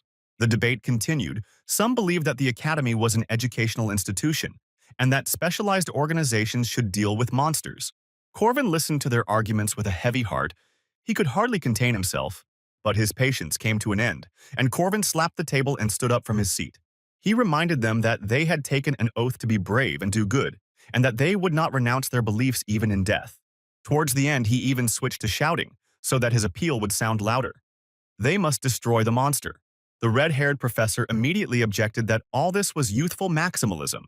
Corvin, with tears in his eyes, asked if they didn't see the victims who lost their homes, the people who lost their jobs, and who could have become beggars. He started singing a tune about hungry children and orphans in the most pitiful way possible so that they would feel uncomfortable, and said that people's lives cannot be calculated with money. Clutching his heart, he said that there was no need to take an oath or be a knight for this. There was nothing grandiose about it. He just wanted to save people's lives, and one hotel on which people's lives depended, Corvin corrected himself. Of course, such an appeal found a response among the romantically inclined professors, although they did not understand what the hotel had to do with it. The dean of the knightly faculty immediately suggested assembling a squad. Cassad told them that they had come to a decision, and it all worked out thanks to Corvin's acting. They immediately assembled a detachment to conquer the typhoon and set out for the location without much preparation. They just had to wait for the right moment. Corvin was barely breathing, and the Dean of Knights noticed this and thought that the guy wanted to save people so much. Of course, Corvin sincerely wanted to protect and save everyone. He is also a man with the risk of a debt of 700 gold and a slave contract. The plan was simple. To catch the golden bat that was in the center of the typhoon, it was necessary to create a window through which the others would pass. In this case, the invasion group will go inside and subdue the bat. It would be nice if everything really ended like this, but at the same time, the typhoon was already full of monsters.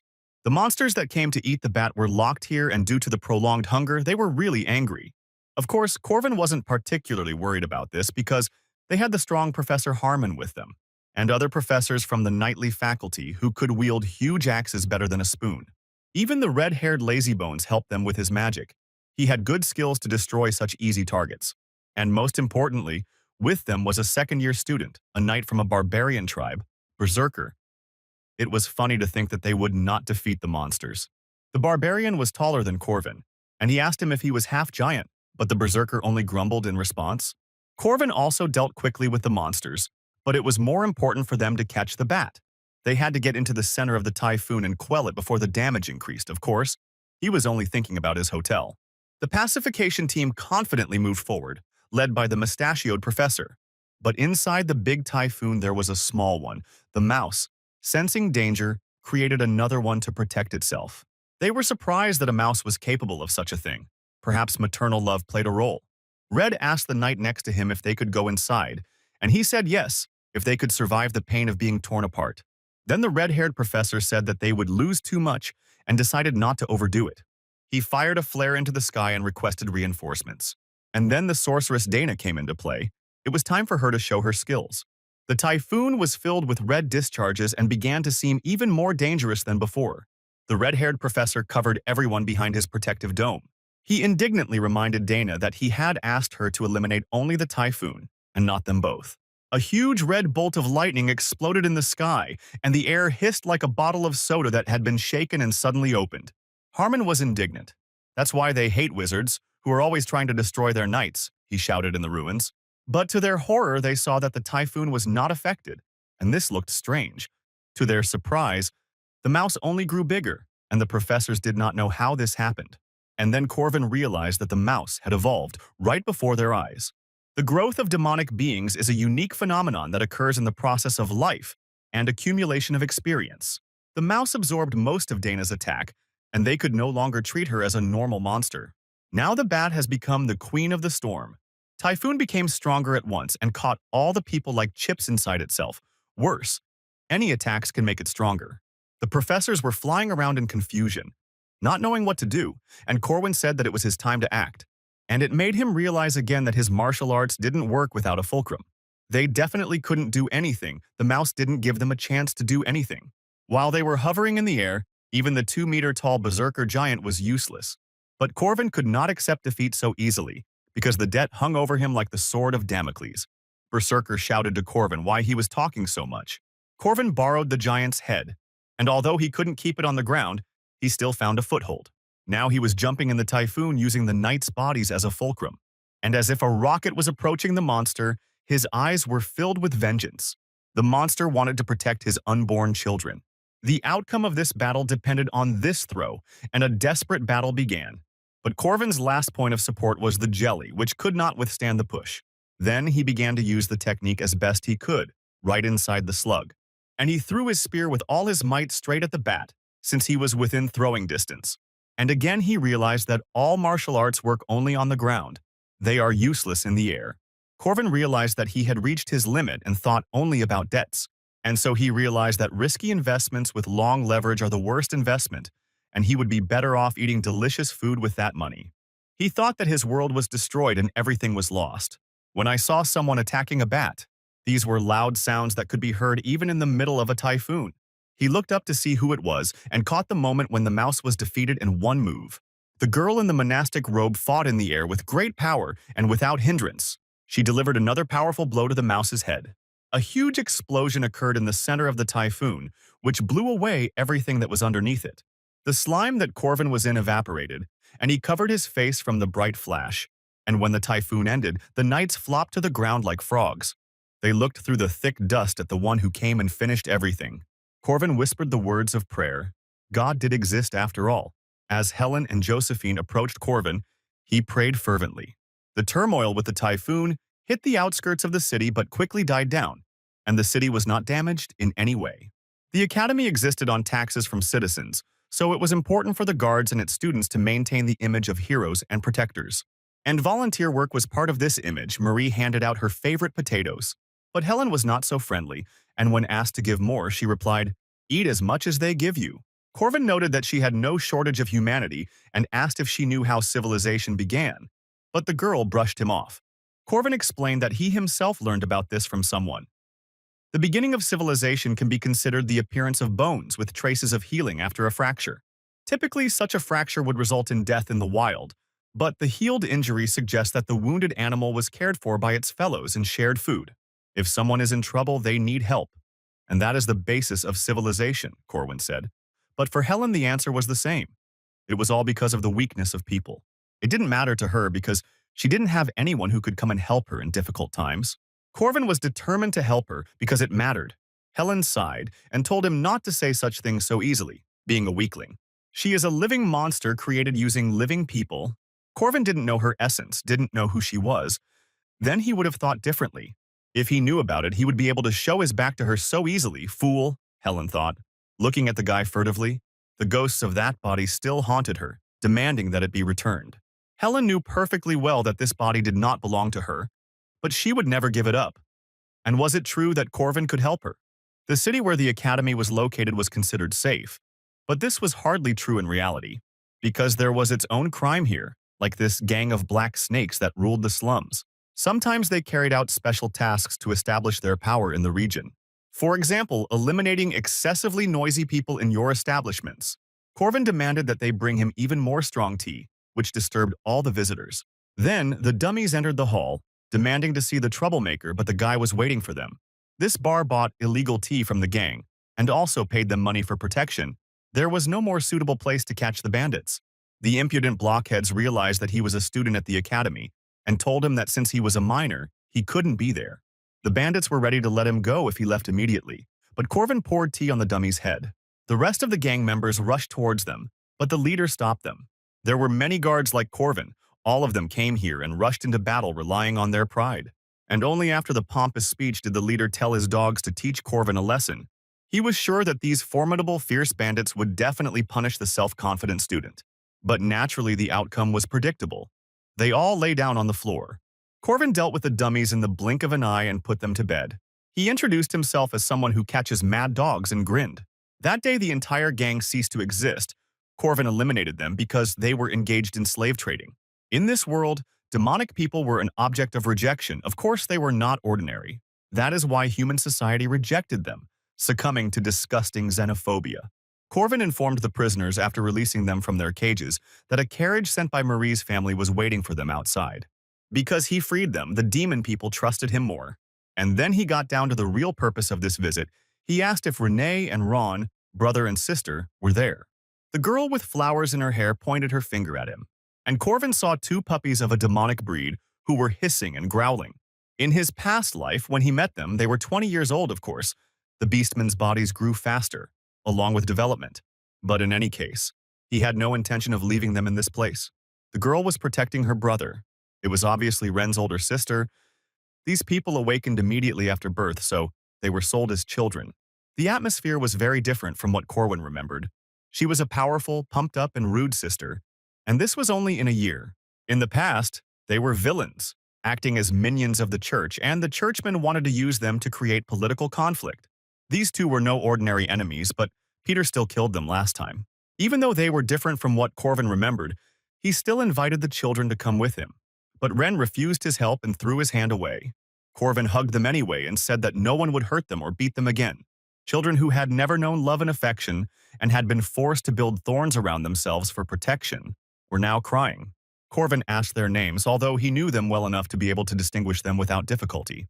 He told them that he was a guardian and noticed that Ren had stopped being nervous. At first he had calmed them down, but now he really needed to make guards out of them. The bar employee only pretended to be a waitress, but in reality she was a valuable information gatherer and the leader of the guild. Corvin thought that these were not the beasts he knew. He was going to use them to keep his enemies in check. But now there was no question of that. He told the spy to take the children to his hotel and feed them. In the end, to save Helen, he would have to act on his own, Corwin realized. In the southeast of the city, there was a tall tower that served as a landing platform, and then a one-legged plane, white in color, landed. The dispatcher greeted the important guest and asked for her documents. A white-haired man in oriental clothes jumped from the bird. It was Professor Khan and his students from the Barama Academy. The eldest of them introduced himself. The guy's name was Jin, and the girl's name was Yuri. The dispatcher welcomed them to the kingdom and pointed to the exit where a carriage was waiting for them. They were greeted quite hospitably and boarded the magic tram.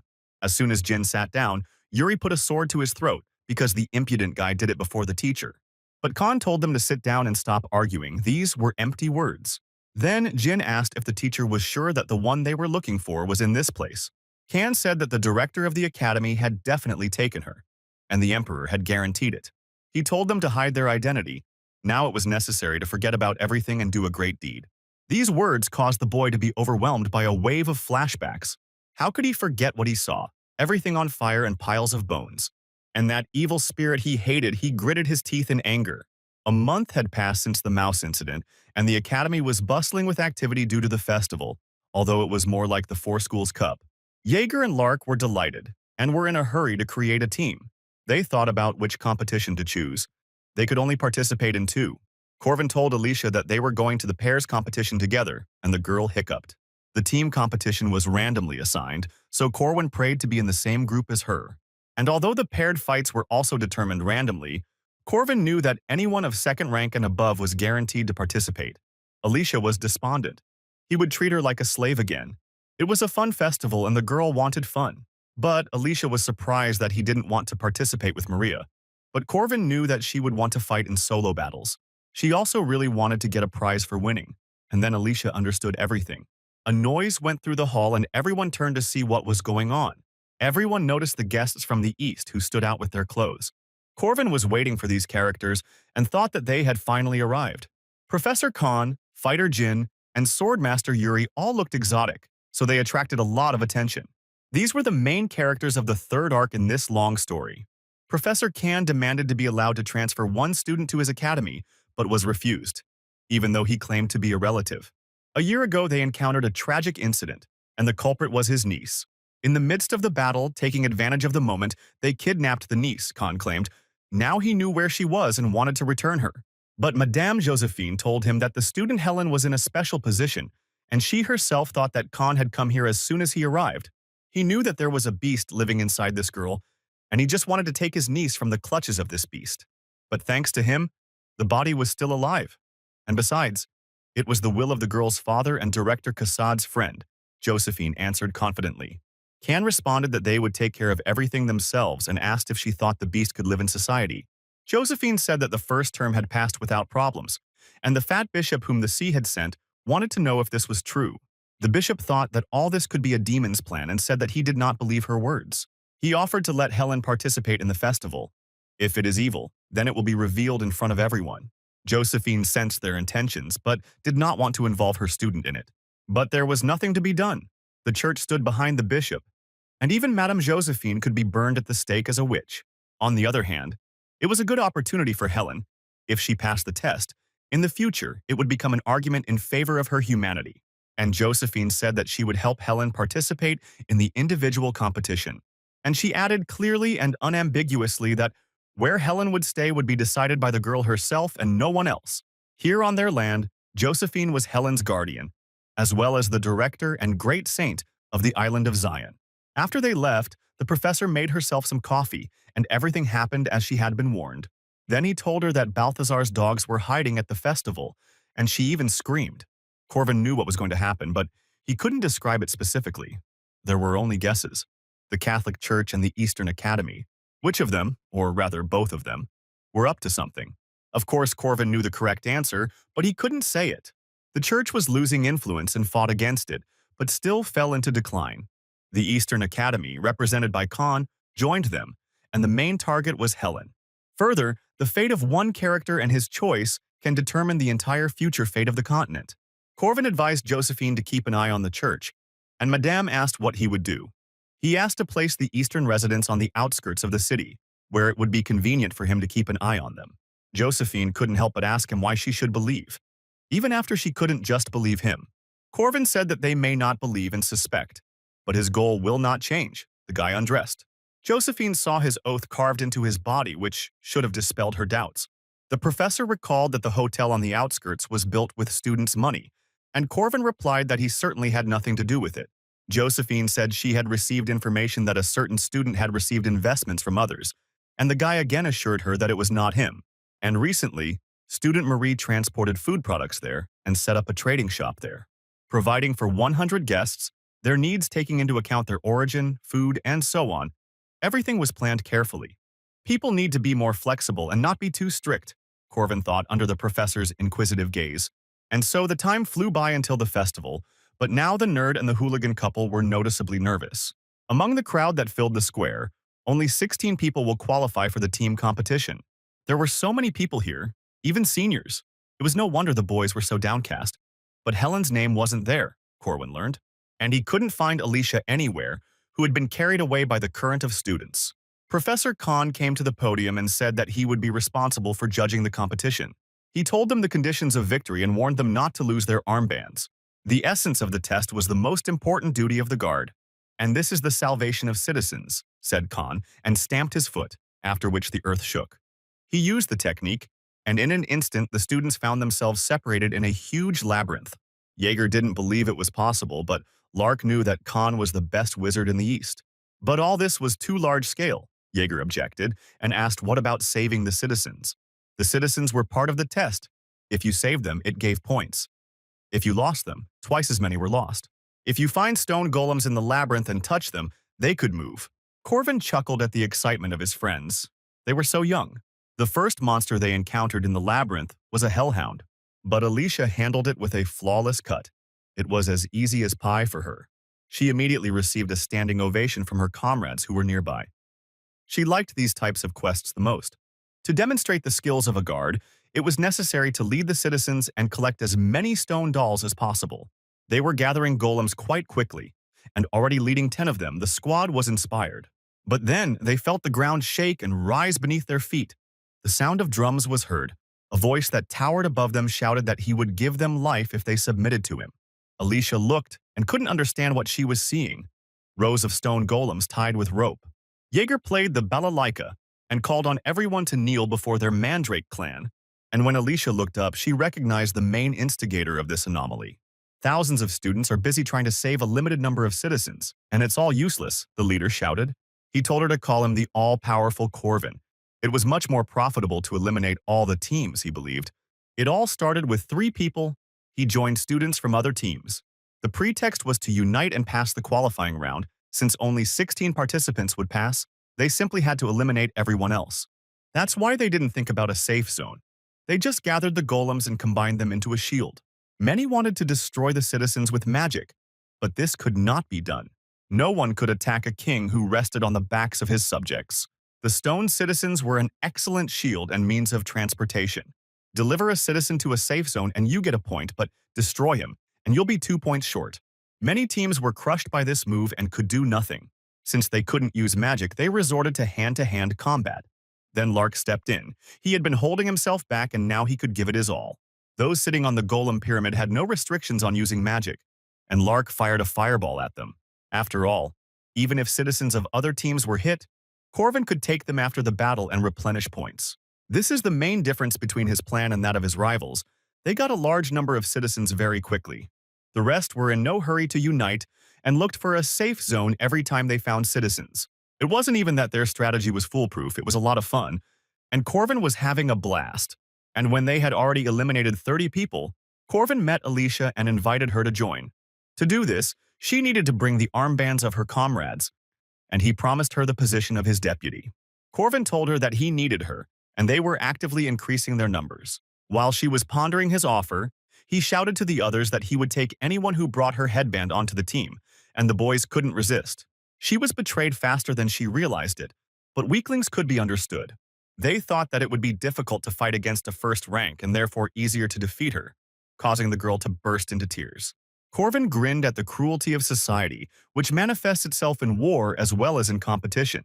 As soon as you feel vulnerable, you are like rats in a cage, devouring each other without hesitation. Alicia cast aside her hesitation, since they had done this. She didn't want to hold back either. The other participants also belatedly assembled their teams. Marie had a lot of influence and charisma for this.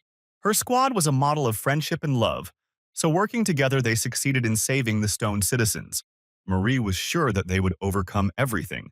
That was the case before meeting the Almighty. Isabella quickly reassured her friend.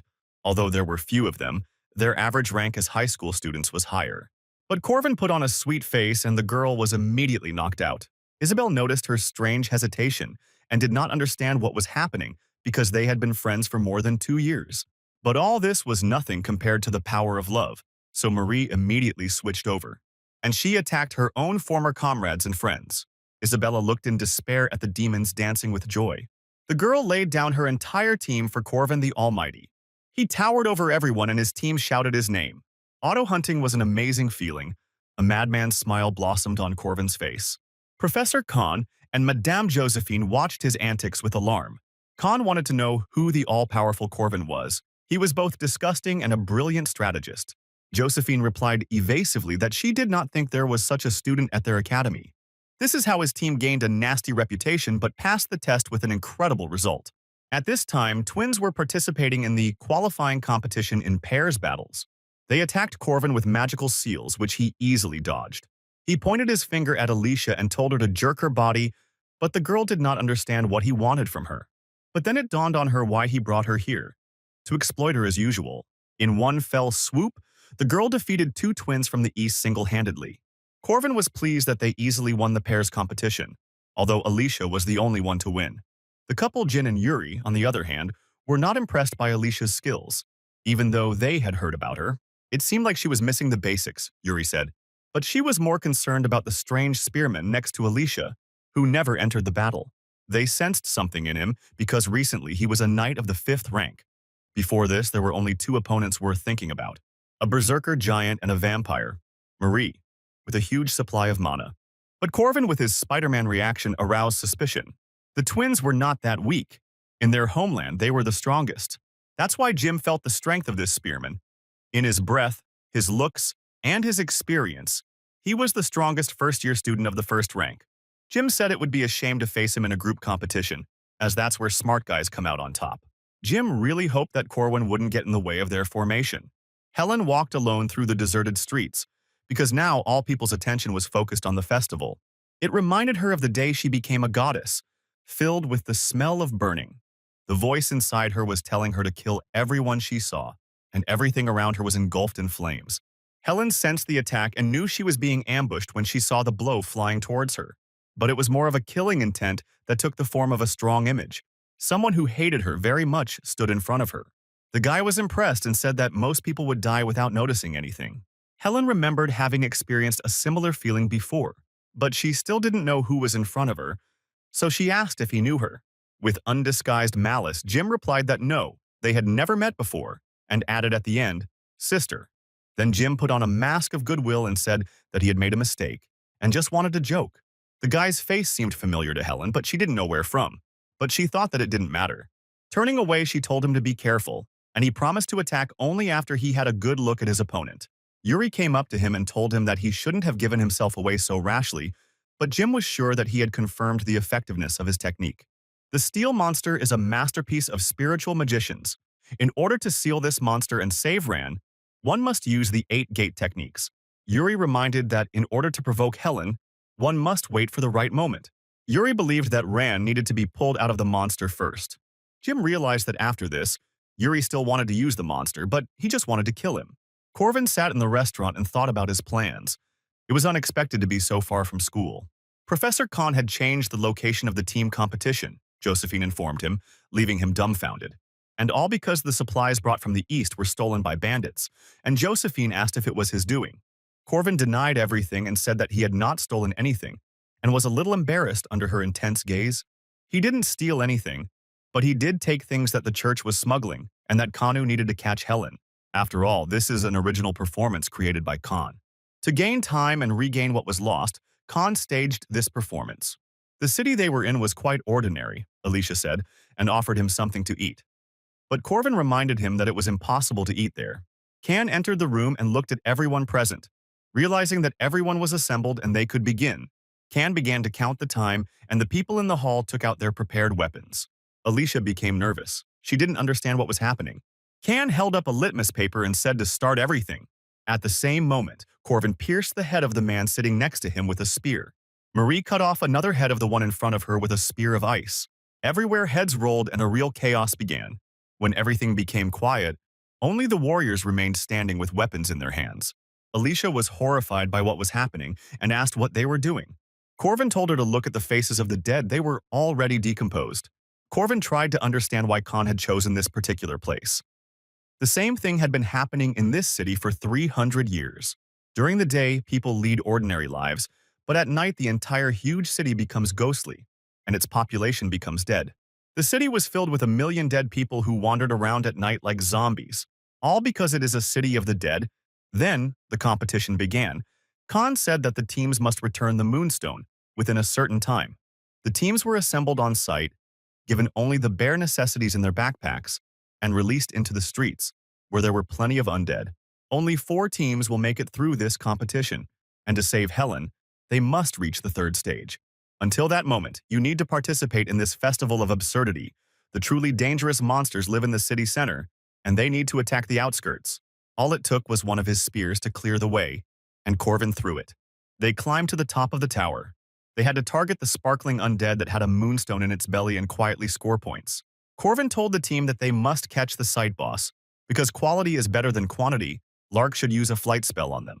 He agreed and first used the vision spell to find this boss. But before he could do this, he already noticed the boss, and quite close. Corvin immediately reacted and said that we needed to run immediately because it was the boss of the central platform. He asked Lark to cast a flight spell, but suddenly saw that he was possessed by a spirit. And the next second, Lark was already flying from the roof of the tower, screaming loudly. Lark dropped out because he was scared and in a lot of shock and was eliminated. Looking down, he saw the Titan swinging a huge sword, and in one fell swoop he cut down the tower, like a rotten tree. The tower split in half and Corvin told them to run as high as they could while they were falling. They still fell, but miraculously they weren't buried too hard, so they were able to get out. In any case, the first day ended in failure for them because Lark dropped out too quickly. As someone suddenly grabbed Jaeger and dragged him into the sky, Corvin recognized the abyssal screech. It is obvious that with such a commotion, such a monster should have appeared. The guy became despondent. And in addition, a horseman, the king of the dead, appeared before him. Corvin tensed. A titan, a ghostly screech, and now a white king. It was all suspicious. 3 bosses of this city gathered here at once and surrounded them. Alicia also thought that they were finished, and Corvin was wondering what to do. He told her to move when he saw the bosses starting to attack. Corvin would like to avoid expulsion if possible, since Helen's life is at stake. When a bright flash like the sun appeared in the sky, it hit the square and there was a huge explosion. But it was not an explosion, but simply a very strong flash of light that came from the spear. It was all a distraction. Corvin saw someone rush past him out of the corner of his eye. Alicia asked if he was okay, because Jaeger had also disappeared somewhere. Corvin told her that first they needed to get away from here. They ran until they were exhausted, and a cloaked figure appeared in front of them and saved them. Corvin thanked her for her help and wanted to know about her spear. But she wanted to ask how he mastered her technitions, she said, removing her hood. Now Corvin understood why the voice had seemed familiar to him, and her quiet footwork. Blue eyes, clear as springs, she immediately understood that he was her student from the distant future, and smiled.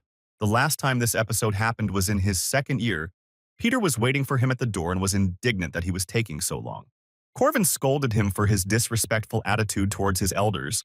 Corvin wanted to know why he had called him here, and Peter knocked on the door of the director's office. Last time, Corvin told Peter that he wanted to become stronger, and he introduced him to the teacher who would help with this. Aaron told him to come in quickly and smiled dazzlingly. It was a bond that was formed through player privileges, and it was their first meeting. After some time, the city became quiet, and zombies roamed the city as before. Aaron took them into the building and said that it was safe. The undead couldn't get in. Alicia thanked her and offered her some chocolate. Aaron declined, but accepted the thanks. She said that you can't eat food from different time periods here. It was a place where events from 300 years ago were repeated, and strange confusion and time paradoxes arose. Corvin had not checked all these feedbacks of the world and was surprised by Alicia's appetite. Corvin asked Aaron why she was there, and she wondered why he didn't call her teacher. Alicia realized that Aaron's teacher was also from the distant past, because she was in this city at that time. It was a contentious moment. In this town, everything was frozen in Groundhog Day. The loop was constantly repeating itself, but not for Aaron. Corvin was surprised that the woman retained her sanity. Aaron stood up and said that she had become friends with the Reaper. This city was a loneliness that gave birth to the undead, and it prevented the birth of the immortal king. He was supposed to appear in the city center soon. She stunned them. Hearing this, Corvin suggested going there immediately, but Aaron said that it was her task. Then Corvin replied that she would definitely need helpers, and Aaron thought about it. His reaction amused her. The guy could be called smart. But the truth is that she had no choice but to refuse from the very beginning, because this is the main quest in this city. Corvin also did not refuse the task because to complete it you need to kill 3 bosses, and together with Aaron it will be as easy as pie. They used the same techniques and were able to work quickly and harmoniously. Covering each other's blind spots, the spearmen conducted a circular defense. Corvin blocked the Titan's massive sword with his spear, and Aaron was able to stab him in the chest while he was unarmed. The final blow was dealt by Alicia, who simply cut off the boss's head. The Titan's headless body fell shaking the ground. They did a great job working together. Corvin extracted the moonstone from the Titan. With only one man, the hunt became better. Of course it was Aaron who praised them for doing a good job. In this city, everything was the other way around. You had to work at night and sleep during the day because it was much safer then. Alicia immediately fell asleep. After all the experiences, the sensitive girl was exhausted. Aaron told him that he could go to bed too, like children should. She saw him as a child.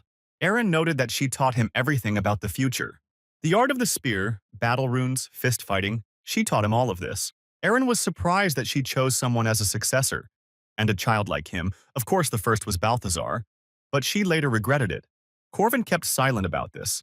There was no point in adding hardship to someone whose life was already lost in time.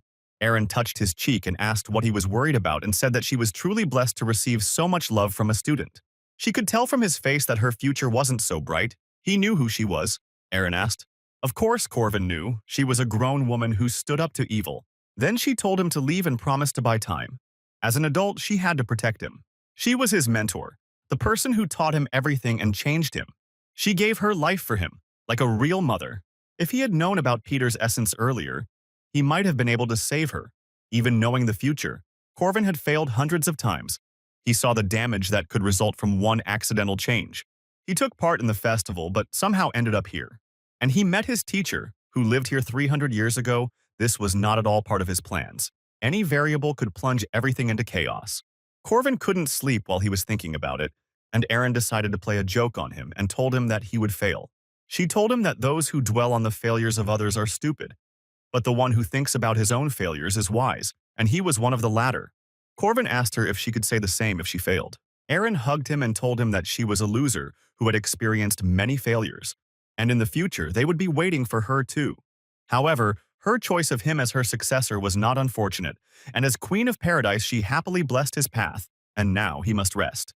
Corvin still doubted, thinking about it and feeling the warmth of his mentor. But now his main goal was to save Helen from trouble. Meanwhile, individual fights were taking place in the arena. Many of the students desperately tried to simply move Helen, who stood like a stone statue under their blows.